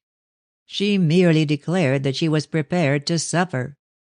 Well," Mr. Cass rose to his feet, "I don't think there is anything more to be said, Heron." "But how are we to continue the search?" Leave it in my hands for the moment. I will see Mrs. Jenner, and between the two of us, seeing we knew Jenner better than anyone else, we may find out who it was he intended to blackmail. If that should fail, I really don't know what to suggest." "Well, I will wait till you have seen her," Geoffrey said, and went off to bed. He rose early and was out walking up and down the terrace before breakfast. Ruth was not down, but he could see Jenny Braun playing with little George Chisel and Ethel. Mildred was not visible, but in a few minutes he found her seated in a disconsolate attitude on the steps. "What is the matter?" he asked, for he was fond of children. "It's Aunt Ruth," said the child tearfully. "She won't give me back my doll's brooch." "Oh, I'll ask her to give it back. What is it like?" He asked the question carelessly, little dreaming of what the answer would be, nor guessing the consequences which would ensue. "It's a gold brooch with a horse on it. A dear little horse." Even then it did not enter his mind that the brooch referred to had any connection with the links of which he had spoken to his host the night before. "How big was it?" he asked. "If Aunt Ruth won't give it back, I'll try and get you one like it." "Oh, I think grandfather will give me another," Mildred said hopefully. "He gave me this. It is this size." She drew a small oval in the dust with her finger. "And that shape, with a horse on it in pretty colors, and a little thing on the back to put a thread through so that my doll can wear it. It is so pretty." Heron felt as if he had received a blow. For was not the child describing, with the exception of the design, the broken link he had in his pocket? And she had got it from her grandfather. Without a word he took the link out of his pocket and showed it to the child. She pounced on it with a scream of delight. "Why, that's my brooch," she cried. And then on a nearer view, "No, it isn't. Here's a nasty bottle. Mine had a horse on it." The young man remembered the description given by Mr. Cass of the links known as the 4 Vices, and he could no longer refuse to believe that it was he who had given Mildred the link which matched the one now in her hands. And that link had been found under the window of the very room in which the crime had been committed. Could it be possible? "No, no," cried Geoffrey, staggering back, his ruddy face pale. "It cannot be." "What is the matter, Mr. Heron? Are you ill?" asked the child, rising. "No, I am not ill, dear. But give me back my brooch." "I don't like it," she said, thrusting it into his hand. "A nasty bottle. Mine with the horse was much nicer. I'll ask grandfather to give me another. Now I'm going to play, Mr. Heron. Do ask Aunt Ruth to give me back my dear little brooch." The prattle of the child worried him terribly. "Yes, yes," he said impatiently. "But run away and play now, dear." And as Mildred scampered off, "Great heavens," he thought. "Can Cass have murdered the man? Impossible. He could have had no motive." He was thankful to be alone, for he felt that in his present state of mind he could speak to no one. Therefore, still thinking of the new discovery he had made, he felt annoyed to see Jenny Braun leave the children and come towards him. He would have escaped her by walking off, but she called to him, and he had, perforce, to remain. She looked anxious and worried. "Mr. Heron, I wish to speak to you particularly," she said. "I am so glad to find you alone. You look ill." "I have had rather a shock, but really I am all right," he said, with an attempt at a smile. "What is it, Miss Braun?" "Well," she said, "it is a somewhat curious story. You know Ruth brought back with her a toy horse which she put into a drawer in her bedroom. She gave the children permission to open the drawer, and there they found the horse. George took possession of it and hid it away. Well, he produced the animal the other day, pulled it out of its hiding place, and proceeded to cut it open to see what was the matter with it, he said. I was in the room and watched him without paying much attention. If I had had my wits about me, I should have recognized Ruth's horse and would not have allowed him to touch it. But, however, he did so, and pulled out all the stuffing. I saw that he was making a mess on the carpet and went to stop him. Then I found among the stuffing a paper with your name on it. I waited for an opportunity of giving it to you, and here it is." And Jenny put into his hand a bill of exchange, old, discolored, and crumpled. Hardly knowing what he was doing, Heron glanced at the document and saw that his father's signature, Geoffrey Heron, was written across the bill, while the signature at the foot was that of Frank Marshall. Chapters 17 and 18. Chapter 17. Heron follows the trail. Ruth could not rid herself of a haunting doubt that her father knew more of the Jenner murder than he chose to confess. If he himself had not killed the man in a fit of impetuous rage, and the girl could not bring herself to think this, he knew who had struck the fatal blow. Ruth was certain now that Mrs. Jenner was innocent, notwithstanding the fact that she had been found guilty. This being so, she argued to herself that if her father were aware of the truth, he should at once take steps to remedy the grave miscarriage of justice which had taken place. But as he made no move, Ruth, perplexed and doubtful, became quite ill with suspense. It was no wonder, then, that Geoffrey had found her poor company, and had failed to understand her constant melancholy.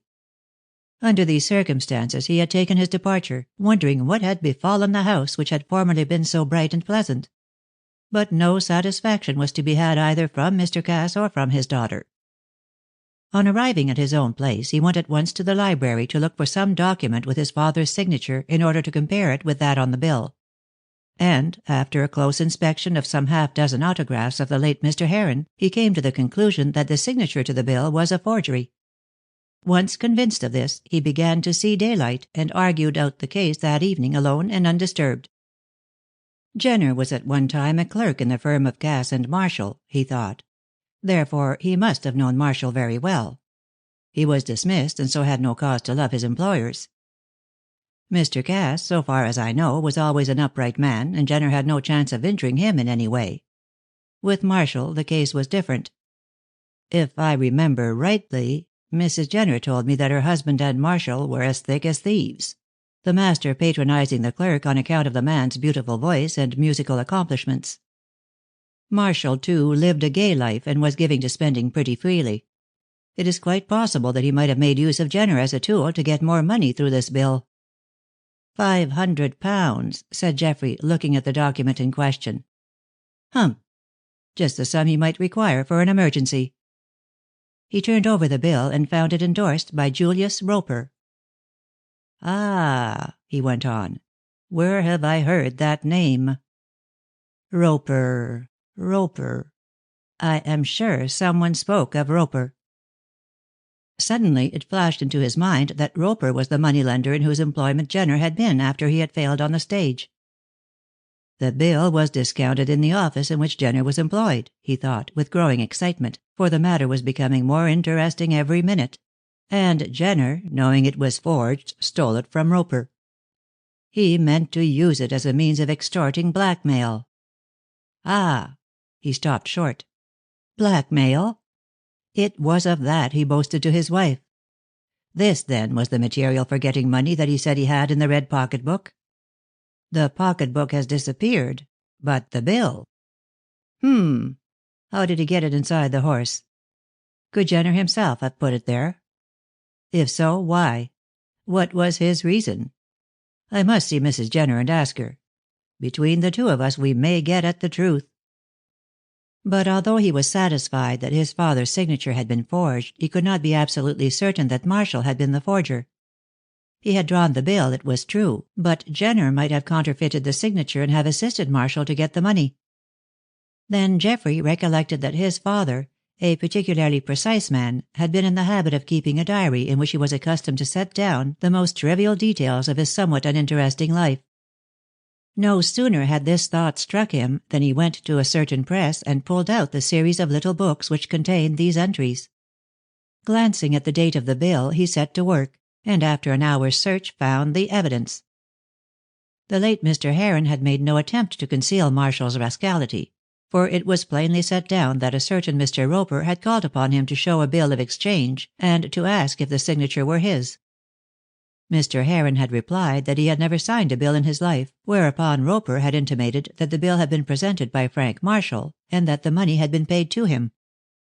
Roper had also expressed his intention of having Marshall arrested, but to this Mr. Heron had objected. Bad as he thought the man, he wanted to avoid any serious trouble, less for Marshall's own sake than for that of Miss Inez Cass, to whom he was engaged, and who was deeply in love with him. Roper had left the house with the avowed intention of making things hot for him, so Mr. Heron had called on Marshall at his house near Hollyoak and told him what had happened. Then Marshall had confessed that, being in want of money, he had forged Mr. Heron's name. But he stated that he was going to pay the money back to Roper very shortly, and he implored Mr. Heron to take no steps against him. It would break Miss Cass's heart, he said, and Mr. Heron, pitying Inez and having a great respect for her brother, had promised to say no more about it, and had agreed to refrain from assisting Roper on condition that the £500 were repaid. This, as a later entry in the diary proved, had been done. After that there was no further mention of the matter. Well, Geoffrey said to himself, as he put away the books, all this is quite plain. It seems that Mr. Frank Marshall is a pretty scoundrel. And there is no doubt that this bill is the blackmailing document referred to by Jenner. Now, I wonder if Marshall murdered him to get possession of it, but if he did, the bill would not have been concealed in the toy horse. No doubt Marshall thought it was in the red pocketbook, and stole that after he had killed him. That was why the pocketbook disappeared. Probably Marshall himself destroyed it. I have gone so far with very good results. Now, before I can proceed further, I must see Mrs. Jenner and Roper. I wonder if that scoundrel is still alive. Next day, Geoffrey paid a visit to the jail where Mrs. Jenner was serving her life sentence. After some difficulty, he was permitted to see the prisoner. Indeed, he might not have procured the interview at all had he not told the governor that he saw a good chance of proving the woman innocent. The governor was a humane man, and, anxious that justice should be done, he stretched a point and allowed Heron to see her with as much privacy as was compatible with prison discipline. As soon as they were alone, Heron related all that he had discovered, and then proceeded to ask his questions. Mrs. Jenner, poor woman, became much excited, and small wonder, seeing that for the first time she saw a chance of regaining her freedom. "But after all it will be to die, Mr. Heron," she said sadly. "I am very ill. Trouble, exposure, and mental worry have been too much for me. The doctor saw me 2 days ago and has ordered my removal to the infirmary." Geoffrey looked at her, and true enough there was death in her face. A few weeks were all of life left to her now. And yet, on hearing Geoffrey's news, the bold spirit flamed up again in her for the last time. "I am sure you are right, Mr. Heron," she said feverishly. "Mr. Marshall is the guilty person. He was always a scamp and a rake. There is no doubt that it was for the purpose of blackmailing him that my husband came down to West Ham on the night he was murdered. In fact, he said as much to me at the Turnpike House. Do you know that he had met Marshall on that very night?" "No, you did not tell me that." "I forgot. Besides, I really did not think it mattered. I did not expect that Mr. Marshall would be brought into the affair. He was always cunning enough to look after himself. At that time he was engaged to marry Miss Cass, and she loved him with the fierceness of a tigress." "Do you mean the present Mrs. Marshall?" "Who else should I mean? She always loved him. He had a strange fascination for women. Why, I don't know, for he was not particularly good-looking or attractive. But Miss Inez loved him, and it was within 2 months of the murder that they were married. I was in prison then, as I am now, and under sentence of death." "Then you think that Marshall killed your husband?" "I do," she said, with a look of hatred in her large blue eyes. "I feel certain of it. Look at the motive he had. He was engaged to marry Miss Inez Cass. She was rich and he needed money. Then again there was some talk of his leaving the firm. I believe myself that Mr. Cass was quite tired of the way he was going on." "I wonder that Mr. Cass, knowing him as he did not forbid the marriage." "What would have been the use? His sister was her own mistress. She had her own money, a large fortune. And she was madly in love with Marshall. She would have done anything for him. She simply grovelled at his feet. Her infatuation was the talk of all West Ham at the time I was starving at the Turnpike House." "Extraordinary," mused Geoffrey.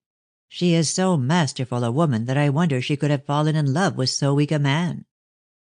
"It is one of those things in which a woman's nature is stronger than her principles," said Mrs. Jenner. "Besides, He was fascinating, and she was no longer a young woman," she added, with a touch of feminine spite. "At any rate, she was delighted when he fell in love with her, and determined not to let him go." "Was he in love with her?" "No. Perhaps I was wrong to put it that way. No doubt he wanted her money. Did he leave the firm?" "Yes, shortly after his marriage." "Ah. Then depend upon it, Mr. Cass got rid of him. He married Miss Cass for her money. He must have been in great straits when he committed that forgery." "Oh, I quite believe it was he who did it. He was wonderfully clever at imitating handwriting. I knew of that accomplishment long before I was married." "How you hate him!" Geoffrey could not help exclaiming. "I am a very good hater," she said quietly, "and I have every reason to hate that man. It was he who got my husband dismissed, and it was certainly he who led him into dissipated ways. For Jenner was not a bad man during the early years of our married life. It was only when he came under Marshall's influence that he took to drink and began to treat me cruelly. Oh, I know what I owe him only too well.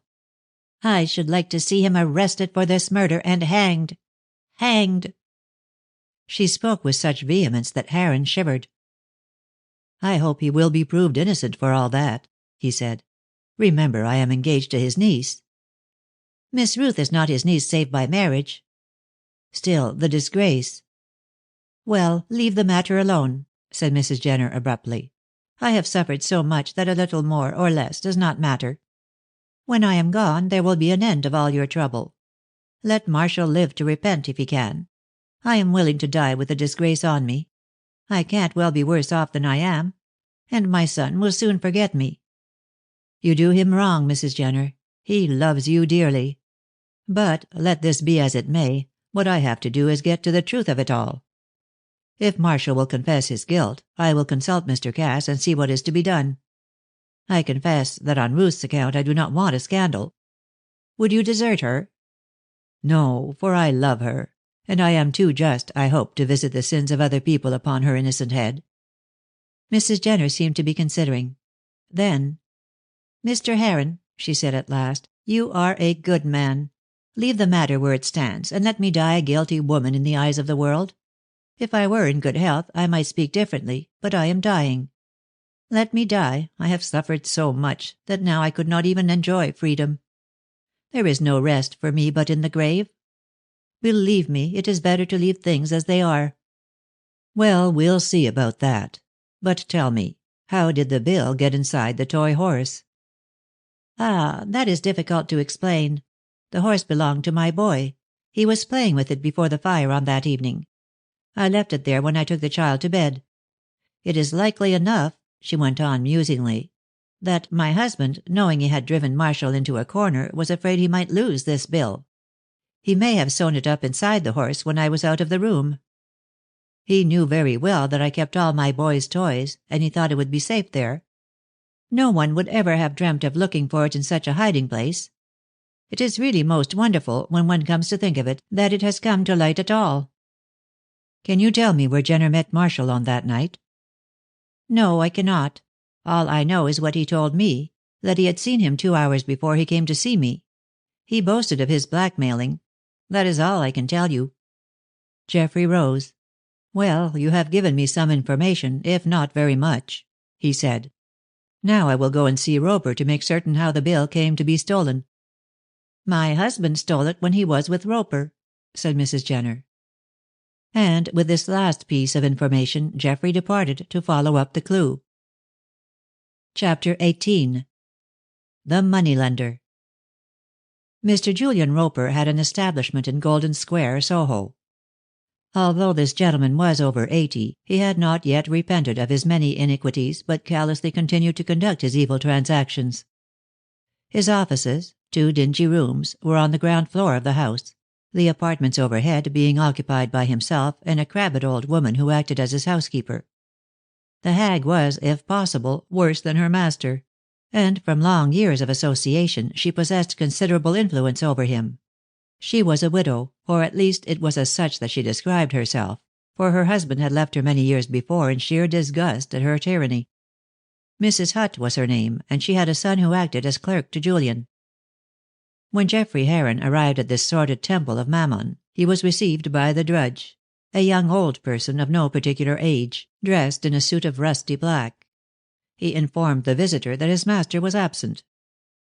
The clerk, who answered to the name of Jerry Hutt, gave Mr. Heron a broken-backed chair and returned to his desk, which was smuggled away into a corner. With a shrug at the poverty of the place and the apparently enfeebled intellect of the person in charge, the young man took a seat and amused himself by taking stock of his surroundings. Jerry took not the slightest notice of Geoffrey after the first greeting. He wrote hard with his tongue thrust into his cheek, giving vent at times to a faint chuckle which was positively uncanny. Coming to the conclusion that he was half-witted, Heron came to regard him in the light in which most people saw him, more as an article of furniture than a man. But in this he, in common with the rest of the visitors to that den, was wrong. For underneath his assumed stupidity, Jerry was as sharp as the proverbial needle. Luckily, Heron had not long to wait. In about a quarter of an hour, Jerry raised his big head and looked out of the window. A shuffling step was heard at the door, and a minute later someone came coughing and grumbling along the narrow passage. "Mr. Roper," chuckled Jerry, pointing towards the inner room. "Go in there." Geoffrey, taking no notice of his brusque manner, passed into the back room. It was better lighted and better furnished than the clerk's den. Still it was sordid enough, and so dirty that the young squire found it necessary to dust with his handkerchief the seat he had chosen. Cleanliness and godliness are both absent from this establishment, thought Mr. Heron. He could hear Roper outside, growling at Jerry, but could catch nothing of their conversation. He guessed that it had to do with himself, for shortly Mr. Roper entered the back room with what was meant to be an amiable smile on his mahogany face. In appearance he was the double of his clerk, as thin, as yellow, and even smaller in stature. "Ah, hey," he said, this being the way in which he was accustomed to begin a conversation. "Mr. Heron, yes, Mr. Geoffrey Heron. Quite so. I knew your father.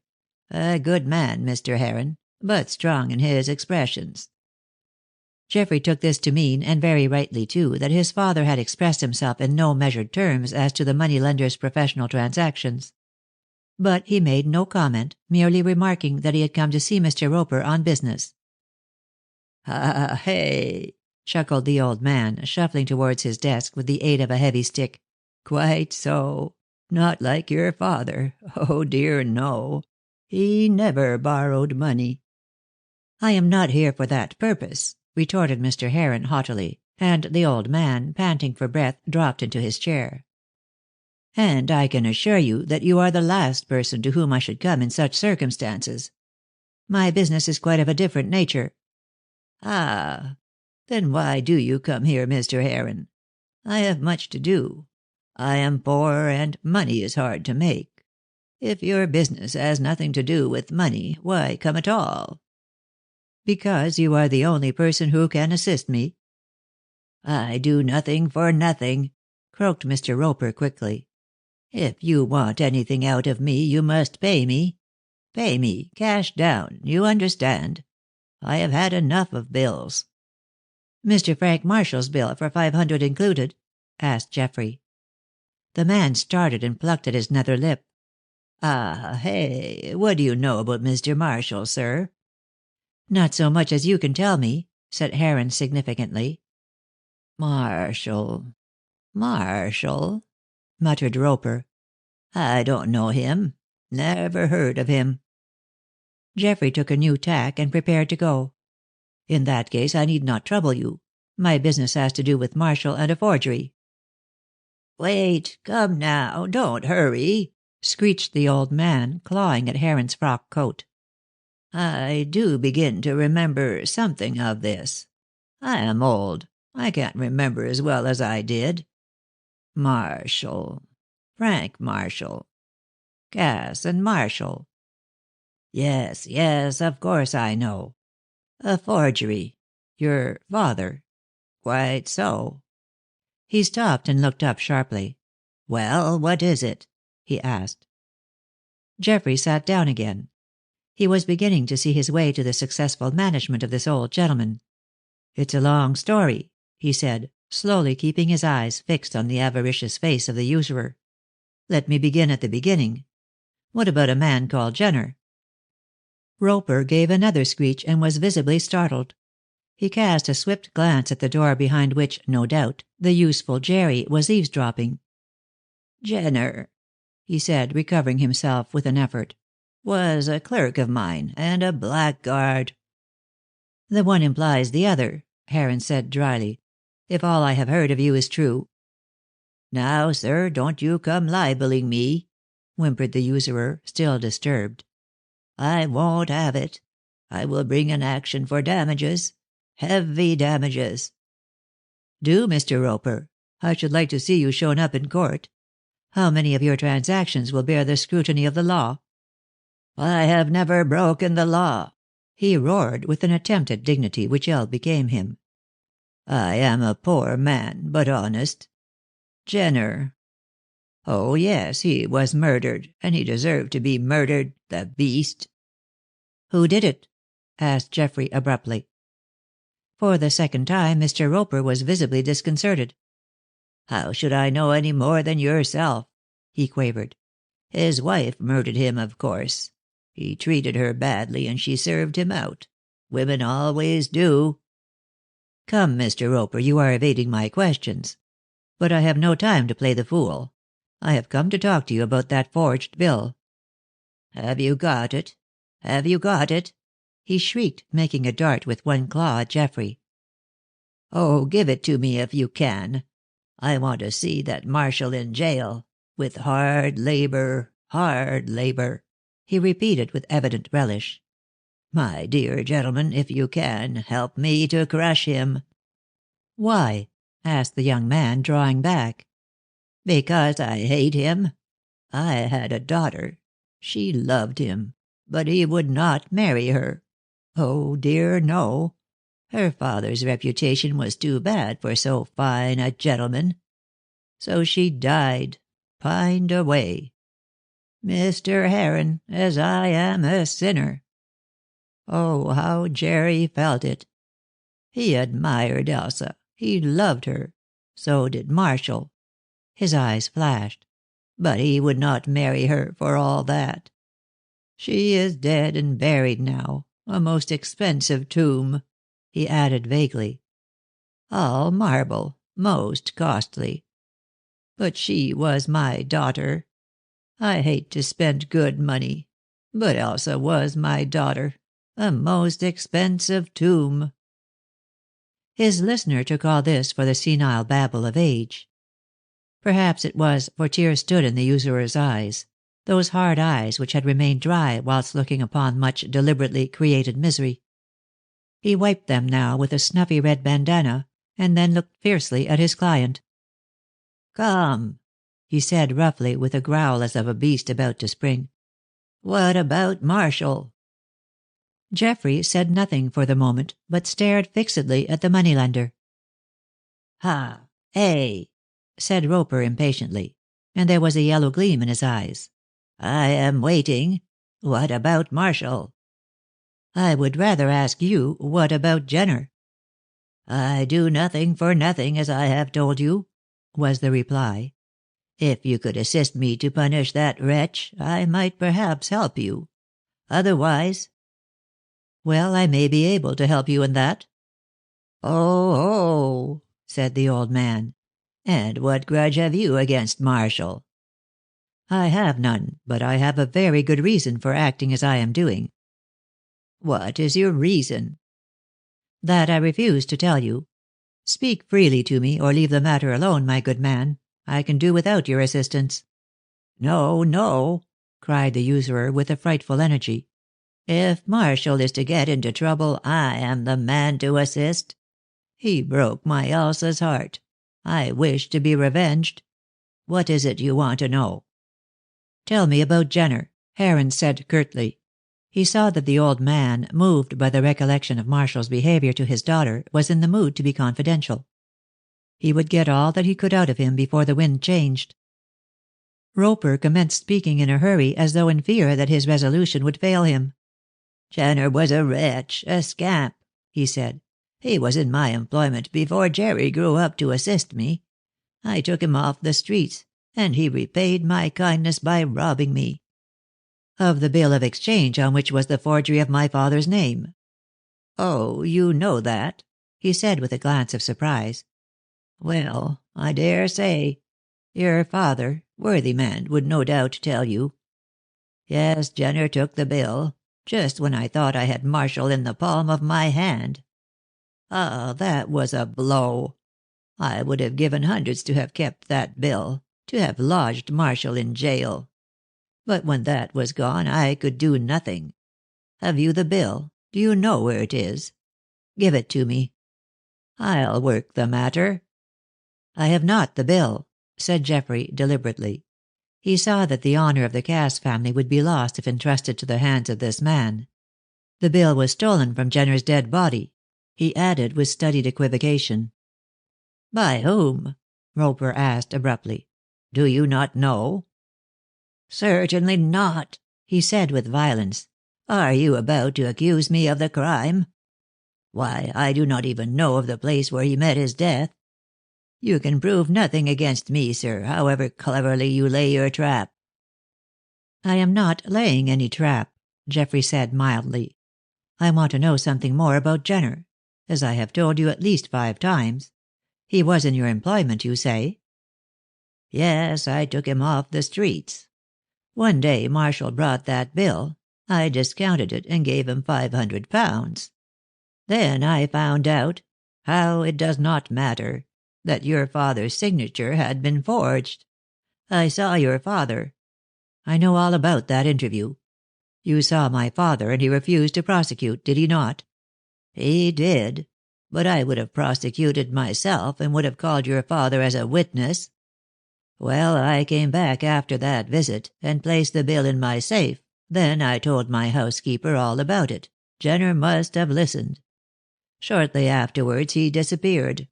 I made a search to see if he had taken anything. Then I found that the bill had gone, that Marshall had escaped me. I managed to set the police on Jenner's track, and he was arrested. I offered not to prosecute if he would give me back the bill, but he refused. Then I prosecuted him for stealing my money, and he got 3 years. When he came out, I believe he went down to the country to see his wife, and she murdered him. What became of the bill I never could discover. He must have destroyed it." "It is possible," said Heron. "I suppose that the bill was valuable to Marshall as well as to you. No doubt he paid Jenner to destroy it." "Or else he murdered Jenner to obtain possession of it," the old man said gloomily. "But no. Mrs. Jenner killed him. I was at the trial. I heard all the evidence. Nothing could have been clearer or fairer. She killed her husband. Now, I wonder if she could have taken possession of that bill. No, I don't think so. It would have been found on her when she was arrested. I believe Marshall must have bribed Jenner to destroy it. More's the pity. I'll never get at him now, the beast." Geoffrey rose to go. "Well," he said, "I have learned something. But I hardly know if it will be of much assistance to me." "What are you going to do?" asked Roper. "Satisfy my conscience. Listen, Mr. Roper. In my father's diary I found a full account of your visit and the truth about the forgery. I was anxious to know all, therefore I came to you. Now I am satisfied. So far as I am concerned, the matter shall rest where it is." "Then you won't help me to crush Marshall? Will nothing deliver him into my hands?" he muttered. "I'll make a last effort. He must be punished for Elsa's sake." Chapters 19 and 20. Chapter 19. Job becomes civilized. Again and again did Miss Cass wish that she could tell Jenny Braun the story of the broken link and her position with regard to her father. But she had given her promise and was forced to hold her tongue. On her part, Jenny, always open and honest, felt a trifle embarrassed at the secret understanding with Geoffrey Heron regarding the bill of exchange. It seemed to her too delicate perception to be wrong, for was not the young man her friend's lover? But, like Ruth herself, Jenny had given a promise which could not be broken, and she too had to hold her peace. Under these circumstances, both girls were less open with each other than usual, and on this account did not seek one another, as was formerly the case. Jenny made her teaching serve as an excuse, and Ruth took to wandering about the country in the society of her own sad thoughts. She had promised her father to refrain from further meddling with the Jenner case, but she did not think that this bound her to abstain from visiting the Turnpike House, and she was always finding herself in the neighborhood of that ill-omened building. It held the secret of a crime. Several times Ruth had noticed smoke rising from its chimney. She began to think, from the recurrence of this phenomenon, that some tramp had taken up his abode in the deserted building. Full of nervous apprehension lest the said tramp should find something in the house likely to connect her father with the crime, Ruth had, more than once, made up her mind to see who it was that occupied the hovel. But on each occasion her courage failed her at the last moment. But one day she screwed up her courage and set out to visit the Turnpike House. She would if any other piece of evidence connected with the crime had been discovered, and if so, ascertain who was the finder. As she approached, she could see that although the house still looked dilapidated and disreputable in its green jungle, some attempt had been made to render it fit for human habitation. The windows had been mended, the door repaired, and the roof patched in various places. Ruth walked boldly up the path, now trodden down by the footsteps of the new owner, and, after a glance at the closed door, looked in at the window. This was guiltless of blinds or curtain, and she could see quite plainly what was going on inside. To her surprise, the first person she saw was her Aunt Inez, seated by the fire and talking eagerly to Job, who was astride a chair beside her. The gypsy turned his head rapidly as the shadow of the girl, lengthened by the sun, fell across the floor, and he uttered an exclamation of mingled surprise and vexation. Mrs. Marshall, looking up at that moment, beheld her niece, the very last person she expected or indeed desired to see in that place. Her dark face grew a trifle pale, her black eyes flashed, and she looked downright savage at the intrusion. However, there was nothing left for it now but to make the best of the situation, so before Ruth had time to recover from her astonishment, Aunt Inez had passed quickly to the window and had thrown it wide open. "Goodness, Ruth, why do you come in that silent way to frighten people? Come in, and don't stand staring there like a fool." Ruth struggled to recover from her surprise. "I am astonished to see you here, Aunt Inez," she said when she had found her tongue. "I did not know you were acquainted with Job." "He is a pensioner of mine," Mrs. Marshall said, composedly, preparing to shut the window. "Are you coming in, Ruth? We can walk back together. You know I do not approve of your roaming the country in this uncivilized fashion." "It seems I am only following your example," Ruth said pertly. "I am a married woman." "And Job's patroness," remarked Ruth, who was too much annoyed by her aunt's manner to be careful. Mrs. Marshall flashed at her a look which boded ill for the harmony of their future relations. "Yes, I am looking after the poor man. There is nothing wrong in that, I hope." "On the contrary," said her niece, and went towards the door. It was opened by Job, who during this interview had been most discreetly silent. He winked at the girl, not rudely, but to intimate that he still looked upon her as a Romany sister, and ushered her into the room. Mrs. Marshall had resumed her seat by the fire, and pointed out the other chair to her niece. Job leant up against the table, and regarded the two with a twinkle in his dark eyes. Evidently he anticipated some amusement. "Have you been here before, Ruth?" asked the elder lady, sharply. "Once. I was curious to see the place." "On account of the murder, I suppose," replied Mrs. Marshall with contempt. "Really, Ruth, I do wonder that you should care to concern yourself with such horrors.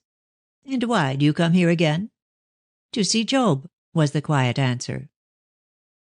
"Me and the lady are pals," put in Job. "Oh, yes, she can patter the black tongue, and she is a real Romany sister." "Perhaps, Ruth, you will explain," said Mrs. Marshall, both puzzled and annoyed. "I think Job has already done so," Ruth said coolly. "I met him here by accident when last I came, and I talked Romany to him. He has taken me as a sister of the gypsy folk. I am a female Boro." "Ruth!" Aunt Inez threw up her hands in horror.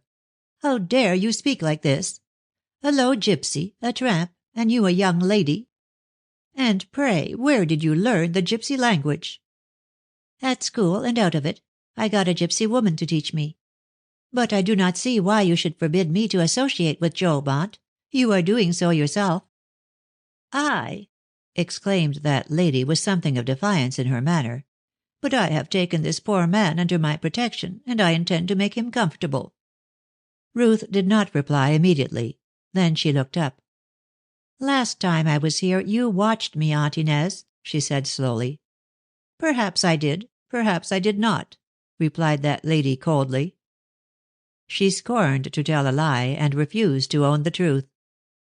"Then you know what I found here, under the window?"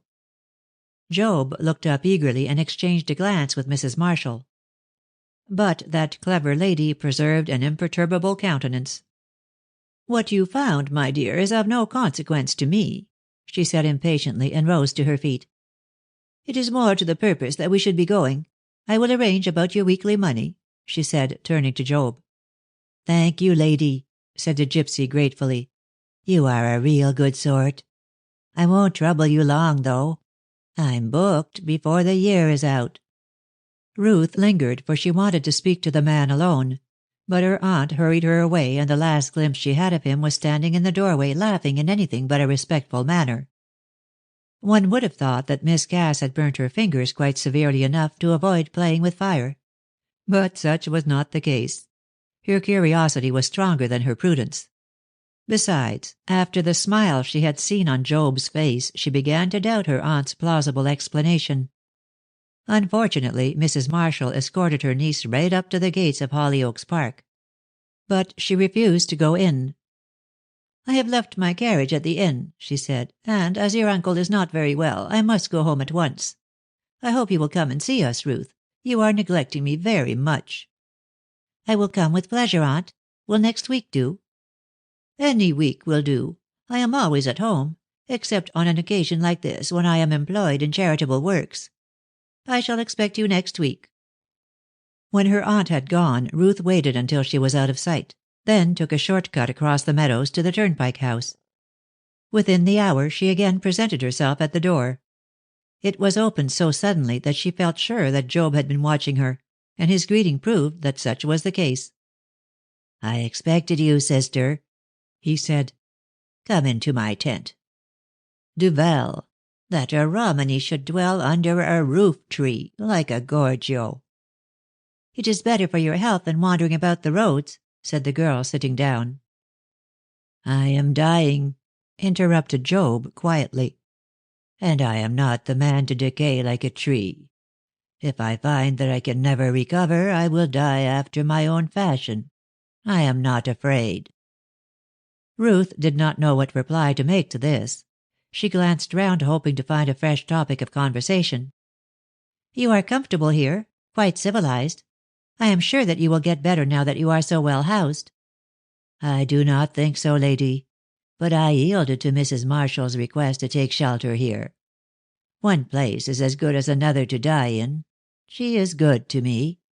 I have this house, and a little money to buy food." "Why is she so kind?" asked Ruth sharply. "Such kindness is not in her nature. Have you done her a good turn?" "Perhaps I have. Maybe I have not," Job said coolly. "See here, sister, I knew you would come back to ask questions. I saw it in your eye. But I know when to keep my mouth shut." "You do, when it pays you. Well, I have no wish to pry into your secrets, Job. Keep your own counsel." "I intend to," replied the man. "And it is a good thing for your family that I do." "What do you mean?" "Nothing that I can tell you." "Job," Ruth looked at him sharply, "are you hinting at any disgrace?" "No. What disgrace could befall so noble a family? I hold my tongue." "Because you are paid for it," retorted Ruth. Already her wits were at work, trying to search out the reason for all this. She scented a mystery, and began vaguely to connect it with the Jenner case. Half in jest, half in earnest, she asked a leading question. "Do you know anything of this murder? No, Duvel, I should think not. It was before my time. Yet I wonder you are not afraid to sleep in this room. It was here that the body was found." Job laughed, and stared at the stains on the floor near the window. "Yes, it was here," he said. "But I know nothing." "You know what I found last time I came to this place," she said, recalling the glance exchanged between her aunt and the gypsy. "Perhaps," replied Job, then he began to laugh. "Oh, you are a rare one, lady, you are," he said. "You would rob me of my new tent by asking me to speak about what does not concern you." "Ah, then you have something to conceal." "Perhaps," said Job again. "But you may as well stop, sister.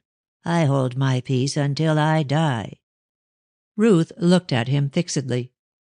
By this time she felt quite sure that the secret which procured for Job food and fire and roof tree was connected with the murder. "What you know has nothing to do with Mr. Cass, with my father?" she asked in a low voice. "No, no, on my soul it has not," he said earnestly. "Why do you think so, sister?" "Has it anything to do with the murder?" "I cannot tell you." "You need not, for I can see the truth in your face. Tell me this, do you know what I found under that window?" He looked at her. "Yes, I know," he said softly, and refused to speak another word. Chapter 20. What Mr. Cass had to say.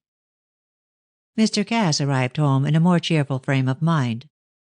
His business, whatever it was, had evidently prospered, and the look of anxiety which his face had worn had given place to his usual imperturbable smile. He was relieved, too, to hear that Amy had gone. Altogether, when the dinner hour arrived, Ruth found that he was pleased as ever to be alone with her. "By the way, my dear," he said, after the dessert was placed on the table, and they had had some desultory chat, "we are about to have a visitor." "Geoffrey?" asked Ruth eagerly. She was longing to see her lover again. "No, Neil Webster. I have been to Bognor to see him. He is much better, poor fellow, though still far from well. However, he is coming down here, where he will be surrounded with more comfort than Mrs. Jent can provide. Before long I hope he will be quite restored to health." "I am glad he is coming, papa." She hesitated, and then continued in a low voice. "Are you going to assist him?"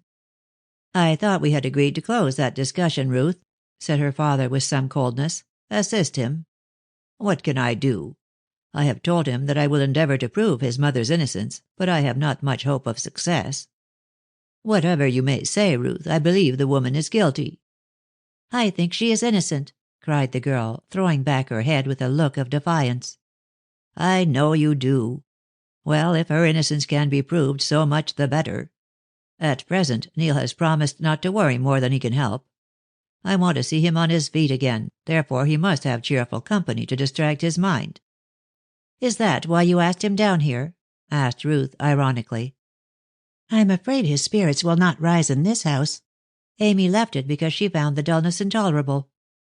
"Amy is a frivolous butterfly, my dear. I hope you have more sense. You must do your best to amuse Neil, and above all you must say nothing to him about this case. It is becoming a sort of monomania with him, and his thoughts must be kept off it." "In that case I shall get Jenny to amuse him," replied Ruth, "for I find it difficult not to become a monomaniac on the subject myself. Besides, I want her to marry him." Mr. Cass stroked his chin, and did not appear to look unfavorably on this proposal. "Neil might do worse," he said, after a pause. "Jenny is a good little creature, and will make him a very adaptable wife. You would never have suited yourself to the boy. Geoffrey Heron is more in your way, Ruth. He will be at once your husband and your master." "So long as he is not a domestic tyrant, I do not care. I am very, very fond of Geoffrey, now that I have got over my foolish feeling for Neil. I do wish Geoffrey would come to see me oftener." At that moment, as if in answer to her words, a servant appeared with a card, which he presented to his master. "Queer!" exclaimed Mr. Cass, glancing at it through his eyeglass. "Here is the very man you want." "Geoffrey!" she cried joyfully. "Yes. I wonder why he did not send me notice of his coming. He wants to see me on business." "Business," he repeated with a frown. "Humph. I hope he has found no new mare's nest with your assistance." "I have meddled no more with the case, papa, if that is what you mean," said Miss Cass. "But where is he?" "In the library. I will see him first. You can talk to him afterwards." "Ask him to stay, papa," said Ruth, following her father to the door of the dining room. "Of course he can stay if he likes," Mr. Cass said, looking at his daughter as if he were about to make some remark. However, he thought better of it, and hurried out. Ruth guessed that it had been on his mind to say something about the unhappy affair in which they were all interested. She was irritated at not being admitted into his confidence, for her nerves were worn thin with the constant strain. However, he had been quite determined to see Geoffrey alone, and all she could do was to possess herself in patience until such time as the conversation should have ended. Meanwhile, the two men were sitting opposite one another in Mr. Cass's room. Geoffrey refused to have any dinner. He had dined before leaving home, he said, but he did not decline a cigar and a glass of good port. Mr. Cass was at once convinced, from the expression of tragic gravity on the young man's face, that he had something serious to say, and he concluded that it had to do with the Jenner case. But he was not going to commit himself by introducing the subject lest he might appear too eager. He talked lightly on desultory matters, and waited for Heron to begin. "Mr. Cass," he said at last, "I have come to renew our former conversation." "Oh, the Jenner murder, I suppose," Mr. Cass said lightly. "I thought as much. But I did not know that you intended to pursue the matter." "Nor did I of my own free will," replied Geoffrey coolly. "But circumstances have thrust upon me fresh discoveries, and I want your assistance." Mr. Cass looked up sharply, and replied with studied carelessness, "Of course I will do my best to help you, my dear fellow. But really I do not see how I can." "You will soon see when I have told you of my discovery," was the grim answer. "About those links, you know." The merchant started and changed color. "Ah," he said. "Ruth told you." "Some time ago. But what she did not tell me, and what you did not reveal, Mr. Cass, was that you were the owner of those links." "How can you be certain on that point?" asked Mr. Cass, calmly. "What have you found out to make you think that they, at any rate the broken one Ruth got under the window of the Turnpike House, have anything to do with me?" "I will tell you," he said, leaning forward and looking very directly at his host. "You gave a portion of one of those links to your granddaughter Mildred for her doll. I found the child crying because Ruth had taken what she called a brooch from her. At first I did not connect it with the one Ruth had found, but when she described it I guessed that it was part of the set. To make certain, I showed her the one her aunt had picked up, and she recognized it at once as the double of her brooch, with the difference in the design, of course. You did not tell me of this, Mr. Cass." "Why should I have told you?" Mr. Cass's tone was slightly defiant. "I did give such a link to Mildred, and it was one of a set." "Have you the set?" asked Heron. "Forgive my asking you, but I have a good reason for doing so." "I know what your reason is," replied the merchant, raising his voice, "but you are wrong. I did not drop that link at the Turnpike House. I did not murder Jenner." "Nothing was further from my mind," protested the young man. "You jumped to conclusions. My meaning was quite different." The expression on Mr. Cass's face was one of half relief, half of uneasiness. "What do you mean, then?" he demanded. "I have a right to know." "You shall know. It was in order to tell you that I came over this evening. But first, have you the remaining links?" Mr. Cass crossed the room to an old-fashioned desk which stood in a corner, and began to search. In 5 minutes he returned to his seat by the fire, bringing with him an oval enameled with a pack of cards. "That is all I have," he said. "Mildred has the one with the horse on it. You have the other with the champagne bottle." "And the ballet girl, where is that one?" Mr. Cass was silent, and shifted uneasily in his chair. "That I cannot tell you until I know more clearly what you have discovered." "You shall know all. It may save a certain person from a relentless enemy. Yes, you may look, Mr. Cass. I tell you there is one man who hates another with all the intensity of his soul, and will only too willingly do him an injury." Mr. Cass began to grow angry at this mysterious description. "One man, another man?" he repeated. "What do you mean? Who is the enemy?" "Julian Roper." "And who is he?" Heron looked at him in astonishment. If faces were to be read, his host knew nothing of this man. "I am surprised that you do not know who Roper is," he said slowly. "Why should I? I never even heard his name that I can recollect. If he has any grudge against me, I cannot understand the reason, seeing as I have said that he is unknown to me." "I did not say that he had a grudge against you." "No, but you hinted as much. After all, I suppose I am the man who is so well hated. At least, I can take your speech in no other way." "I don't mean you at all. I allude to Marshall, your brother-in-law." "Marshall?" Mr. Cass sprang to his feet, and his face turned positively gray. This time Geoffrey had no reason to complain of indifference. It was plain that his host feared the revelation about to be made against his sister's husband. "I don't quite understand," he said. "What has Marshall—" "I think you understand very well, Mr. Cass. And I can only wish that during our last conversation you had spoken out. If you want the truth in plain words, I say that Frank Marshall murdered Jenner at the Turnpike House to recover a bill of exchange on which he had forged my father's name." "Stop, stop!" cried Mr. Cass, dropping back to his seat.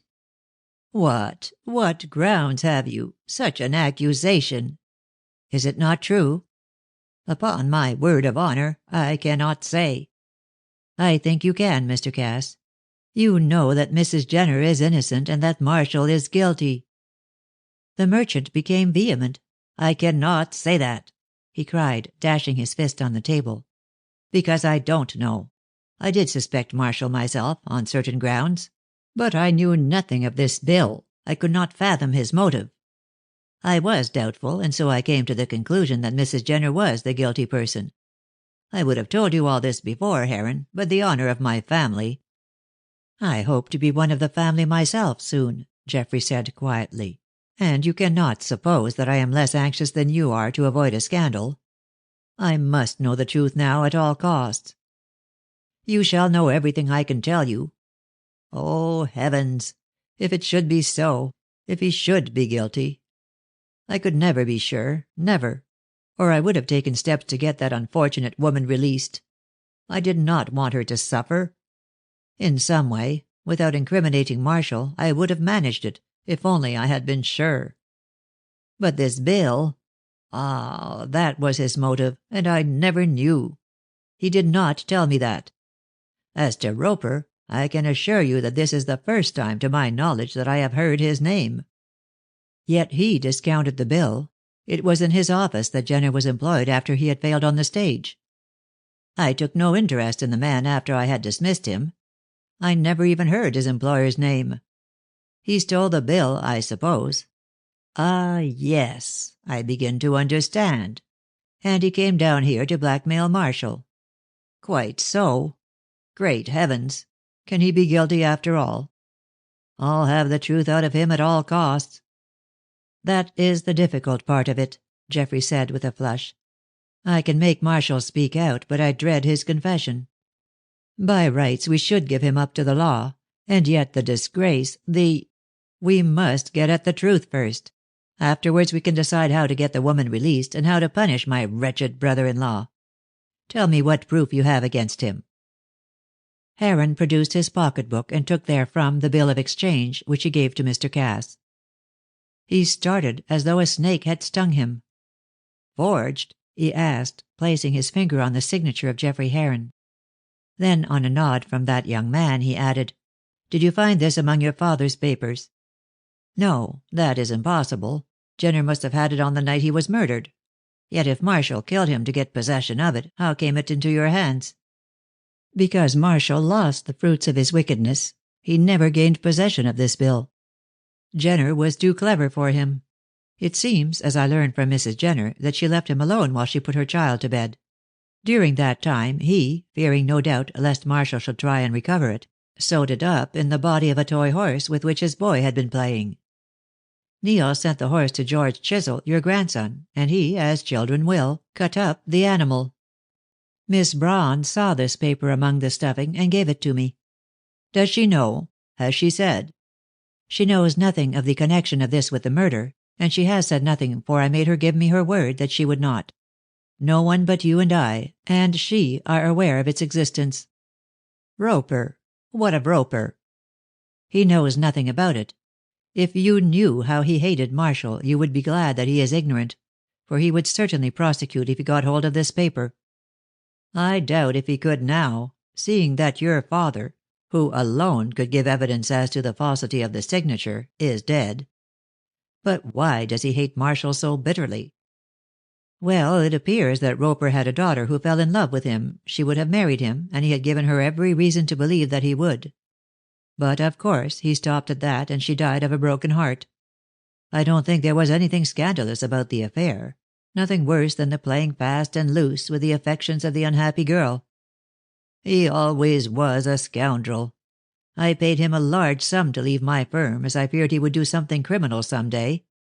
Then he married my sister. I begged her to give him up, but she was headstrong and insisted. Great heavens!" he cried. "And he married her very shortly after he had committed this crime. Yet I doubt very much if he would have had the courage to kill Jenner." "Will you tell me what led you to suspect him?" "In the first place, from the circumstances of his return on that night. In the second, these links." "How is that? I should like to know all from the beginning." "Well, Marshall was staying here on the night of the crime. He looked out of sorts, but he made some excuse. I forget what. After dinner he said he was going out for a walk. It was wet and misty, and I tried to dissuade him. My sister had gone to bed with a headache. I was alone, and although I never liked him, I wanted to talk to him. But he insisted upon going. About 9 he returned, knocked at the library window, that French window over there, and I let him in, torn and muddy and wild with fear. He said that he had been set upon by robbers, footpads. The next morning I heard of the murder, and I spoke to him about it, but he swore that he had not seen Jenner." "Tell me about the links. Are they yours?" "Yes. I bought them many years ago, when I was young and vain.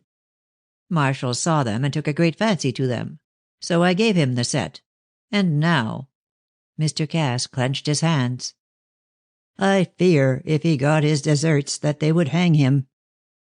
And, quite overcome, he bowed his head on the table.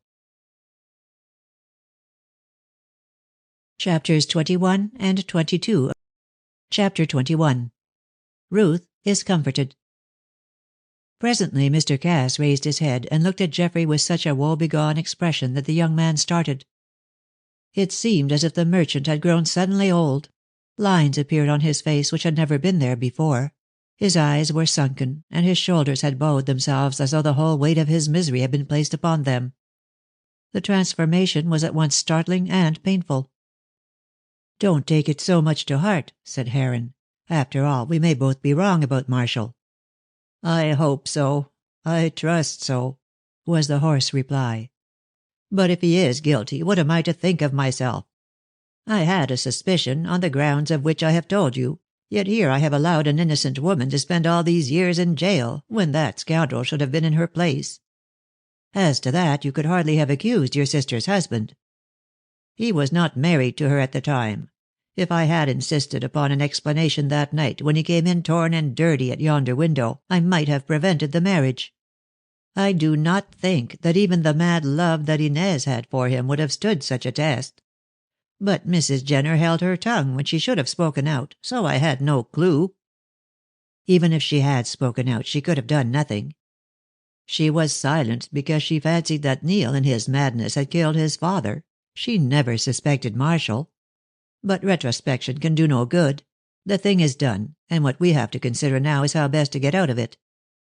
If Marshall is guilty, he must give us a written confession and leave the country, without our connivance. What purpose would it serve to have him suffer at this stage? Besides, from all I have heard from Mrs. Jenner, her scamp of a husband quite deserved his fate. Marshall's confession would set her free." "At the cost of publicity?" burst out Mr. Cass. "How? 3 asterisks. Disgrace, Heron. Think of my sister, of Ruth, of Amy, my married daughter. It would mean ruin to them all. And you, how could you marry into such a family?" "Oh, as to that, I am not afraid to face the world. I should be a mean hound if I were to visit Marshall's sins on Ruth. Whatever happens, you may be certain that Ruth will be my wife, and that she will receive from me all the love and affection due to so charming and honest a girl." "Thank you, Heron." He grasped the young man's hand.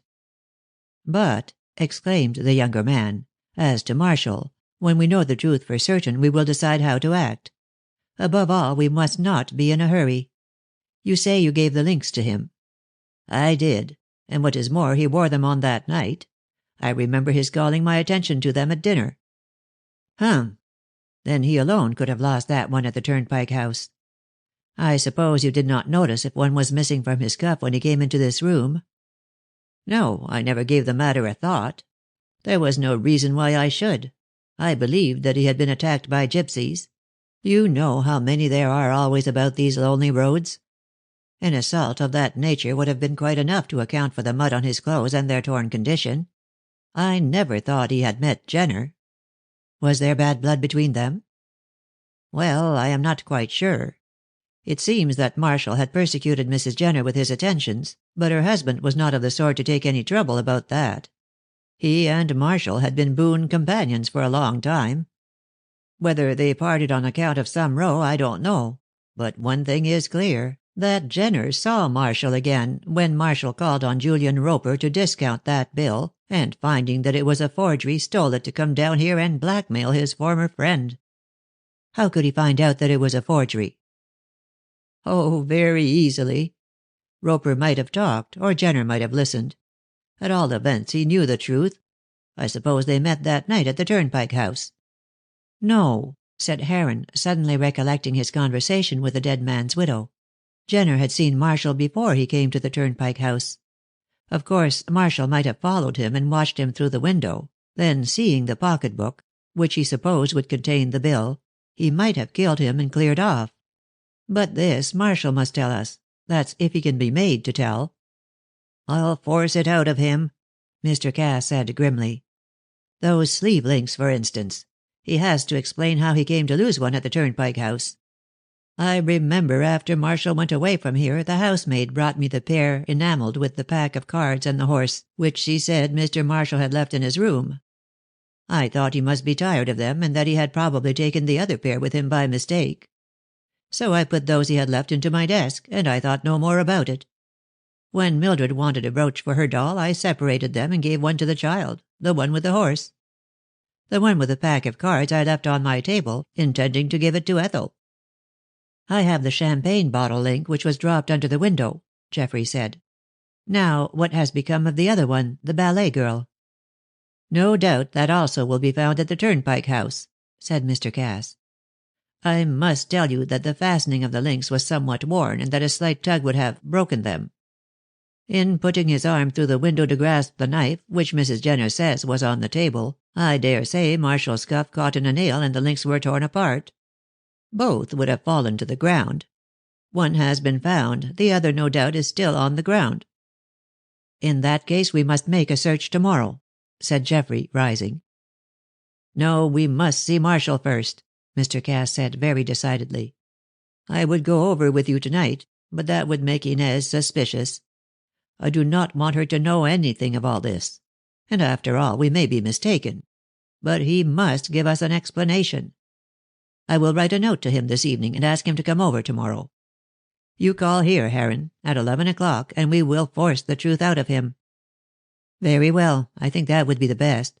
I hope he will be able to exculpate himself. If Mrs. Marshall should get to know—" "She would fight for her husband tooth and nail. You don't know what a tigress my sister is when she is roused. The Spanish blood, I suppose. By the way," he went on, looking at Heron with a faint smile, "I am half Spanish too, and no doubt I am credited with a fiery temper. Confess now, Heron, you thought from my silence that I had killed this man?" Geoffrey nodded with some embarrassment. "I did," he said frankly. "But can you blame me? Appearances were against you." Mr. Cass shrugged his shoulders. "No, I don't blame you," he said. but you might have given me the benefit of the doubt. Appearances are against Marshall, too. Well, we shall see if he is as wrongly suspected as I was. Are you going now? It is early. I should like to see Ruth for a few minutes. Well, she will be quite as glad to see you. She is dull, poor girl, and the horror of this thing, so much as she knows of it at least, has got on her nerves. Go and see her, and come here at 11 tomorrow. Of course, you will tell her nothing. Certainly not. Good night. By the way, I forgot to tell you that Webster is coming down next week. He is much better, and I think the change will do him good. Huh. Will you tell him of this discovery? I don't know. What do you think? I should say nothing until we are quite certain. Let us hold our own counsel for the honor of the family. I think you are right, said Mr. Cass with a sigh. Heaven grant for the happiness of us all that we are wrong in our suspicions. Now go, my dear boy, and leave me to think the matter over. Ruth is waiting for you. Heron found Ruth in the winter garden and in tears. She told him she was the most miserable girl in the world, and that nobody cared for her, which last statement Mr. Heron was not inclined to hear without venturing to put forward his own claims. My darling girl, how can you say so? He asked, pressing her closely in his arms. I love you more than all the world. Every man says that when he can think of nothing else to say, replied Ruth, who was much too disturbed to be wholly just. And if you really loved me, you wouldn't have neglected me so. My dear, I was busy. You know what took up my time. Yes, I know, and I wish I didn't know. This horrid business has troubled me morn and night. I wonder my hair hasn't turned gray. Nonsense, cried Geoffrey. It is as black as ever. Black as the outlook of our lives. Heron could not help a smile at this grandiloquent speech. It was so unlike Ruth to indulge in what the Americans call tall talk.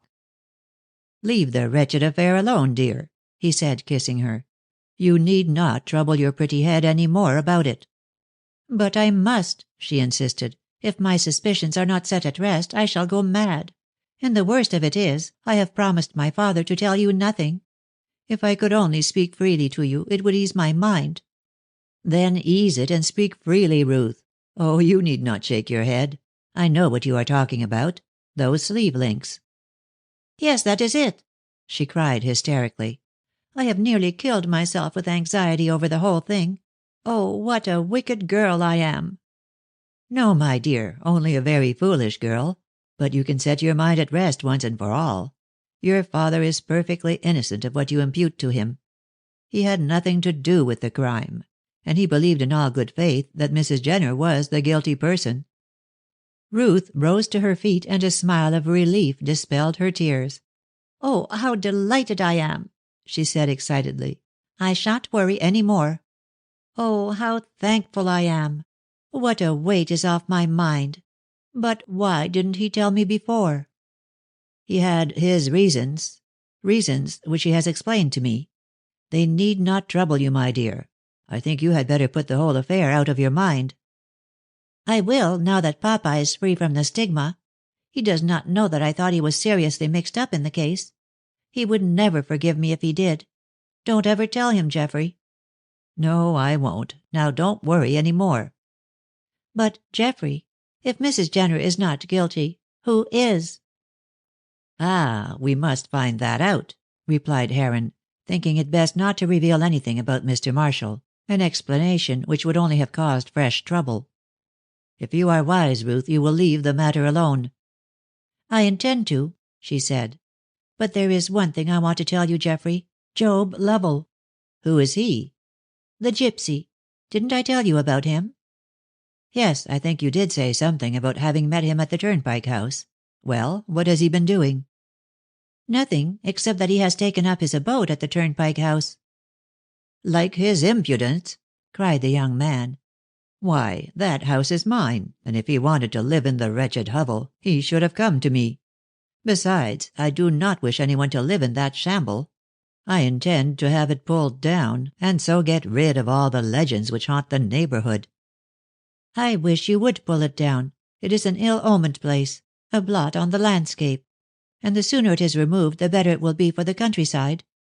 The people round here think it is haunted, you know, and that keeps up the memory of the murder, If the house were pulled down, there would be an end of it all. And the sooner the better. But I do not know what Aunt Inez will say." "Mrs. Marshall?" cried Geoffrey, looking at her sharply. "What has she got to do with it?"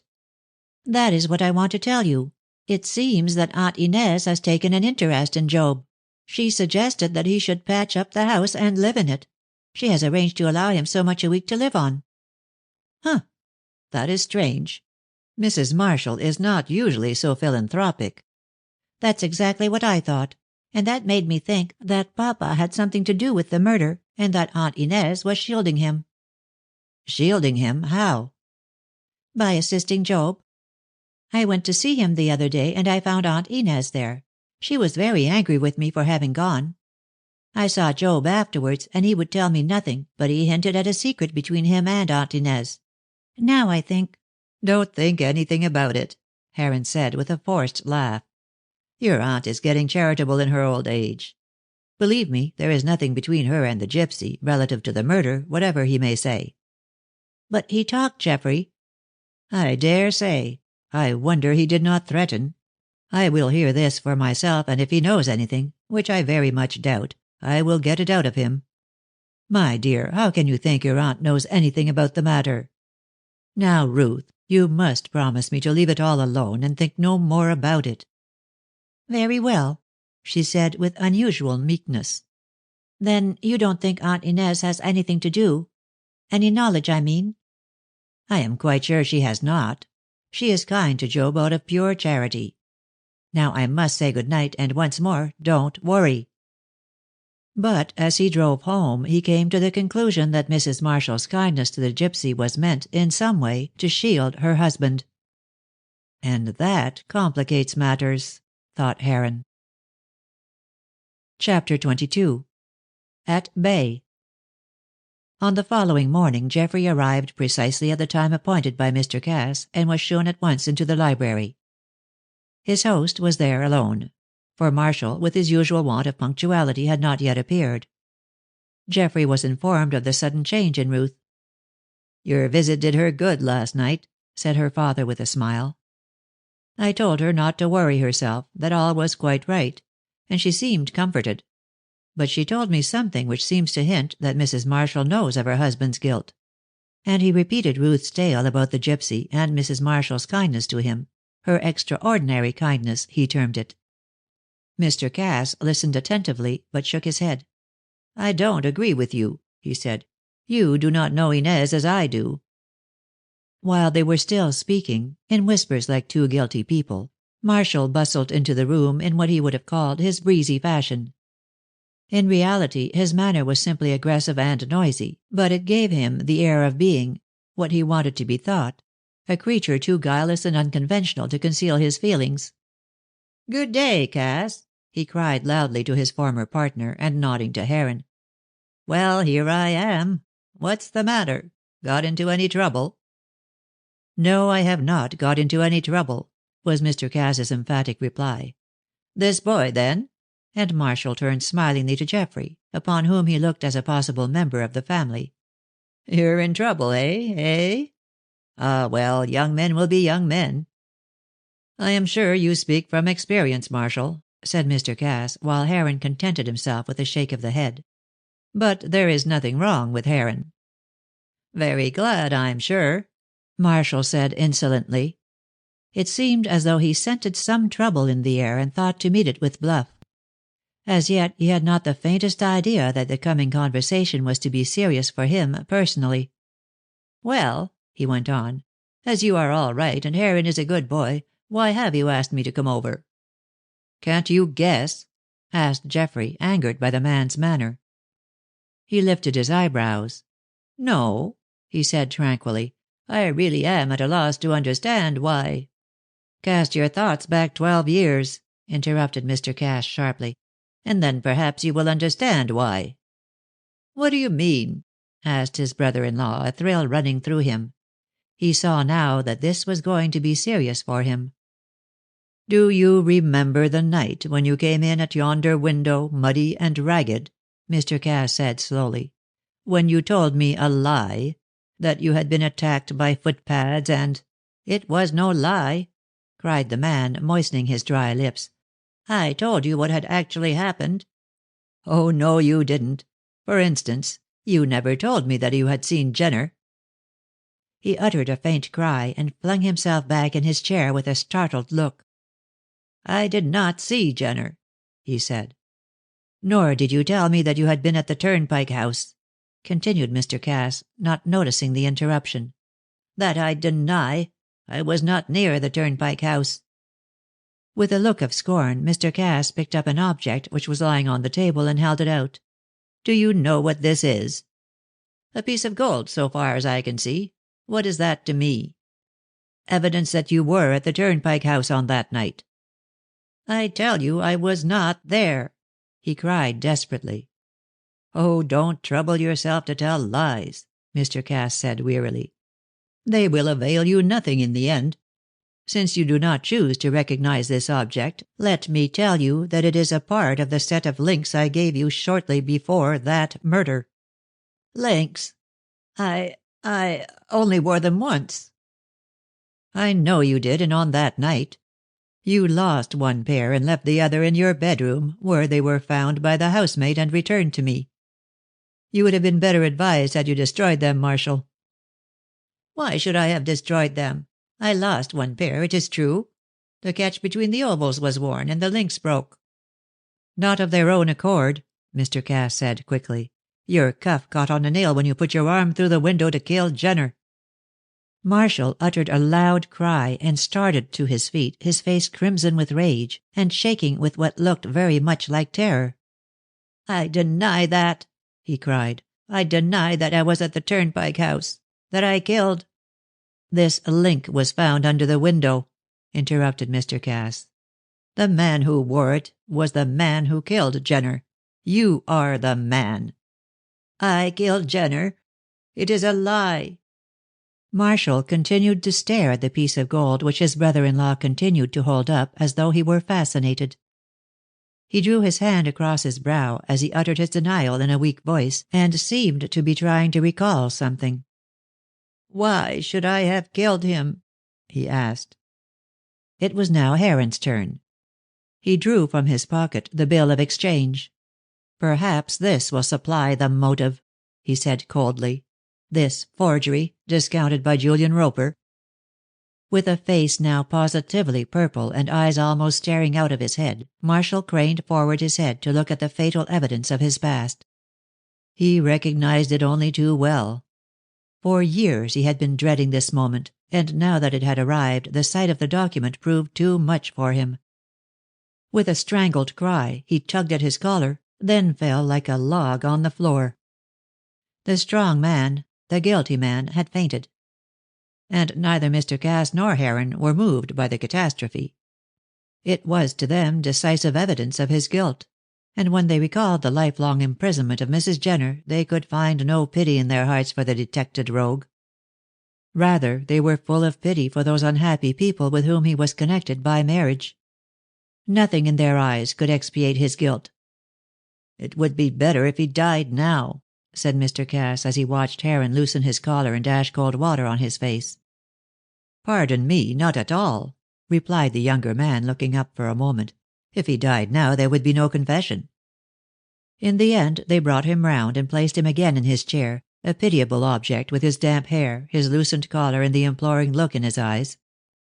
The most meritorious of men could not have looked dignified under such circumstances, much less Frank Marshall, who was, so to speak, in the dock before two prejudiced judges. "I suppose you are going to give me up?" he said. "On the contrary, we want to get you out of this trouble, for the sake of the family," said Mr. Cass coldly. "Though by rights you should hang."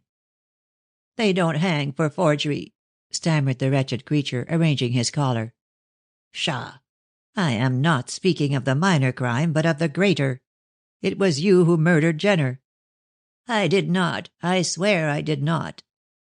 "You did. I am convinced of it. He came down here with that bill in order to blackmail you, and you killed him." He made no attempt to assert his dignity. "You can kick a man when he is down if you like," he said in a quavering voice, "even though he is your sister's husband. but you have no right to accuse him of a crime he did not commit.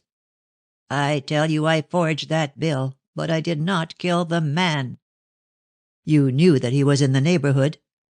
"No, I was as much astonished as you could have been when I heard of his death." "If you are innocent," it was Heron who spoke, "how did it happen that a part of the links you were wearing were found under the window of the house? You must have dropped it there." "I did not." He seemed to be reflecting. "If you want to know the truth, the pair of links was torn from me by the footpads who attacked me. I dare say they killed him." "Rubbish!" cried Mr. Cass, looking at him with disgust. "Why do you tell such lies? You met Jenner on that night, although you denied it when I questioned you." "I was afraid of being implicated in the murder. I knew if you had the slightest suspicion of me you would have stopped my marriage with Inez, and I loved her."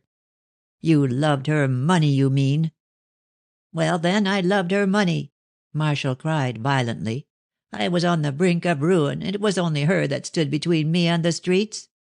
I had to pay Roper the £500. He could not have prosecuted as the bill was missing, but he could have talked, and he would have talked, had I not paid him the full sum. It was only when I had possession of the money, my wife's money, that I was able to shut his mouth. I knew before then that the bill was lost." "Because Jenner had shown it to you on that night?" Marshall turned away sullenly, but still under compulsion answered. "Yes, he did. I had received a letter from him saying that he was coming here with the bill and would sell it to me. He asked me to meet him at the Waggoner's Pond, half a mile from the Turnpike House, where his wife was staying. As I had no money and was in his power absolutely, for by showing the bill to you, Cass, he would have had my marriage with your sister broken off, I was forced to meet him, and I did meet him at 7 o'clock." "Oh, so you did go out that night to meet him?" "I did," he said defiantly. "I dare not tell you, for you have always had so many absurd prejudices. So I told you I was going for a walk, and stole out to meet Jenner at the Waggoner's Pond. I said that if he would wait till I was married and could handle money I would buy the bill. So, finding that unless I made your sister my wife I should never have a penny, he consented." "Oh," said Mr. Cass, "he consented to go without his pound of flesh? A man like Jenner, bloodsucker and thief?" "He had to choose between exposing me and getting nothing, or waiting and being paid," said Marshall vehemently. "Besides, he knew that Roper was after him because he had stolen the bill, and that if he made a fuss, whatever row I might get into, he would be in trouble himself. So he agreed to wait until I had married Inez, and then to accept £1,000. Meanwhile he kept the bill and promised to hold his tongue about it. He said he was going to see his wife at the Turnpike House, and that he would get money from her which would enable him to lie low for a time while Roper was searching for him. It was arranged that when I was married and had paid him the £1,000 he should go to America. I agreed to all this, I could do nothing else, and then we parted." "Is that the truth?" Heron asked skeptically. "Yes, it is.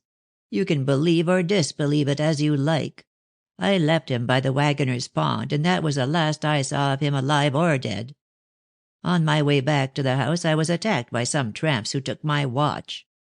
They wrenched my links off, that is one pair, the missing pair, and were about to take the other when they heard someone coming and made off. I returned here and told Cass as little as I could, in case he might see fit to stop my marriage with his sister." "I wish to heaven I had stopped it," Mr. Cass said fiercely. "I don't believe a word you say." Chapters 23 and 24. Chapter 23. Still in doubt. Marshall, seeing that the two men were silent, began to recover his self-command. "I see you don't believe me. Perhaps there is no reason why you should. But I swear I do not know who killed Jenner. If I had known I should have got that bill out of him." "Oh," said Geoffrey, "and you would have condoned his sins so long as he gave you back the evidence of your own?" "I would. Every man for himself in this world. I would have told him, whosoever he was, that if he did not give me back the bill I would denounce him to the police. But I have not the least idea who the guilty person is. He wiped his face. "And all these years I have lived in misery, fearing daily and hourly that the bill would turn up. I knew Roper would not spare me if he got possession of it." "No wonder," remarked Heron, "seeing how badly you treated his daughter Elsa." The culprit had the grace to blush. "Elsa Roper was never a penny the worse by me," he said. "When I used to go to her father's office to procure money she chose to fall in love with me. I made capital out of that, as I do out of most things." "Don't be so shameless, man," interposed his brother-in-law sharply. Marshall sickened him with his fluent villainy.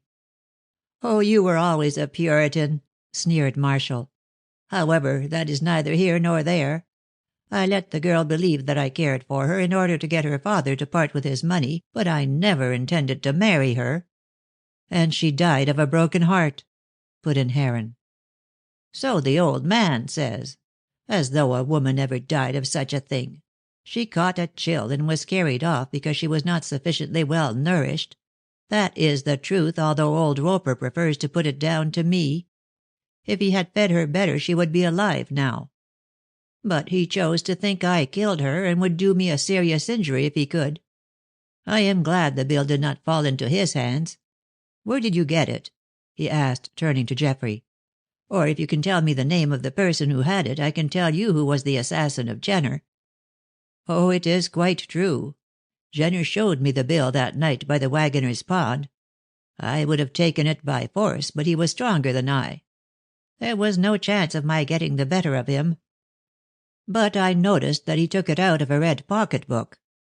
Now, that pocket-book was never produced at the trial, so the assassin must have it." "Then you don't think Mrs. Jenner killed him?"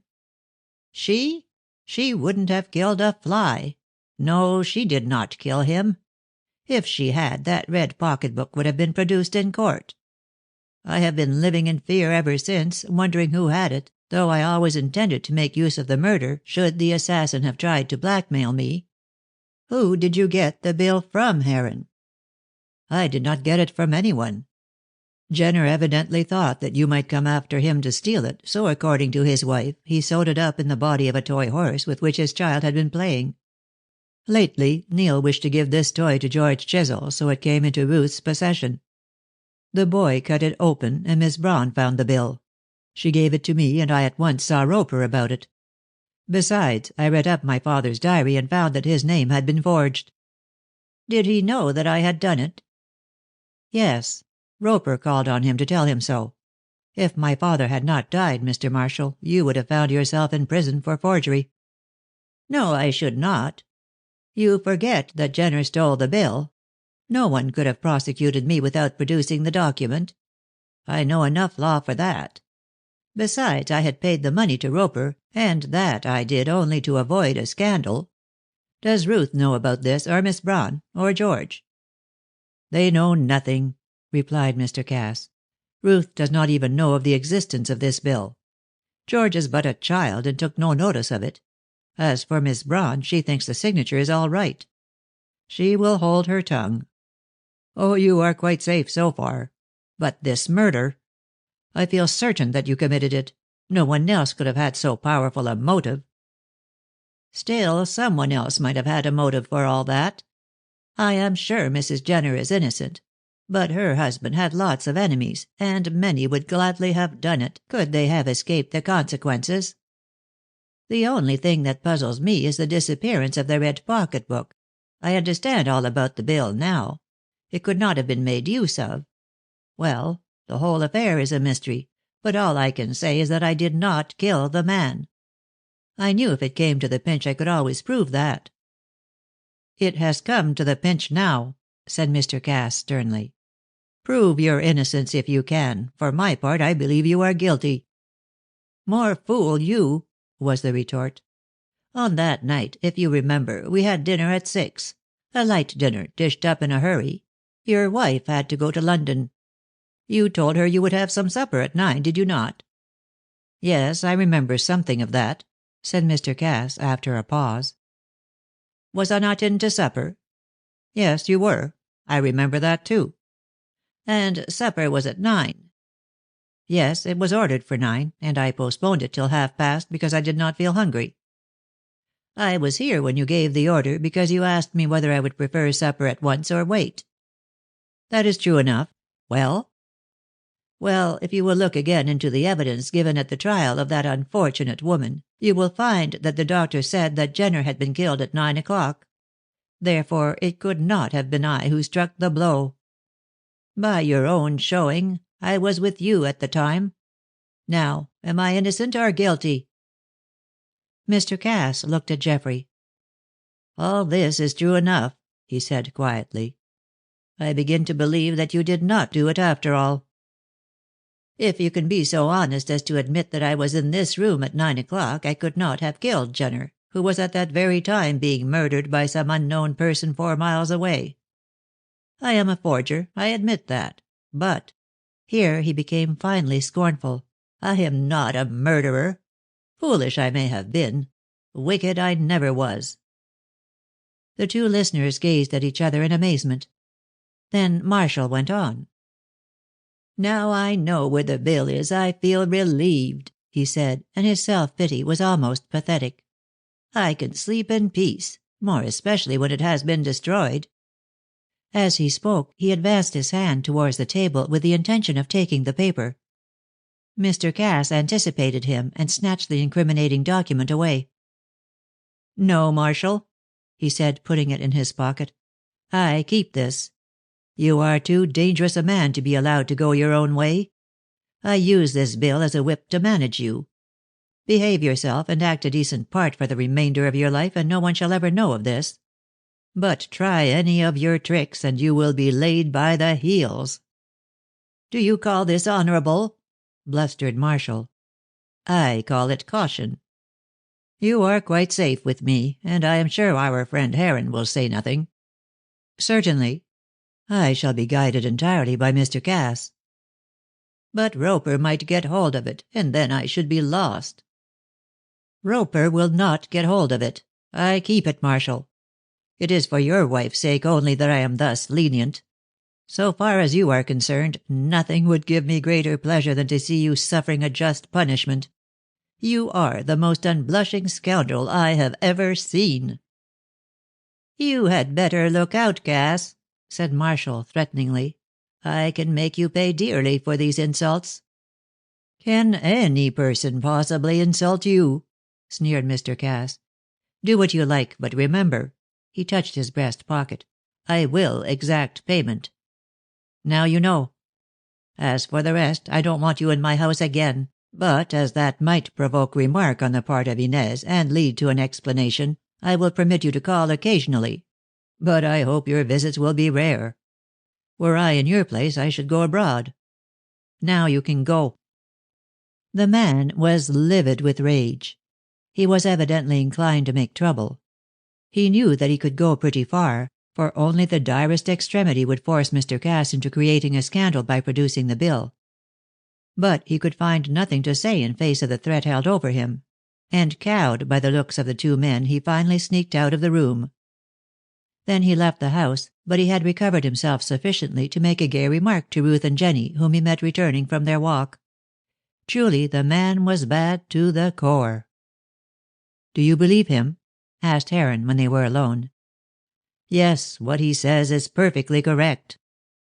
I confess I am greatly relieved." "So am I. But do you think he knows who killed Jenner?"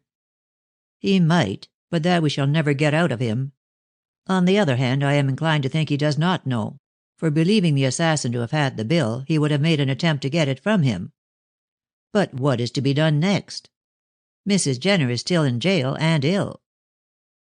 "And that reminds me," said Geoffrey, taking a letter out of his pocket. "I had this from Neil this morning. I intended to show it to you, but our interview with our friend put it out of my head. He is coming down to day." "What?" exclaimed Mr. Cass, running his eyes over the letter. "Is he well enough to travel?" "Oh, yes. He has wonderful recuperative power. You see, he says there that he intends to see his mother. It appears she has sent for him. He must have gone to her yesterday, as he is coming down to day. I am anxious to see him, for I cannot help wondering why she should have sent for him. Do you think she might have something to tell him?" "No." Mr. Cass shook his head. "I saw her the other day. She is quite ignorant who killed her husband. She is in the infirmary now, and very ill. I don't think the end is far off. I expect she sent for Neil to bid him good-bye." Mr. Cass paused for a moment. "You know, Heron," he said, "in spite of all the trails you have followed, I cannot help thinking that she really killed her husband. I cannot believe it. The person who committed the murder was the man who got those links, who dropped one under the window. Ah, then we shall never find out. Marshall might know. He might have recognized the footpads who attacked him that night," suggested Heron. Then he started, struck with a sudden idea.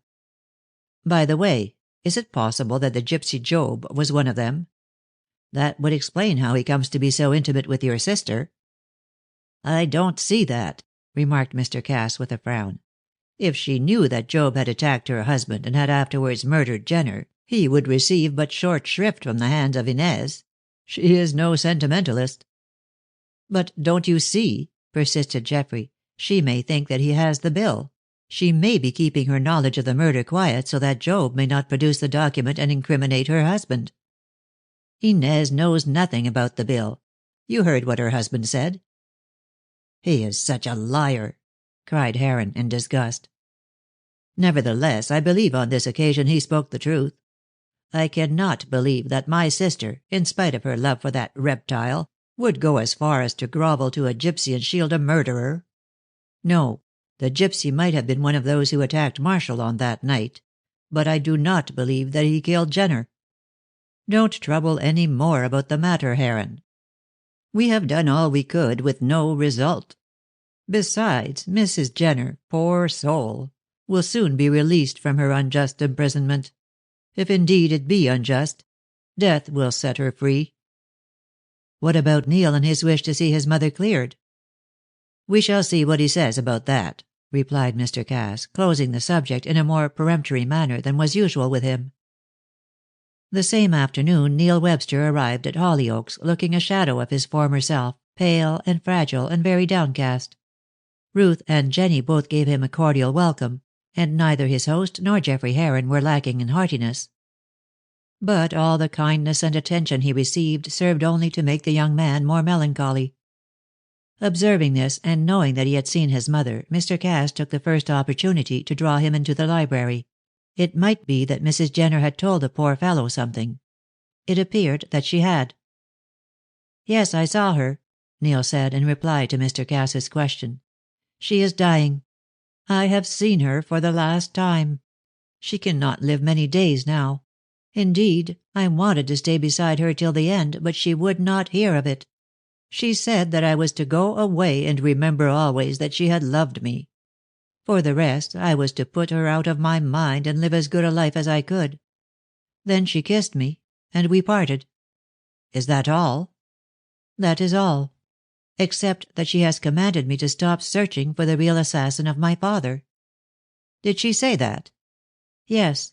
She said no one would ever find out the truth, and, moreover, that my father had deserved his fate. She was sure I had not committed the crime. She swore that she herself was guiltless.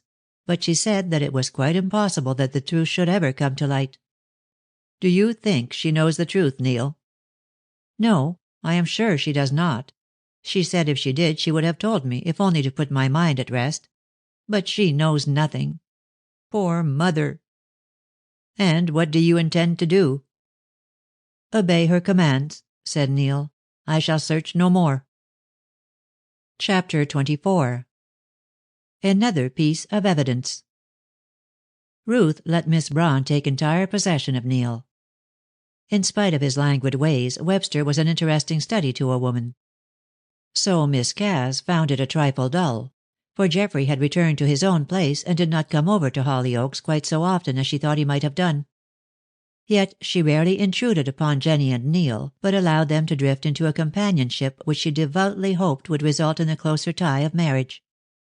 Jenny continued to give the usual lessons to her little pupils. and after school hours Ruth took them off her hands so that she might be free to entertain Neil. After a time he recovered sufficient interest in his music to take up his violin, and with Jenny he spent long hours going over his old music and experimenting on new. Meanwhile, Ruth naturally found the house extremely dull without Geoffrey, so she spent as much time as possible in long walks, in riding her bicycle, and in paying visits. One day she recollected her promise to call and see her Aunt Inez. Mr. Marshall had gone for a change to Brighton, where, no doubt, he was enjoying himself after his usual selfish fashion. His wife had declined to accompany him, giving as her reason that she had more to do than waste her time among a pack of fools, as she was wont to designate the rest of the world. So she remained at home and attended to her duties in rather a joyless way. She still retained a mild love for her husband. She despised his weaknesses. She hated his lack of principle. But some sentiment of love remained at the bottom of her soul. Companionship had begotten toleration, and on the whole she thought she was not worse off than other women. She, at least, could govern her husband's weaker nature and could curb his follies. And this somewhat unsatisfactory employment gave her plenty to do, so she succeeded in passing her life in an endurable fashion. Fortunately for her, she was not a woman who had the capacity for being bored. 9 out of 10 women would have killed themselves out of sheer weariness of the flesh. But Mrs. Marshall continued to live on, grimly. Ruth had often wondered in her secret soul if her aunt were doing penance for some hidden sin. It was the only way in which she could account for the asceticism of her life. She lived in an ugly house, in which all the rooms were hideous, both in color and design, all save those which were occupied by the master of the house. His apartments, furnished by himself, were charming in every way. As she stood now in the stone-hued drawing-room, the melancholy of the place struck Ruth more than ever, and, moreover, glancing round the room, she caught sight of a copy of Thomas à Kempis. "She's taking to religion," she thought, turning over the leaves. "I really wonder if there is a secret in her past life to account for." But at this moment a grim maid-servant entered, to interrupt her conjectures. "If you please, miss," she said, "mistress is in the garret storing things, and she wants to know if you will go up to her there." "Oh, certainly," said Ruth, wondering if her aunt were mad that she should invite a visitor to go poking about among old lumber, even though that visitor were her niece. But she meekly followed the maid up to the top of the house, and was introduced into a long, low, wide attic immediately under the roof.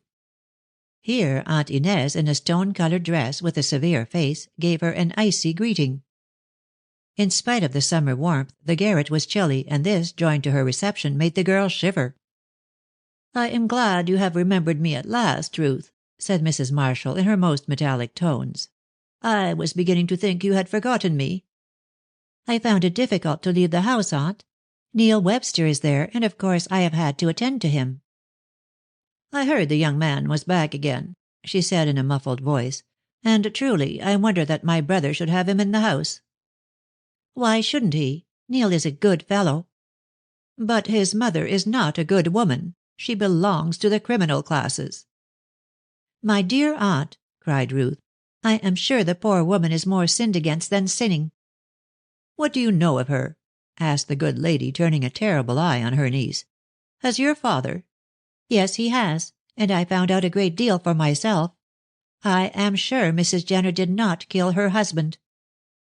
"You know nothing at all about it. Mrs. Jenner was a minx. I knew her well when she lived at Hollyoaks and taught Amy. I lived there myself, and managed the house too, for your poor mother never did have any idea of how to conduct an establishment. Mrs. Jenner, a bold, bad woman. She came down to West Ham after the arrest of her abominable husband and lived at the Turnpike House." "And there her husband called to see her on the night he was murdered."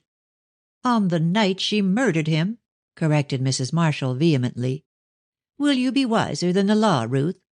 I tell you it was she who struck the blow. I do not say she had not good cause, for the man was a brute. But she had no right to take his life." "She didn't! She didn't!" asseverated Ruth, with quite as much vehemence as her aunt had shown. "The blow was struck through the window for the sake of getting a red— Why, whatever is the matter, aunt?" Nothing, nothing," gasped Mrs. Marshall. She had seated herself suddenly on a convenient box, and with her hand to her side, was gazing at her niece with an ashen face. "A stitch in the side, that's all, child. Why did your father tell you all this? And what does he know about the red pocket-book?" "I have heard scraps of information at times," said Ruth, trying to get out of the unpleasant position in which her tongue had placed her. "But I know very little. I don't want to have anything to do with the matter. Please don't ask me anything more about it, aunt." "You have said so much that I must know all," said Mrs. Marshall, so fiercely that the girl was frightened. "If you refuse to tell me, I shall speak to your father." "He is the very best person to whom you could speak," replied Miss Cass, with some defiance in her voice, for her temper was rising at her aunt's tone. "But please don't bring me into it." "I shall act as I think best. If this case has been reopened, as I judge from your words, it has been, why was I not informed?" "I refer you to papa," said Ruth coldly. "And after all," she added, "I do not see what you have to do with it, Aunt Inez." "More than you think," replied Mrs. Marshall, tightening her thin lips. Then Ruth did a very foolish thing, a thing she repented of for many a long day after. "What about Job?" she asked. "Does he also take an interest in the case?" Mrs. Marshall sprang forward in the most dramatic fashion, and seized her niece by the arm. "You have been asking him questions," she said. "And what if I have?" cried the girl, twisting herself away. "Anyone has a right to ask questions, I suppose. But he told me nothing." "He had nothing to tell." "In that case you need not look so fiercely at me, aunt." Mrs. Marshall realized how indiscreet was her demeanor. "Don't trouble about me, child," she said with a forced laugh. "I have done nothing to be ashamed of." "I never thought you had, aunt." "Mrs. Jenner," continued Aunt Inez, exactly as though she were repeating a lesson, "was a flirt. When she married a brute, she only got her just punishment. I did my best to be kind to her, but I always hated her. It is no use my denying the fact. I did hate her. If you are a woman, Ruth, if you have your grandmother's blood in your veins, you will understand." "Oh, yes," said the girl, proudly conscious of her own tiger blood. "I can quite understand. I should like to see any woman take Geoffrey from me. Aha!" and she growled like a playful cat. "Meow." "I believe Mrs. Jenner killed her husband," continued Aunt Inez, taking no notice of this speech, "and she is being punished for it. As to Job, I merely assist him out of charity.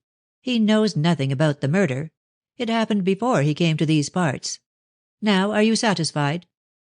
"My dear aunt, I never wanted to be satisfied," replied the girl. "I never thought you knew anything about the murder." I don't. I swear I don't," cried Mrs. Marshall. "But this red pocket-book, it was not mentioned at the trial." "I know nothing about it," said Ruth promptly. She was not going to be drawn into the discussion. "Ask papa about it." Mrs. Marshall, seeing she would get nothing further out of her niece, returned to the examination of the lumber which was scattered over the floor of the garret. "Then we will go down shortly and have some tea, my dear," she said in her most amiable tone. She was evidently desirous of effacing the impression of her former fierceness. Ruth wondered but little at her aunt's strange demeanor. In a meditative way she watched Mrs. Marshall moving about on the other side of the garret, so close under the slope of the roof that her head touched it.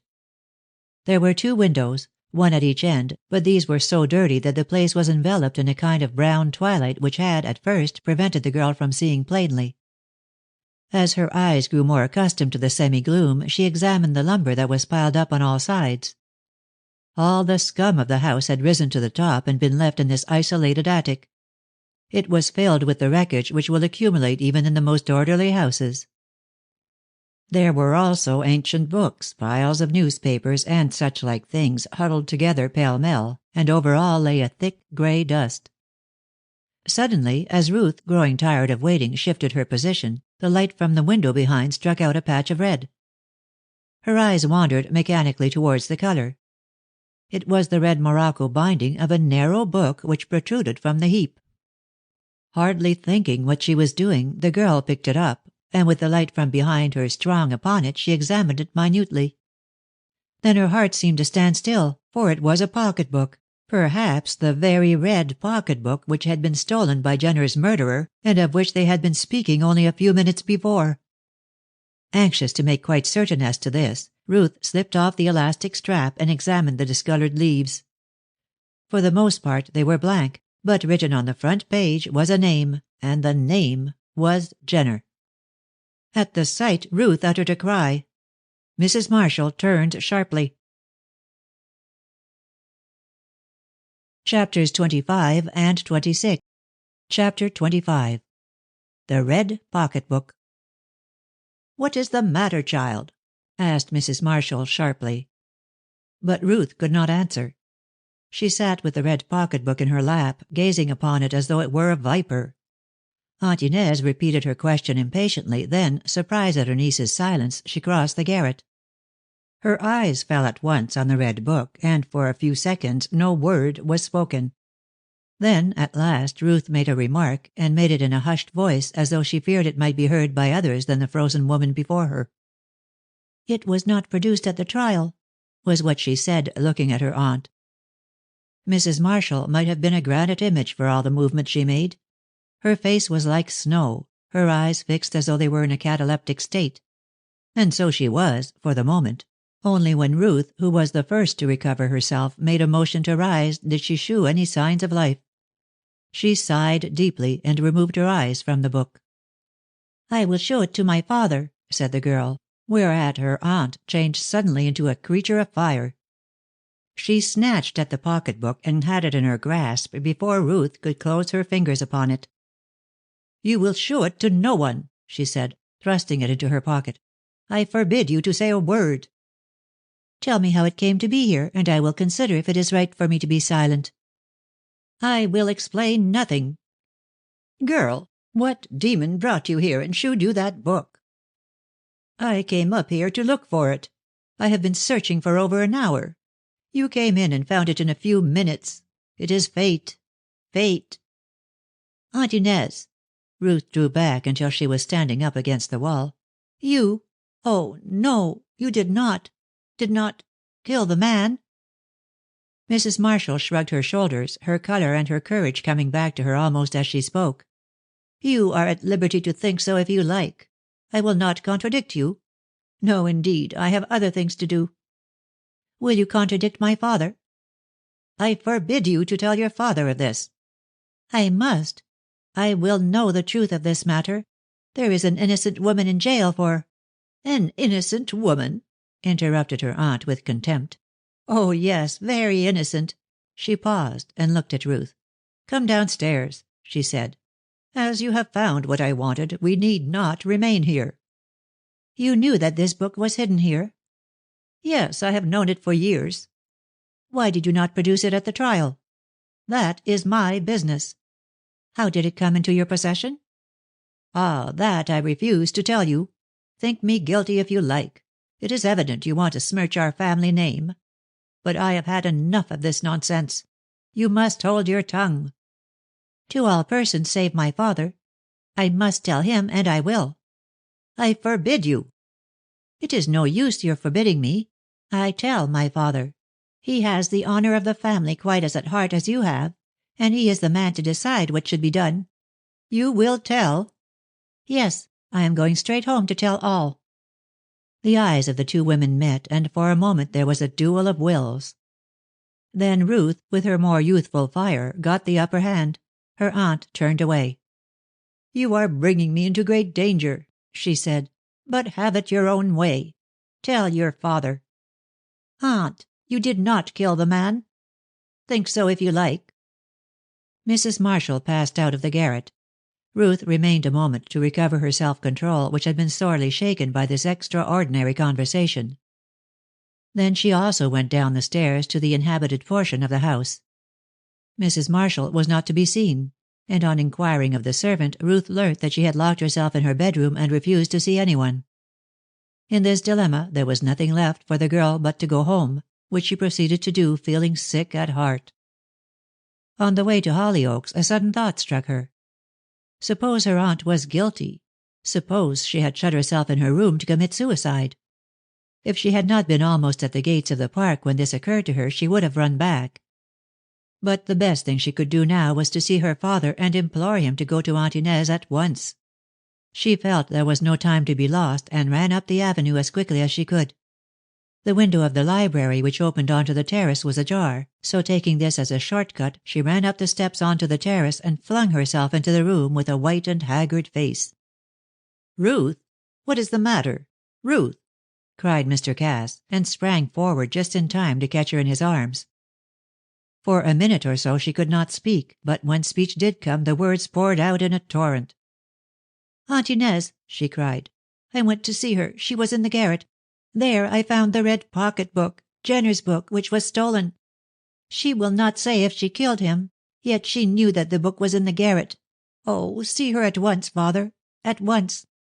She has locked herself in her bedroom. I believe that she will kill herself." And the excited girl burst into tears of exhaustion and terror. Mr. Cass said nothing, but put her into a chair. Indeed, he did not know what to say, or even what to think, for he felt completely stunned. He had suspected Marshall, but never Inez. Even now he did not believe that she could ever have brought herself to commit such a crime. "Go, go," cried Ruth, wringing her hands. "Aunt Inez, you may be too late. She will kill herself. I know she will." "No fear of that," said her father, recovering himself somewhat. "She is not the woman to give up the fight in that way, Inez. No, she never killed that beast. Never." "But, father, the red pocketbook." "She will be able to explain how she came by it. She has a temper, and it's fierce enough when she is roused, but she would not go so far as that. As to committing suicide, she has no reason for doing that if she is innocent." "I hope she is. Oh, I hope she is," wailed Ruth, distracted with terror. Her father saw that the girl was thoroughly overwrought. In her present state of mind everything would be exaggerated. He intended to go at once and learn the truth from his sister, but he could not leave Ruth in this plight. Before he went he must soothe her. So, pulling himself together, no easy task at his age, for he had received a severe shock, he sat down beside the terrified girl and took her hand firmly in his own. "See here, child," he said. "However that book got into Marshall's hands, your aunt had nothing to do with it. She did not, she could not have killed Jenner. I know it because she was in this house on the night and at the time of the murder." "Then if she is innocent, why didn't she tell me so?" "Well, you know what she is. No doubt she was angry to think you should conceive her capable of such a crime. She will tell me all she knows, if she has any knowledge, which I am inclined to doubt.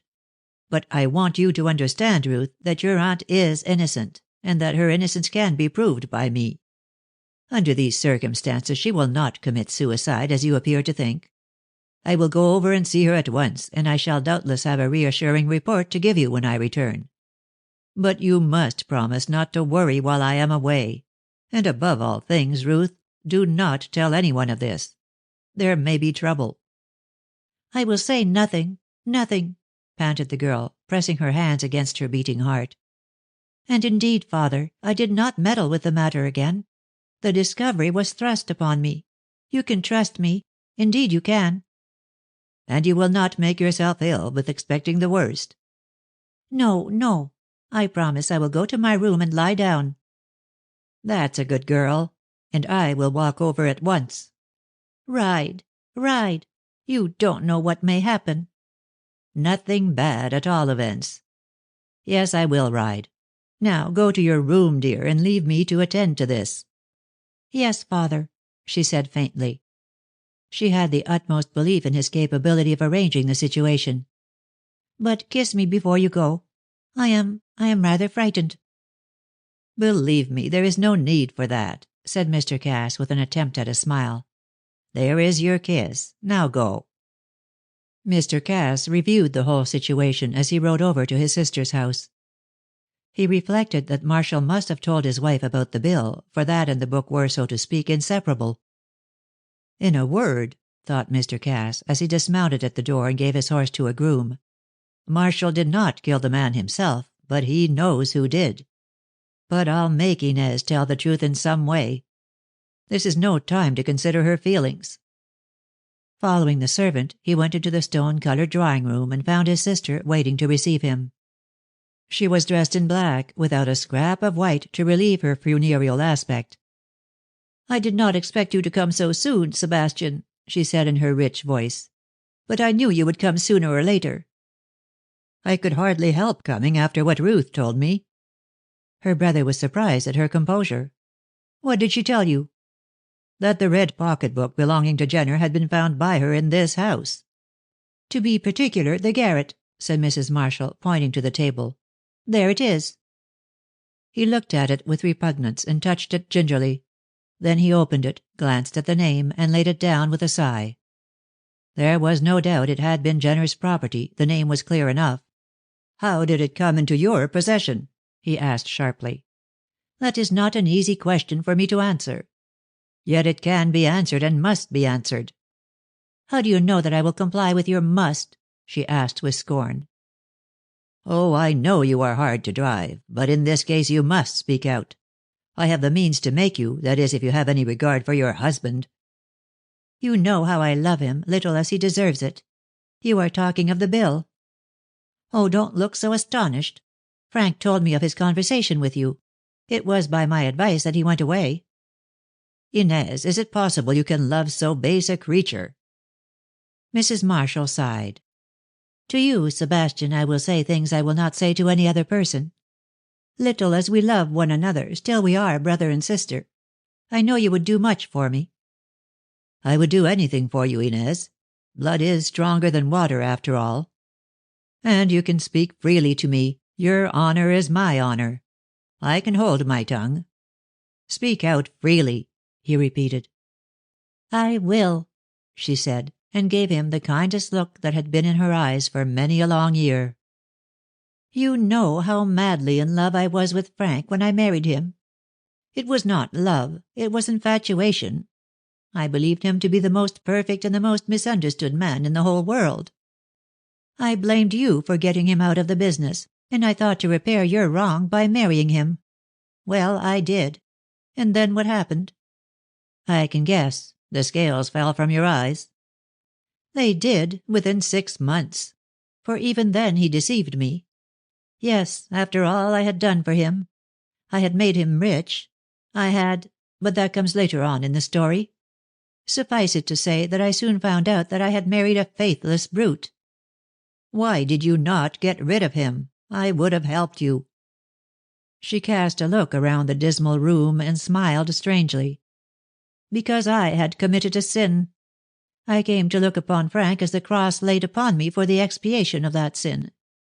"Good heavens, Inez! You don't mean to say you killed Jenner? No, what nonsense am I talking? You were in bed on that night." "I did not kill Jenner," she said calmly. "Nevertheless, I had committed a sin. You shall hear all in good time. Well, I took Frank as my cross, and put up all these years with his infidelities and drunkenness and wickedness. I behaved to him as though I still loved him. I have deceived everyone." "You certainly deceived me, for one," said Mr. Cass bluntly. "I thought you still loved the creature." "Loved him? Why, I hated him with all my soul. It was only my religious principles and my desire to expiate my sin that made me tolerate him."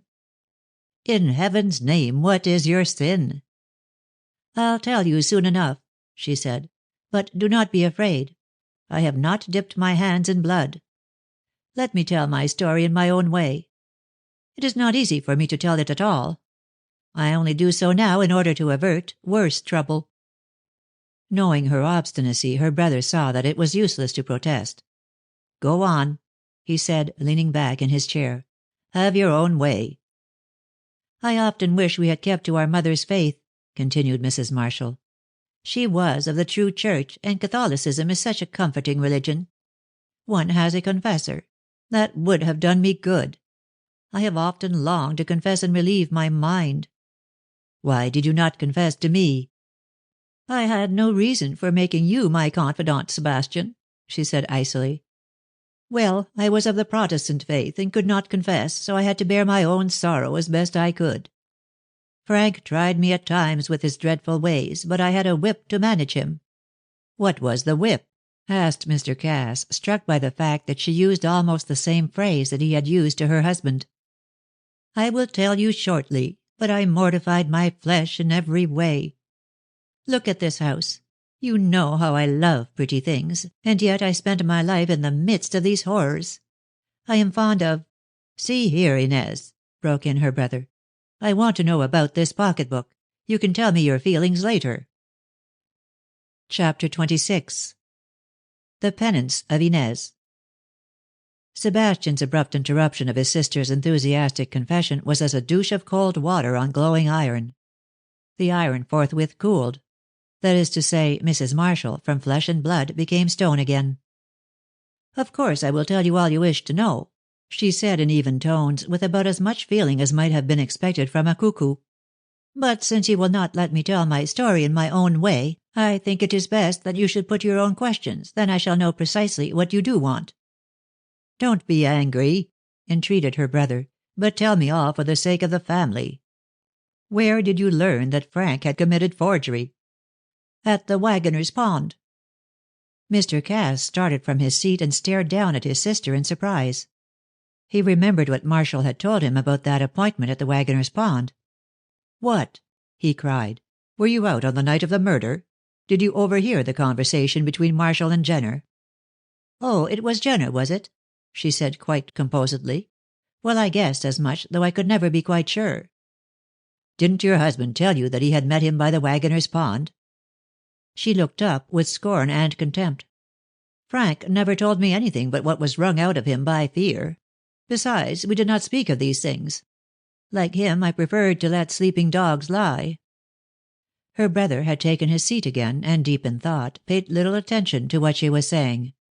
"I thought you were in bed on that night with a headache." "A woman's excuse," she said coolly. "I had no headache, but I had a very keen desire to find out why Frank had an appointment on that night, and with whom. I suspected another woman. You can guess her name." "Mrs. Jenner?" "Ah, but he did not go out to meet her," cried Mr. Cass impatiently. "He had an appointment with her husband." "I found that out later. But I heard him asking one of the servants where the Waggoner's Pond was, and if he could find it in the dark. I knew then that he intended to go there that night for some purpose.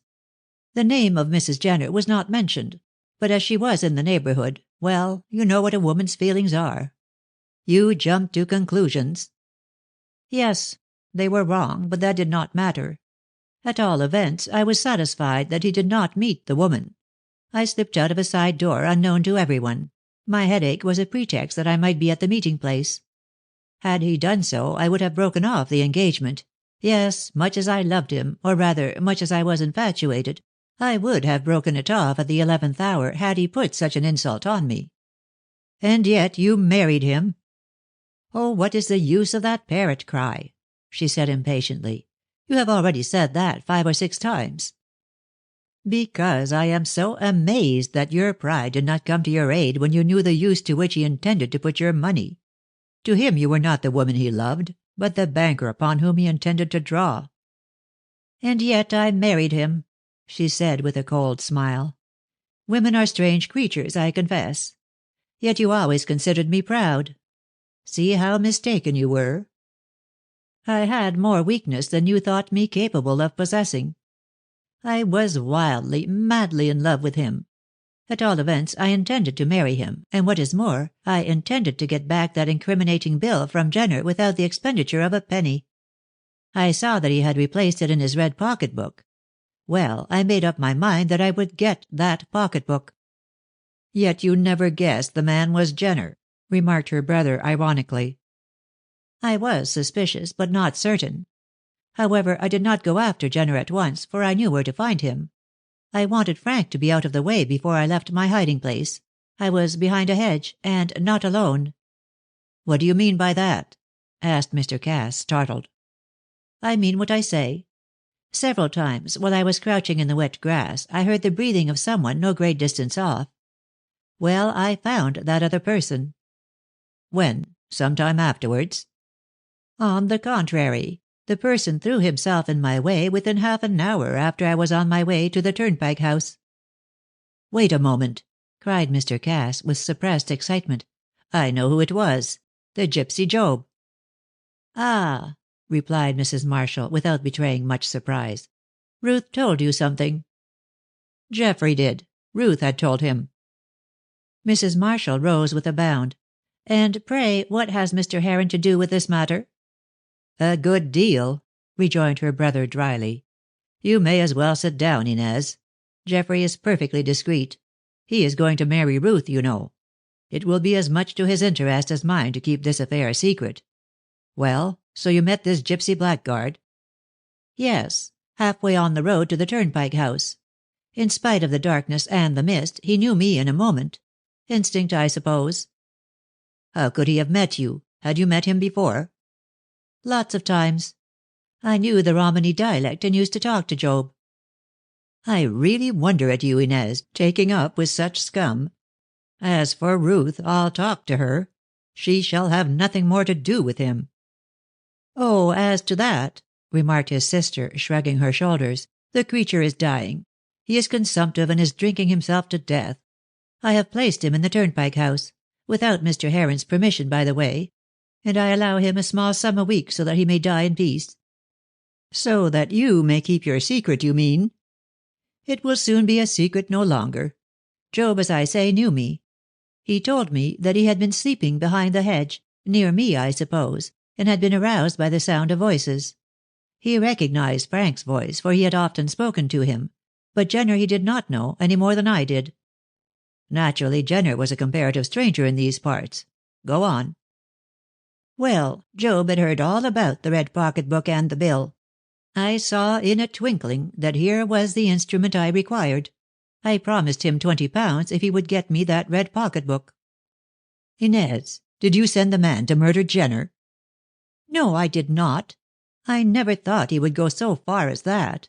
And as a matter of fact, Job has always denied to me that he struck the blow." "He certainly would tell you that to save his neck." "Well, after I had made this arrangement with him and had told him that Jenner was at the Turnpike House, I returned home. I entered by the side door and slipped up to my room without anyone being the wiser." "I certainly was not," said her brother. "You are quite a diplomatist, Inez. What about Job's murdering mission?" "He did not commit the murder," insisted Mrs. Marshall. "He came next day and brought me the pocket-book. I opened it, but could not find the bill. Then I accused Job of having taken it. He grinned, but would say nothing. You understand, Sebastian, he had not got the bill, but he wanted to have me in his power." "I see. But you could have turned the tables on him by having him arrested for the crime." "No, he knew of the bill, of Frank's disgrace.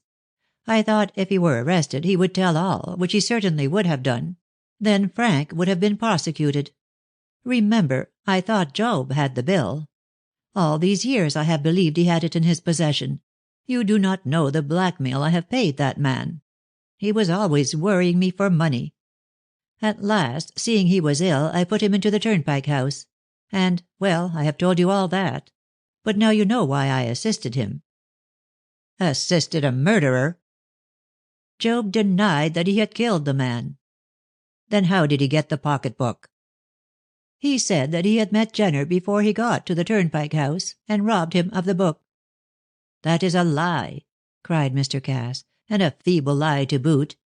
Jenner had the book when he was in that room, before he was killed. Mrs. Jenner said that the book was on the table near the window, and my own opinion is that the blow must have been struck through the window and the book stolen." "But why believe Mrs. Jenner more than Job?" "I will tell you all. The bill was in the pocket-book. You yourself saw Jenner put it there. Well, he thought Marshall might steal the bill, so he sewed it up in the body of a toy horse with which his child was playing. Neil kept the horse, and a short time ago he sent it to George, who cut the animal open. The bill was found, and it is now in my possession. So you see, Job could not have taken the pocket-book which contained the bill before Jenner got to the house. He must have murdered the man and stolen the book after the bill had been placed inside the horse." "But nothing of all this came out at the trial." "No one knew anything about it, least of all Mrs. Jenner. But now you are satisfied that Job committed that murder?" "I suppose so. It looks like it. Oh, the wretch, to let me think all these years that he had the bill, and that he was innocent of killing the man." "Had you no suspicion of his guilt?" She thought for a moment. "I confess I had," she said after a pause.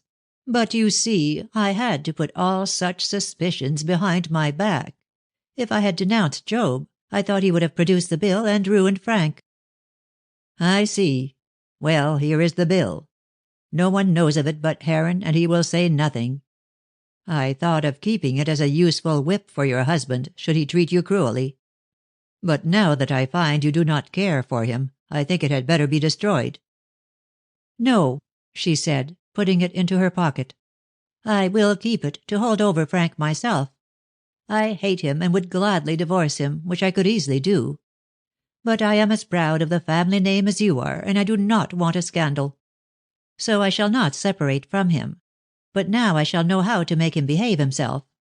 She tapped her pocket with a grim smile. "Did you ever speak to him about the red pocket-book?" "No, he never knew I had it. I put it away, and afterwards sent it up to the garret, where I thought it would be safe. Hardly anyone ever goes there but myself. Besides, if I had told Frank, he would have worried Job about giving him the bill, and heaven only knows what would have happened then. No, I was wrong, I suppose, but I acted for the best. When Frank told me that he had seen you and that the bill was in your possession, I went up to the garret, intending to find the pocket-book and destroy it. Then I was foolish enough to ask Ruth.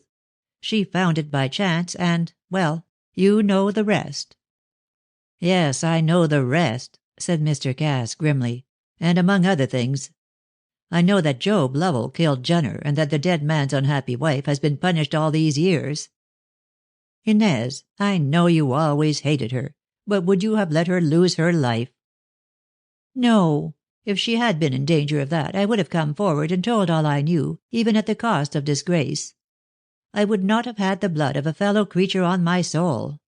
But, to tell you the truth, Sebastian, as Mrs. Jenner did not defend herself, I really believed she was guilty and Job innocent. He confessed to having robbed Jenner. She would say nothing. So, of the two, I thought Job the innocent one. Can you blame me?" "Partly. I blame you for not having told me this long ago. I always suspected your husband. Now I know that he is innocent. And I should have known it all along, seeing that he was in the house, in my house, when the crime was committed. If you had spoken out, I would have managed to get Mrs. Jenner off in some way without exposing the whole of this dreadful story. Job should be punished." "Think what that would mean to us all," said his sister warningly. "I will contrive to evade the worst. But I must have that poor woman released." Chapters 27 and 28. Chapter 27. A doubtful witness. His sister's attitude puzzled Mr. Cass less than might have been expected.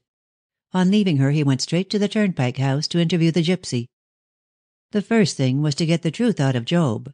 Then he would try to arrive at some settlement of the question which would be satisfactory to the world, to justice, and to his conscience. The door of the house was closed when he rode up. He dismounted, gave his horse to his groom, and told the man to take him home. "I have to see the gypsy," he exclaimed. "I find he is here without Mr. Heron's permission. I shall probably remain some time, and I don't want Sultan to get cold. Go home." "Yes, sir," said the man, and then ventured to add a few words on his own account. "Shan't I wait, sir? Joe Lovell is a rough customer." "I know," Mr. Cass said calmly. "I am prepared for that. I shall return in an hour, more or less. If Mr. Heron should come to Hollyoaks, ask him to wait for me." The man rode off, leading his master's horse. Mr. Cass waited until they were out of sight, then knocked vigorously at the door. There was no response. A third knock, or rather a perfect battery of knocks, proved that Job was at home. From within came the growl of a waking beast, a beast angry at being disturbed, and shortly afterwards the door was wrenched open by no very gentle hand. The gypsy, with his red-rimmed eyes blinking from under a thatch of disordered hair, stood on the threshold. Mr. Cass took in his condition at a glance. Are you not ashamed to be drunk at this time of day?" he asked. "What do you mean by it?" "It is none of your business," growled Job, who had slept off the worst effects of his debauch. "It is my business. I am Mr. Cass." "I know you are," retorted the man, still blocking the doorway. "But that doesn't give you the right to come knocking at my door. 'Tisn't your house." "It is Mr. Heron's house," Mr. Cass said sharply, "and I have sufficient influence with Mr. Heron to have you kicked out into the cold if you do not behave yourself." "I shouldn't do that if I were you," said the ruffian with a sinister smile. "Others may find themselves out in the cold too. Ay, my gorgeous Gentile. Bigger folk, nor the poor Romany." This was plainly a threat leveled at Mrs. Marshall, as her brother clearly saw. However, it was not his intention to quarrel with the man until he had got the truth out of him. "You speak in riddles," he said, "but perhaps you will stand aside and let me enter." "What for?" asked Job suspiciously. "You shall hear my business when I am within." The gypsy began to cough, and the paroxysm was so violent that he had to hold on to the doorpost. "Well, sir," said Job at length, somewhat sobered by a fit of coughing, "come in. I ain't the one to keep a Romany rye out of my tent." Mr. Cass entered, and followed the man into the sitting room in which Jenner had been murdered by, so far as Mr. Cass knew, its present occupant. As he entered, he became conscious of a strong smell of petroleum, and making a sudden pause, "Have you upset your lamp?" he asked. "No, I ain't upset anything," said Job sulkily. "The smell, is it? Oh, that's my business. I've got an idea that ain't nothing to do with you. Sit down and tell me what's the row. I know, though. It's your young lady.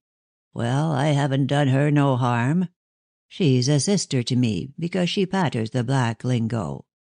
Has she been setting your back up, Rye?" "My visit has nothing to do with Miss Cass," said her father sharply. "Leave her name out of the question. I know all about her visit to you and how you behaved. I am not blaming you. But my business here has to do with a very serious matter. Perhaps you can guess my errand when I tell you that I come from Mrs. Marshall." The mere mention of that name drove the remaining fumes of drink from the gypsy's head, and he cast a sharp glance at his visitor. Mr. Cass sustained this scrutiny with the greatest calmness, and finding the smell of the petroleum quite unbearable, threw open the window and placed his chair close beside it, so that he could breathe freely. Then he turned round and looked again at the man. Job, open-mouthed at these liberties taken with his domestic arrangements, stared insolently at Mr. Cass. But at length he found his tongue. "You'll give me my death," he grumbled. "I want that window shut." "You shall not have it shut, then," said Mr. Cass coolly. "The air here is horrible with the smell of that petroleum, whatever you are doing with it. Sit down over there, and you will be out of the draught. I have something serious to say to you." "So you said before," growled Job, surrendering the point of the window and pitching himself onto a broken-backed chair. "What's she up to now?" "If you are speaking of Mrs. Marshall, be more respectful," Mr. Cass said angrily. "However you may have intimidated her, you ruffian, you cannot deal with me in the same way. I'll make an example of you." "Ha, ha, ha, you touch me at your peril," retorted Job, who was getting exasperated. "At your peril, you mean? Now then, my man, no equivocation, but a plain confession. Out with it." "Confession? What have I to confess, my Gentile cove?" "Be respectful, I tell you, or I'll lay my whip across your shoulders. What have you to confess about, you ask? If the walls of this shambles could speak, they might tell you, not but what you know well enough what I mean." "Ah," cried the man, his eyes glittering, "she's blown the gaff." "Precisely. And it should have been blown long ago. You blackmailing beast. Now then, I'm here to learn the truth." "Oh, she's not told it to you, then?" "Yes, she has. But I want it confirmed by you." "What am I to confirm?" asked the gypsy with a savage oath. "The story of how you murdered Jenner in this room." He started from his seat with a howl and flung himself towards Mr. Cass. But the merchant was ready for this, and pushing back his chair, sprang to his feet. Job found himself recoiling before the barrel of a revolver. "You get back to your seat, or I'll blow your brains out," said Mr. Cass, and said it with such ferocity that the ruffian crawled back like a whipped dog. But then Mr. Cass had the blood of many a slave-owning Spaniard in his veins, and was much more savage than an ordinary Anglo-Saxon. "Do you think I would trust myself here without protection, you wretch?" he asked, resuming his seat. "No, you move and I shoot. I am less English than Spanish, let me tell you. And perhaps I do not consider my actions so carefully as the people of this country." "You're a fierce one, you are, anyway," grumbled the man, climbing up to his seat with an uneasy eye on the weapon which still covered him. "My sister is just like you, plucky as a bantam, she is." "Which sister do you mean, Mrs. Marshall or Miss Cass? You have two, you know, adopted sisters." "Oh, she told you that, did she?" said Job, rubbing his head and evidently perplexed at the extent of his visitor's knowledge. "Well, it seems you know a lot, you do." "Enough to hang you," was the curt reply. "That's a lie," shouted Job. "I didn't lay a finger on him." "Then how did you become possessed of the red pocketbook?" The gypsy started, and gave Mr. Cass another of his keen glances. He did not reply immediately, but seemed to be reflecting. At length, "How do I know you are not laying a trap for me? The business I had with the high-born Gentile lady concerns her only. She has not told me to speak of hidden things to you." "If you don't tell me, and tell me quickly too, you will have to reply to a magistrate." "What magistrate, Rye?"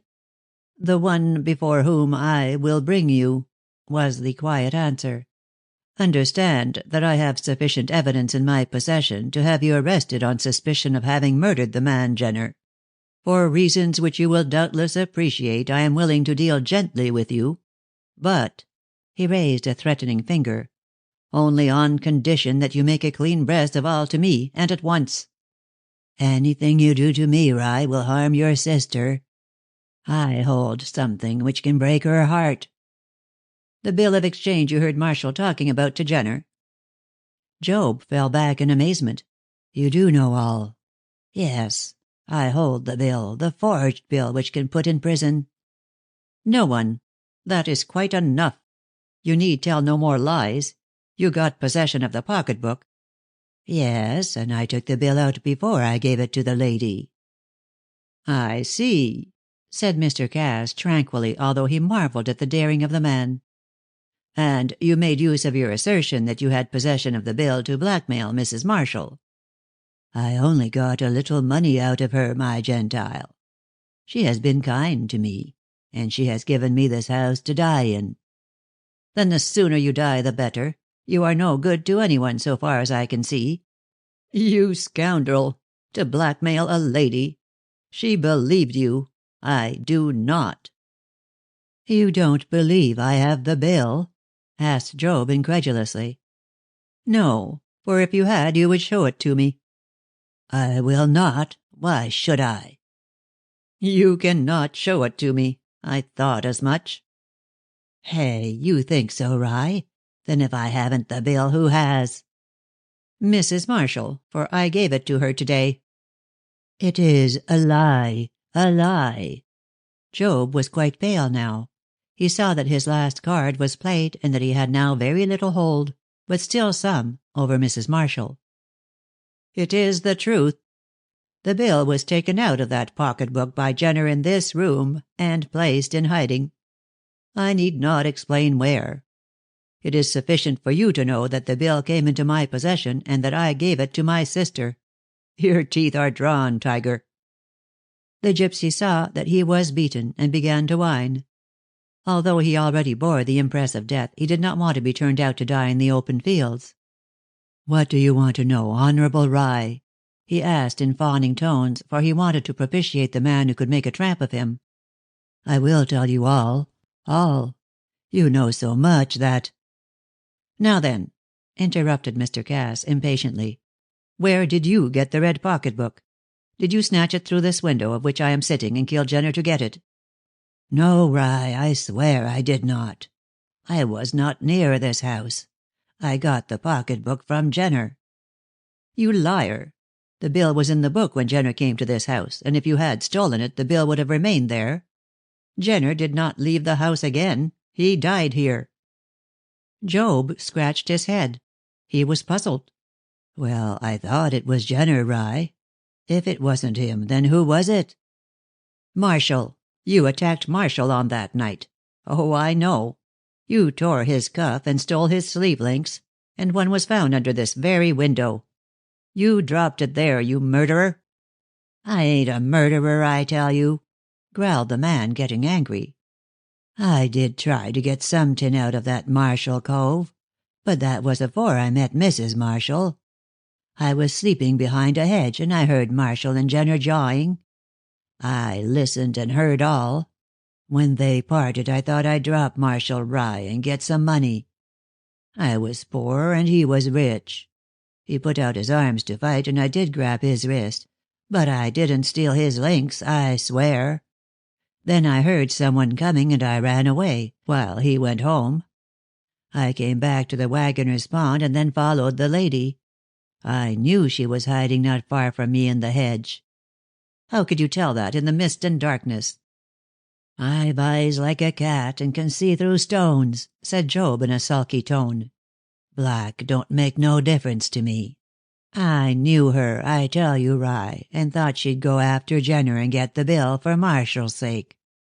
"Why for Marshall's sake?" asked Mr. Cass coldly. "'Cause I heard she was going to be his marry him, as you Gentiles call it. I went after her and caught her up. I offered to do the job for money. She said she'd give me lots if I got her the pocketbook. I said I'd give it her next day. Then I came to this house where we are now and waited in the hedge on the other side of the road.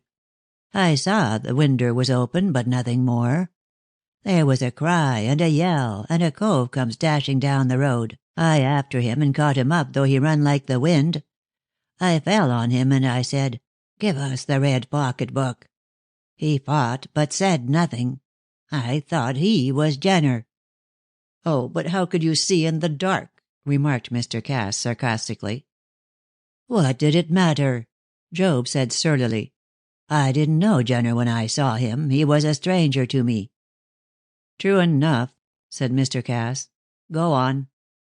"Well, he fought and twisted, and I grabbed onto his throat, then he half gave in, and pushed the pocketbook further into his pocket. I held him down and got it out.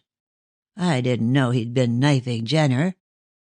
I took the pocketbook to an old barn where I was going to sleep for the night and looked through it. I couldn't find no bill and thought I'd had all my trouble for nothing. So thinking she'd give me no money, I made up my mind as I'd tell her I'd got the bill and would keep it till she paid up. She believed the yarn, and I saw she was afraid. She asked me to show her the bill, but I said I wouldn't, as she might put it in the burning fire. In one way or another I made her think I could do her husband harm with the bill, so she paid up well. Oh, yes," said the scoundrel generously. "I will say she was a real gentle lady." "And all the time you hadn't the bill, you beast." Job slapped his thigh. "That's the joke of it," he said, and began to cough again. Mr. Cass watched him with an expression of contempt. The secret of the murder seemed as far off as ever. Like an elusive phantom, it flitted just within reach, but when the seer hoped to grasp it, it was still the same distance ahead. Twice or thrice had Mr. Cass been on the verge of solving the mystery, and now again it was impenetrable as always before. He saw no reason to doubt this man's story, yet he was doubtful. He made one more attempt to get at the truth. "Who was this man you struggled with?" he asked. "I don't know. I could not see much of him because we were fighting hard, my Rye. But I've often thought he was the same cove as I heard the steps of when I tussled with Marshall." "How could you tell that?" "I can't tell, Rye," was the candid response, "but I feel it was the same. When I heard of the murder next morning I knew he'd killed Jenner to get that pocketbook, But the lady said she didn't know. I told her it was Jenner, and she thought I'd tackled him going to the house, but it was when the man had left the house and then Jenner was inside. Dead." Mr. Cass had by this time learnt as much as he was capable of taking in, and the mystery of the murder was deeper than ever. He resolved that he would go away and think the matter over quietly. "I will go now," he said. "And give me up to the peelers?" asked Job with a scowl. "No, I am doubtful now if you are guilty. I cannot say. But I shall not tell the police just now. I will see you again. One thing, don't go near Mrs. Marshall." And he left, his brain in a perfect whirl. "Won't I just?" growled Job. "I'll get some more money out of her and cut the country. No, I won't." Here he sniffed the petroleum. "I'll try that game first. The Gentiles chuck me. The Romany won't have me. There ain't nothing but that." He sniffed again. "For poor Job." And he swore. Chapter 28. The unexpected happens. Geoffrey was at Hollyoaks when Mr. Cass arrived home. He had come over simply to see Ruth, never dreaming that any further revelations about the case awaited him. But his host lost no time, and at once invited him and Neil Webster into the library. There he left them for a moment while he went upstairs to see his daughter and tell her that all was well with her aunt. "You need not trouble your head, my dear," he said. "Your aunt got that pocketbook from Job, who—" here for obvious reasons he suppressed the truth— "who picked it up on the road. Now, is your mind at rest?" "Completely." She kissed her father fondly. "But Geoffrey, I sent down to say that I was ill. He will be disappointed." "I will speak to him. Meanwhile try and get some sleep. You can see him another time." In this way he managed to set her mind at rest. Then he returned to the library to have the matter out with the two young men. He found a letter lying on the table, and making some excuse opened it at once; for he had become so accustomed now to the occurrence of unforeseen events that the sight of an envelope addressed in an unknown hand had made him anxious lest it should bring some new element of trouble. "Ah, Neil," he said, as he ran his eyes over the contents, "this is from the prison chaplain. Your mother wishes to see me." "Can't I go with you?" asked the young man, rousing himself. "I think not. She told you to keep away, and it is only right that you should obey her. Tomorrow I will go up, and when I return you shall know all that has passed between us. Meantime I have a painful story to tell you and Geoffrey." "Oh," said Heron quickly. "More about this case?" "Yes, I think we are getting near the truth now. I have made several important discoveries. By the way, Geoffrey, Ruth will see you tomorrow. She is not very well. In fact, she had rather a severe shock today." "This confounded case, of course," remarked Heron, forming his own conclusions; and naturally enough, for his mind was now wholly occupied with Mr. Cass's promised revelation. "Yes, about the case," said Mr. Cass again. "I want you to give me your closest attention. And first, both of you must promise me to say nothing of what I have told you until I have given you leave. For the matter concerns a member of my family." And forthwith he plunged into the middle of the exciting history, and told it with as much detail as he could remember. It was necessary to make things perfectly clear to his listeners, as he relied upon their judgment to help him out of the cul-de-sac into which the whole affair was now wedged. At the conclusion of the story Neil, who had been more or less excited throughout, although he had refrained from interruption, jumped up and began to pace the room. "There isn't the slightest doubt," he said, "that Job Lovell killed my father to get possession of that pocketbook." "I thought you would say that," said Mr. Cass dryly. "And what do you say, Heron?" "It seems probable that Job did kill the man," said Heron with a grave nod. "Marshall, you say, Mr. Cass, was in this house at the time. Your sister had got back to her bedroom. Now only these two knew that the bill was in the pocketbook, or had any interest in getting it. You forget Job. He knew all." "Job must be the murderer," exclaimed Neil, with flashing eyes. "And my mother is innocent. Now she must be released." "I will see to that," said Mr. Cass composedly. "But you must let me manage the matter in my own way." I do not wish the rascalities of my precious brother-in-law made public. If Job can be proved guilty, he must be punished. In any case, as soon as we are certain of his guilt, Mrs. Jenner must be released." Mr. Cass paused, then added abruptly, "I hold you both to your promise." "If I had my way," said Neil, "I would go at once to Job and force the whole truth out of him. As it is, I shall not move in the matter until you give me permission. My mother told me to leave things as they were. You have asked me to do the same. I owe you too much, Mr. Cass, to break my promise." Mr. Cass, much affected by this speech, shook the young man warmly by the hand. Then turned an inquiring eye upon Geoffrey, who answered the look. "I will do nothing, Mr. Cass, since it is your pleasure to thresh the matter out yourself. But I only warn you that Job may kill himself." "How do you mean, kill himself? On account of this murder?" "Maybe. I don't know. But he is dying slowly and in much pain.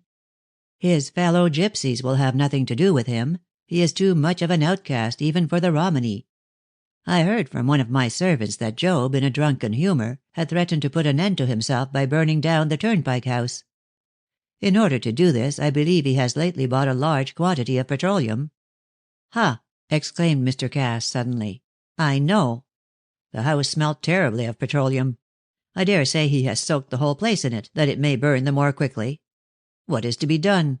The man seems to be in earnest." "You must get his confession as to how he committed the crime."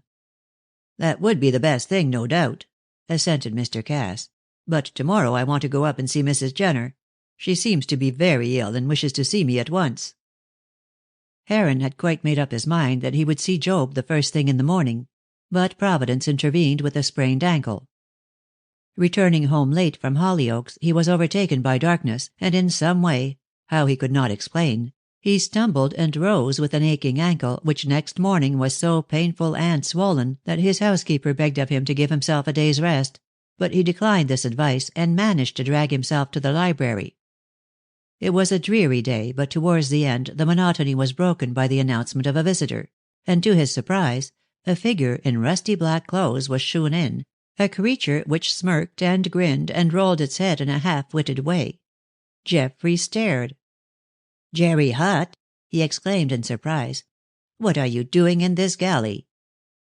"I am Mr. Hutt when I pay visits," said Jerry with dignity. "Only when I'm put upon at home by mother and master am I called Jerry."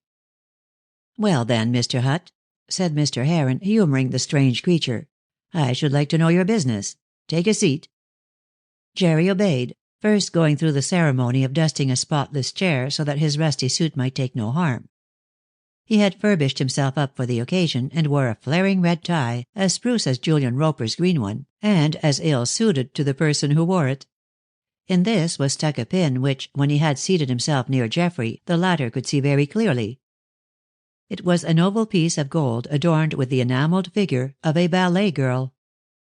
While the unconscious visitor sat smirking blandly on his chair, Mr. Heron rang the bell; and when the butler entered, spoke a few whispered words, upon which the man cast a startled look at Jerry and hurried from the room. In 3 minutes the door of the room half opened and closed again.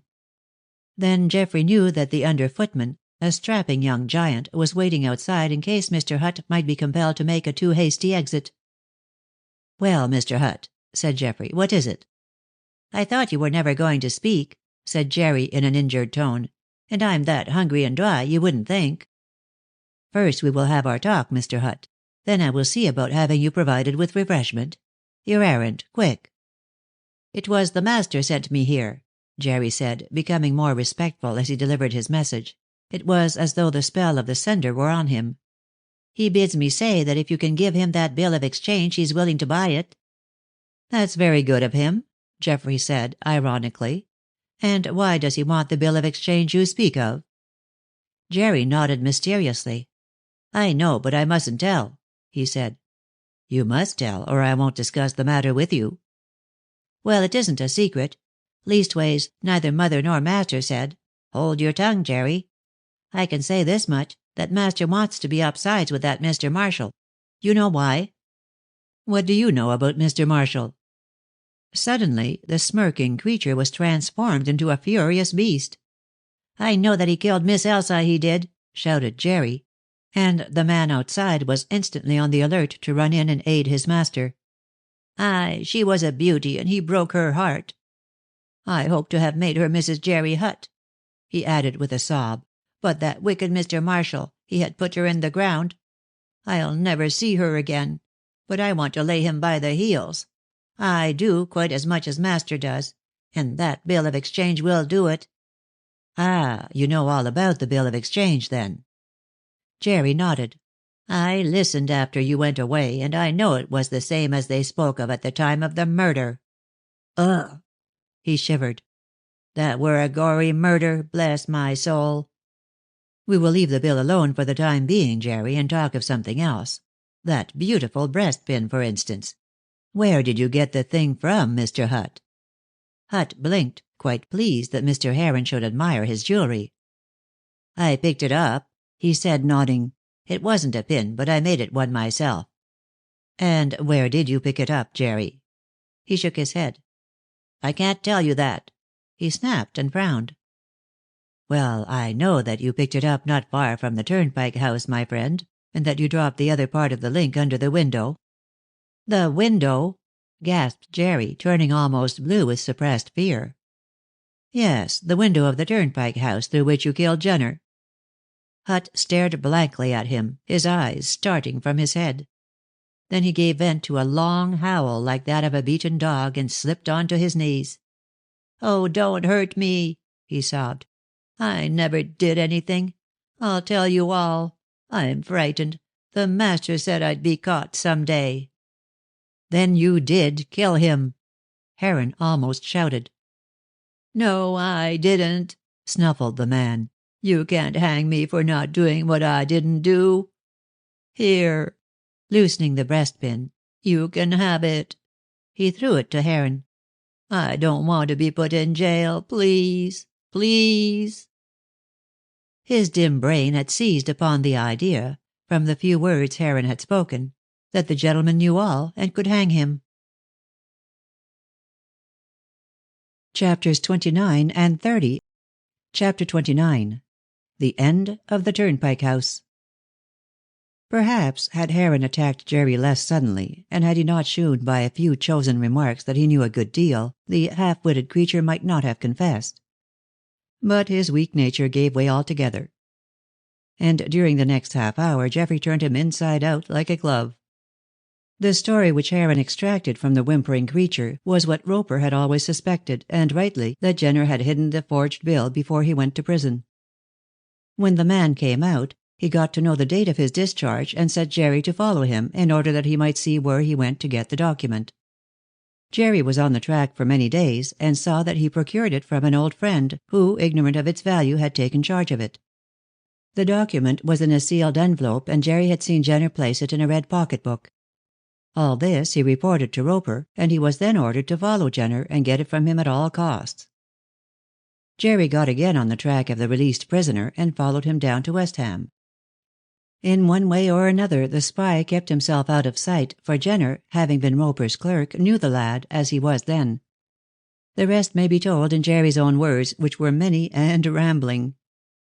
"He got down here on a misty, rainy night, sir," he said, fiddling with his clumsy fingers, "and I kept at his heels. At a wayside pub he took victuals and drink. I watched the door from the other side of the road, and ate what I had with me. I daren't go inside lest he should see me." "Didn't you lose him in the mist?" asked Geoffrey, who was listening eagerly. "I never lose anything, sir," returned Jerry. "I can see anywhere and foller like a dog. You don't slip me. I've had enough follering to do for the master. Well, Jenner he goes to a large pool of water." The wagoner's pond. Go on. "Oh, that's it, is it? I never knowed. Well, there he meets with Mr. Marshall. Oh, I knowed his voice. I was hiding near them behind a hedge, I was. And a ghost came past me, sir. A ghost with a long black dress." Heron saw that the man was ignorant that Mrs. Marshall also had been listening, and this was all the better. It was well that Jerry had taken her for a ghost. "I hate him so, you see," explained Jerry. "He killed Miss Elsa, and I was cruel fond of her. I was. Well, them two was talking about the bill, and Jenner he shoot it to Marshall, but he wouldn't give it up till he got money for it. Marshall said he'd give him money when he was married, and after that they parted. I tried to foller Jenner, but I thought the other, Marshall, would 'a' spot me. I didn't mind, though, as I knowed Jenner was going to the Turnpike House to see his wife." "But you were a stranger. How did you know where that was?" "I had passed it in the afternoon, and from what Marshall said to Jenner, I knowed it was the Turnpike House. Well, sir, I scrambled a lot and got mixed. I don't know where I got. Then I heard a scuffle and a cry, and I saw in the mist two men fighting." "Marshall and Job," thought Heron. Then aloud, "Go on." "I thought as someone else might be after the red book, so I was going to run forward when one cove he slipped away, and after groaning awful the other he went too. He was shaken a lot by the fight. I stayed where I was for a time, then I creeps forward and lights a match." "What did you do that for?" "I wanted to see if in the fight the red book had been dropped. How was I to know that one of them wasn't Jenner in spite of his going on to the Turnpike? When I casts a light," he resumed, "I saw something glittering on the ground. It was a broken link, and I examined it by another match. There was two links. One piece was a champagne bottle, just as you said, sir, and the other was my pin with the girl. I thought they were pretty and saw they were gold, so I puts them into my coat pocket." "How did you lose them, then?" Geoffrey asked, thinking his explanation perfectly feasible. "I only lost one, the champagne bottle," said Jerry quite gravely, "'cause there was a hole in my pocket I knowed nothing of. The other I took home and got made into a pin. I never knowed till you spoke where I lost the one. Was it under the Turnpike window?" he inquired. "It was found there," assented Heron. Jerry scratched his head. "I must have shook it out when I was looking in at the window," he muttered. "Oh, you did look in at the window, then?" "Of course I did, sir. Wasn't I follering Jenner? After I picked up the links I went straight to the Turnpike, but didn't get there for a long time through having mistook the way. I see a light in the window, and I sneaks up to it through the bushes. The window was open, and Jenner, he was leaning against it. On a table under the window I saw a knife, and the red pocketbook with the bill. Jenner was talking to himself and cursing some child." "Poor Neil," muttered Heron. "I waited a bit to steal the book, when I heard Jenner give a yell, and saw a kid come into the room looking frightful. He ran at Jenner, who gave a skip and dodged him. The child's eyes was like diamonds and fixed. I never seed anything like the looks of him in my born days. Jenner, he screeched again and pitched himself at the child to fall on top of him. Leastways it looked like it. But I didn't wait. I saw my chance, and grabbing the pocketbook I ran like a deer. I did. Just as I got a little way off, a cove jumped out on me and collared my throat, singing out for the red book. I wouldn't give it up, and shoved it deeper into my pocket. But he held me down with one hand and dug it out with the other. My heart," sighed Jerry, rubbing his hand. "Didn't the master give me beans for not having that pocketbook?" "Didn't you know who robbed you?" "No, I wish I had known. I'd have got the book next week when the talk of the murder was past. But the master got a scare from that, though I told him, as I tell you, that it wasn't me. He said lie low, so I did lie low, and after a time he gave up the idea of getting the bill, till you came the other day, and he thought you might have it. So I've come to buy it if you will sell." "We'll talk about that later, Jerry. Are you sure Jenner was alive when you left the window?" "I swear it. He was just making for the kid." "Had he the knife in his hand?" "Not as I knows, sir. I think it was on the table. Jenner just ran at the kid with his mouth open. He was in a cruel fright. But I cut and didn't wait to see anything." "Then do you think the child killed Jenner?" "Lor, no, sir," cried Jerry, amazed. "A weak little thing like that. 'Sides, the kid hadn't the knife. 'Twas on that table, I'm sure." "Can you guess, then, who killed him?" "No, sir, I can't. All I know is that I didn't. But now you know. Just say if I'm to have the bill." "I'll tell you tomorrow morning." "I must know tonight. The master wants me back tonight." "He can't have you then," said Heron dryly. "You stay here tonight. I want you to repeat your story to someone else." "I won't then. I was a fool to tell. But I don't know nothing." "You must stay here." "I never killed him," wept Jerry. Then he turned sullen and made a grab at his hat. "I'll go," he said, and made for the door. "Stephen," called Geoffrey. And Geoffrey found himself face to face with a big footman who seized him with iron hands. "Here, here," he shouted, struggling and roaring. "Let me go. I never did nothin' to Jenner. Let me go." "Lock him up in some empty room, Stephen," cried Mr. Heron, "and give him food and wine. He must be kept here all night. I will take the responsibility. Confound this foot. If I were only able to walk. Oh, I'll keep you, Mr. Hutt. We haven't done with each other yet." Jerry's cunning came suddenly to his aid, and he ceased struggling. "If you give me grub and wine, I'll stop," he said. "I ain't done nothing to Jenner, and I ain't afraid." "Take him away, Stephen, and do what I tell you," said Geoffrey, sharply. And Jerry Hutt soon found himself locked in an outshed with a tray of food and a bottle of beer for his supper. At intervals Stephen, the footman, came in to see that he was safe. The creature noticed this and made his plans accordingly.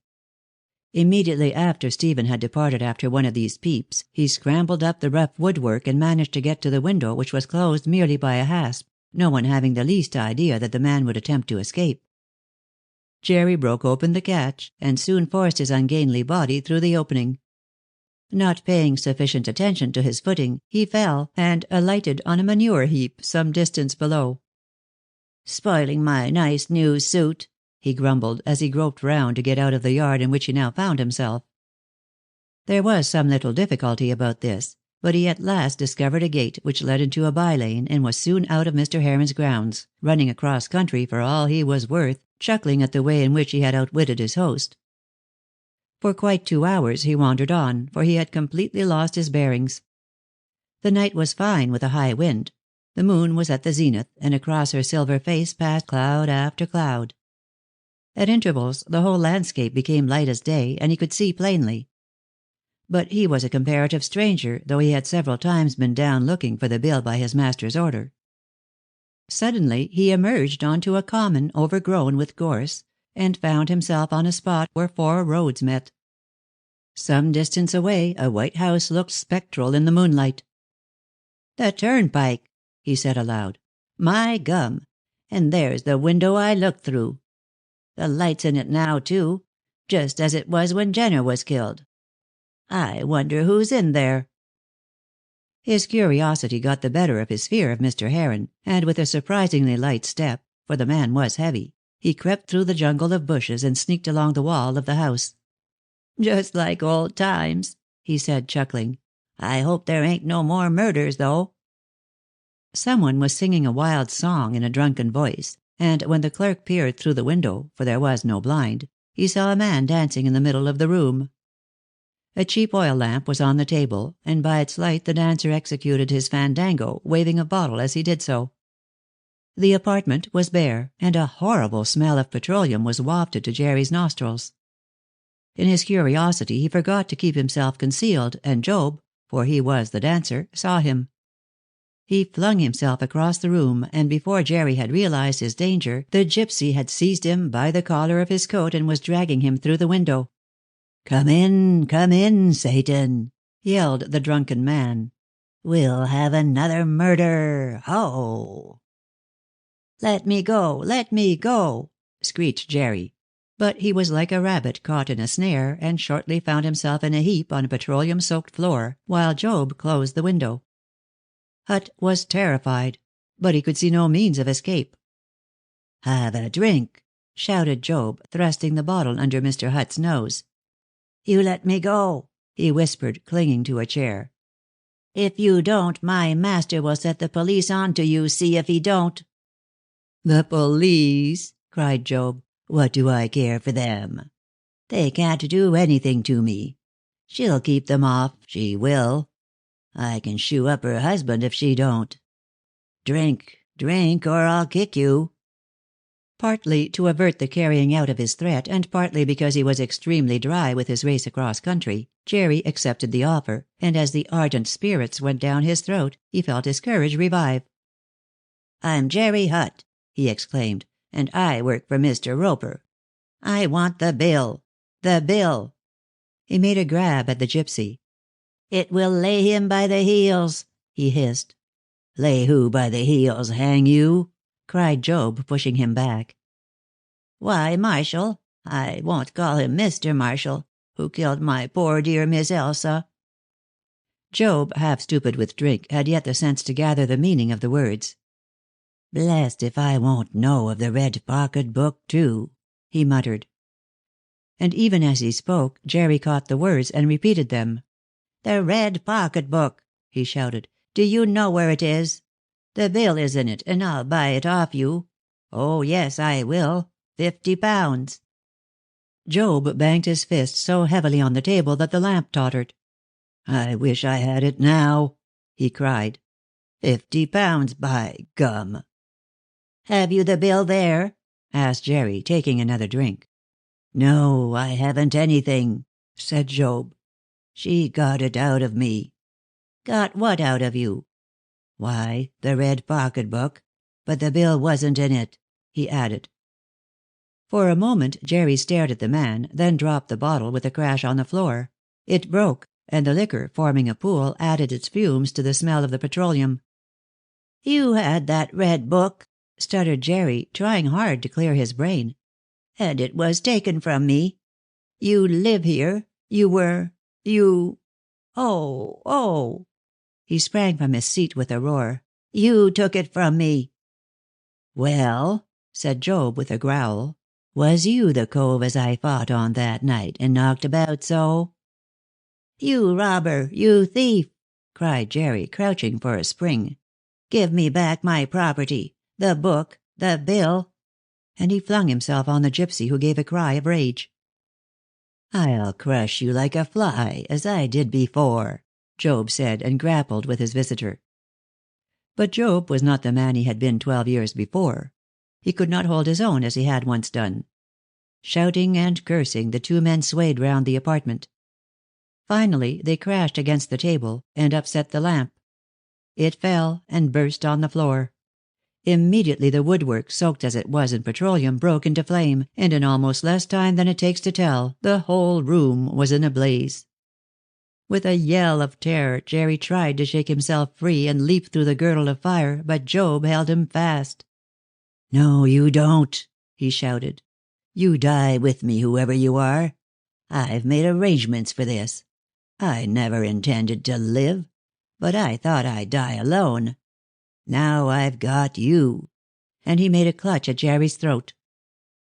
After that, the struggle proceeded in silence, for Job held his peace, and Jerry could not cry out by reason of those two strong hands fast on his throat. By this time the room was blazing like a furnace, and the clothes of the two men were in flames. A frightened wayfarer saw the fire streaming towards the sky, saw two men vaguely struggling in the flames. Chapter 30. The Truth at Last. "It is not impossible," said Geoffrey, thunderstruck. Mrs. Marshall shook her head. "So possible that I always thought so myself," she said. "My own idea was the same," remarked Mr. Cass, who was the third person of the party now assembled in Mr. Heron's library. "I have told you several times, Geoffrey, that I believed Mrs. Jenner to be guilty." The young man drew a long breath. Even now he could scarcely credit the news. So she really did kill her husband. "There can be no doubt about it," said Mr. Cass, pointing to an envelope lying on the table. "There is a copy of her confession. She signed it in the presence of the chaplain and the governor of the jail." It was the morning after the burning down of the Turnpike House that this conversation took place. Information that two charred bodies had been found among the ruins had led Geoffrey to believe that Jerry had perished along with Job. Stephen had informed him on the previous night that the creature had made his escape, and no pursuit had been attempted.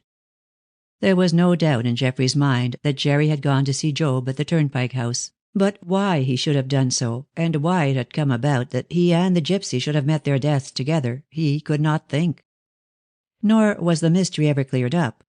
But if the death of Jerry remained a mystery, that of Jenner did not. Towards noon Mr. Cass made his appearance together with his sister to see Mr. Heron. After some little talk about the fire, Geoffrey detailed what had been confessed to him on the previous night. "How did it all come about?" he asked now. "That's what I want to know," said Inez. "Sebastian has told me nothing beyond the bare fact as yet." "Because I want to tell the story once and for all, and then put it out of my mind," said her brother solemnly. "You see, Heron, my sister and you both know all about this case. What you have told us about Jerry Hutt's visit supplies the last link which brings the crime home to Mrs. Jenner. I am not going to tell anyone else how the murder took place. I have asked the governor and the chaplain not to tell Neil the truth when he goes up for the funeral. He has had enough trouble, poor boy. I, for one, do not want him to have any more. He believes now that his mother is innocent." "Oh, indeed," interrupted Mrs. Marshall with a haughty curl of her lip. "And who does he believe guilty?" "Job the gypsy. He thinks that the man set fire to the Turnpike House and destroyed himself so as to escape the penalty of his crime. I think it only merciful that he should be allowed to remain under that impression." "I quite agree with you," said Heron heartily. "And you, Mrs. Marshall?" She bowed her head. "I have no ill will towards the young man, although I hated his mother. But she has gone to her account, so I will say no more about her. As to Neil Webster, as he calls himself—" "And will continue to call himself," interposed Mr. Cass sternly. "I will say nothing to him," continued Mrs. Marshall, taking no notice of this interruption. "I do not wish to visit the sins of the parents upon the children. But with one parent murdered and the other parent a murderess, I don't see how the young man can turn out well. And I sincerely hope that he will not marry that unfortunate Jenny Braun." "If he asks her to marry him, she will not accept him blindly," said Mr. Cass, "for I intended to tell her the whole story, suppressing the fact that Mrs. Jenner was guilty." "That is well," put in Geoffrey, "but I should like to hear the story of Mrs. Jenner's crime." "I can tell it to you in a few words," said Mr. Cass. "The clerk's tale has brought the story up to the time when Jenner flung himself on the child. Well, Mrs. Jenner heard his cry and rushed down into the room. Jenner was mad with rage at the uncanny hatred shown to him by his own son, and had him by the hair of the head, shaking him as a terrier does a rat. Mrs. Jenner rushed at him. She thought he would kill the child. They struggled, and he struck her. While this was going on she found herself near the table, and, seeing the knife, blindly snatched it up, throwing her husband to one side. Then, clutching the child to her breast, and holding out the knife to keep off the infuriated man, she tried to make her escape from the house. But Jenner was blind with fury, both against the child and against his wife who had instilled such hatred into the mind of the boy. He rushed at her, she cried out that she was holding the knife, but he took no notice of her, and ran up against the blade, which buried itself in his heart. He fell, and his wife fainted with the insensible child in her arms. It was when she came to herself some time afterwards that she recalled what she had done. But it was by accident that she had killed him, and this she swore most solemnly. She denied that she had ever intended murder. Then she fled from the house into the darkness until she fell insensible under a hedge. The rest you know." Mrs. Marshall laughed again at this account. "I believe she killed him on purpose," she said. "She had every reason to do it," Mr. Cass said coldly. "But all the same, I believe she has spoken the truth. Jenner died by accident." "If this is so," said Geoffrey slowly, "and I see no reason to disbelieve it, why did Mrs. Jenner tell Neil that he had killed his father?" "I asked her that, and her answer was that she was afraid, if Neil reopened the case, some evidence might be brought forward to prove that she had really committed the murder. She had told her son that she was innocent, and she did not wish him to learn the truth. It was only on my giving a promise not to tell him that she consented to make the confession. She wants him to think of her only as a mother who loved him, not as a murderess." "Humph," remarked Geoffrey doubtfully. "A queer way of shewing her love, to put it into the head of an imaginative neurotic creature like Neil that he himself was guilty. "It will not do him any harm," said Mr. Cass. "I don't pretend to say that I approve of her clearing her own name at the expense of Neil's peace of mind. But it is not for us to judge, and before she died she repented of having made that statement."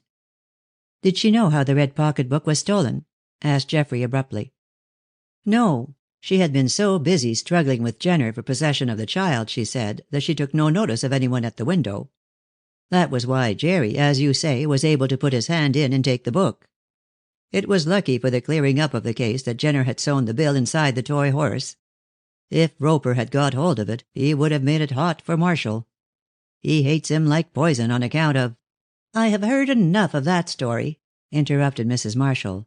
"And you seem to forget, Sebastian, that if the bill had already been in the pocketbook, I should have got it through Job. I am tired of it all. I hope it is all ended forever." "Yes, Inez. You will hear no more about it. In a few days Mrs. Jenner and her story will be buried, and we will all try and forget the past. Neil must never know." "I shall not tell him." "Nor I," said Mrs. Marshall, with, for her, remarkable generosity. "No one knows the truth but ourselves, and we will keep silence. What about those poor wretches who have been burnt?" "Well, Geoffrey must tell how Jerry Hutt came to see him, and in some way we must prove the remains to be his. After all, the corpse, what is left of it, may not be Jerry." "I think it is," said Heron. "Indeed, I am certain of it. I expect he and Job got quarreling about the bill, and Job set fire to the house in order to burn them both. Jerry did not burn willingly, I am sure of that. Job no doubt detained him in the burning house until it was too late." Mrs. Marshall shuddered. Job indeed was wicked, as well she knew. But now she was relieved from his blackmailing, and had only her husband to deal with. And she resolved, now that she was in possession of the bill, to make short work of him. Her thoughts still seemed inclined to separation and the Romish church. "Well, goodbye, Geoffrey," Mr. Cass said, shaking hands. "I hope your ankle will soon be right. Ruth is coming over to see you. But remember, not a word to her." "Not a word," said the young man. "But I say, Cass, if I were you I should burn that copy of the confession. The original, in the possession of the authorities, will be sufficient to prove Mrs. Jenner's guilt should anyone else be accused, which is not likely after all. Burn it." "I intend to do so." And Mr. Cass dropped the document into the fire. "I only brought it back so that you might be sure she was guilty. Ah, it is in ashes already. I wish we could get rid of all our painful memories so easily. But to the end of my life I shall never forget this case." And these were the last words they spoke on the subject, for Mr. Cass and Geoffrey ever afterwards carefully avoided all mention of it. Nor was there even the Turnpike House to remind them of the tragedy, for it had been burnt to the ground. And Mr. Heron had the site ploughed and enclosed in the field adjoining, so that the next year corn waved where the blood-stained habitation had stood. Mrs. Marshall carried out her intention of separating from her husband. She gave him a portion of her money, and made him a present of the forged bill, and he betook himself and his money to Paris. Neil buried his mother and mourned her for many months. Then he made his reappearance in public, and was more successful than ever. Now that time was healing his wounds, he began to think about his future, and the first thing he did was to ask Jenny Braun to share it with him. She, poor girl, accepted him with joy, and at once sent the good news to Ruth. Mr. Cass thereupon went up to London, and called upon the girl at his daughter's house, for she was still teaching Mrs. Chisel's children. He told her the whole story, not thinking it fair that she should marry Neil in ignorance of the truth. And at first she was horrified, but declared that nothing could alter her determination to marry him. "I love him," she said, and that was all. The strange story of the burning of the two men, and that of the murder which had taken place in the same house 12 years before, is now often told by winter firesides. But few know the truth, that the mother of Neil Webster, the famous violinist, was the guilty person in the tragedy of the Turnpike House. The truth was disclosed to Mr. Cass, to Geoffrey Heron, to Mrs. Marshall, and to the governor of jail, and the chaplain. But as for this story, it is told with other names, and the scene is laid 50 miles from the real locality.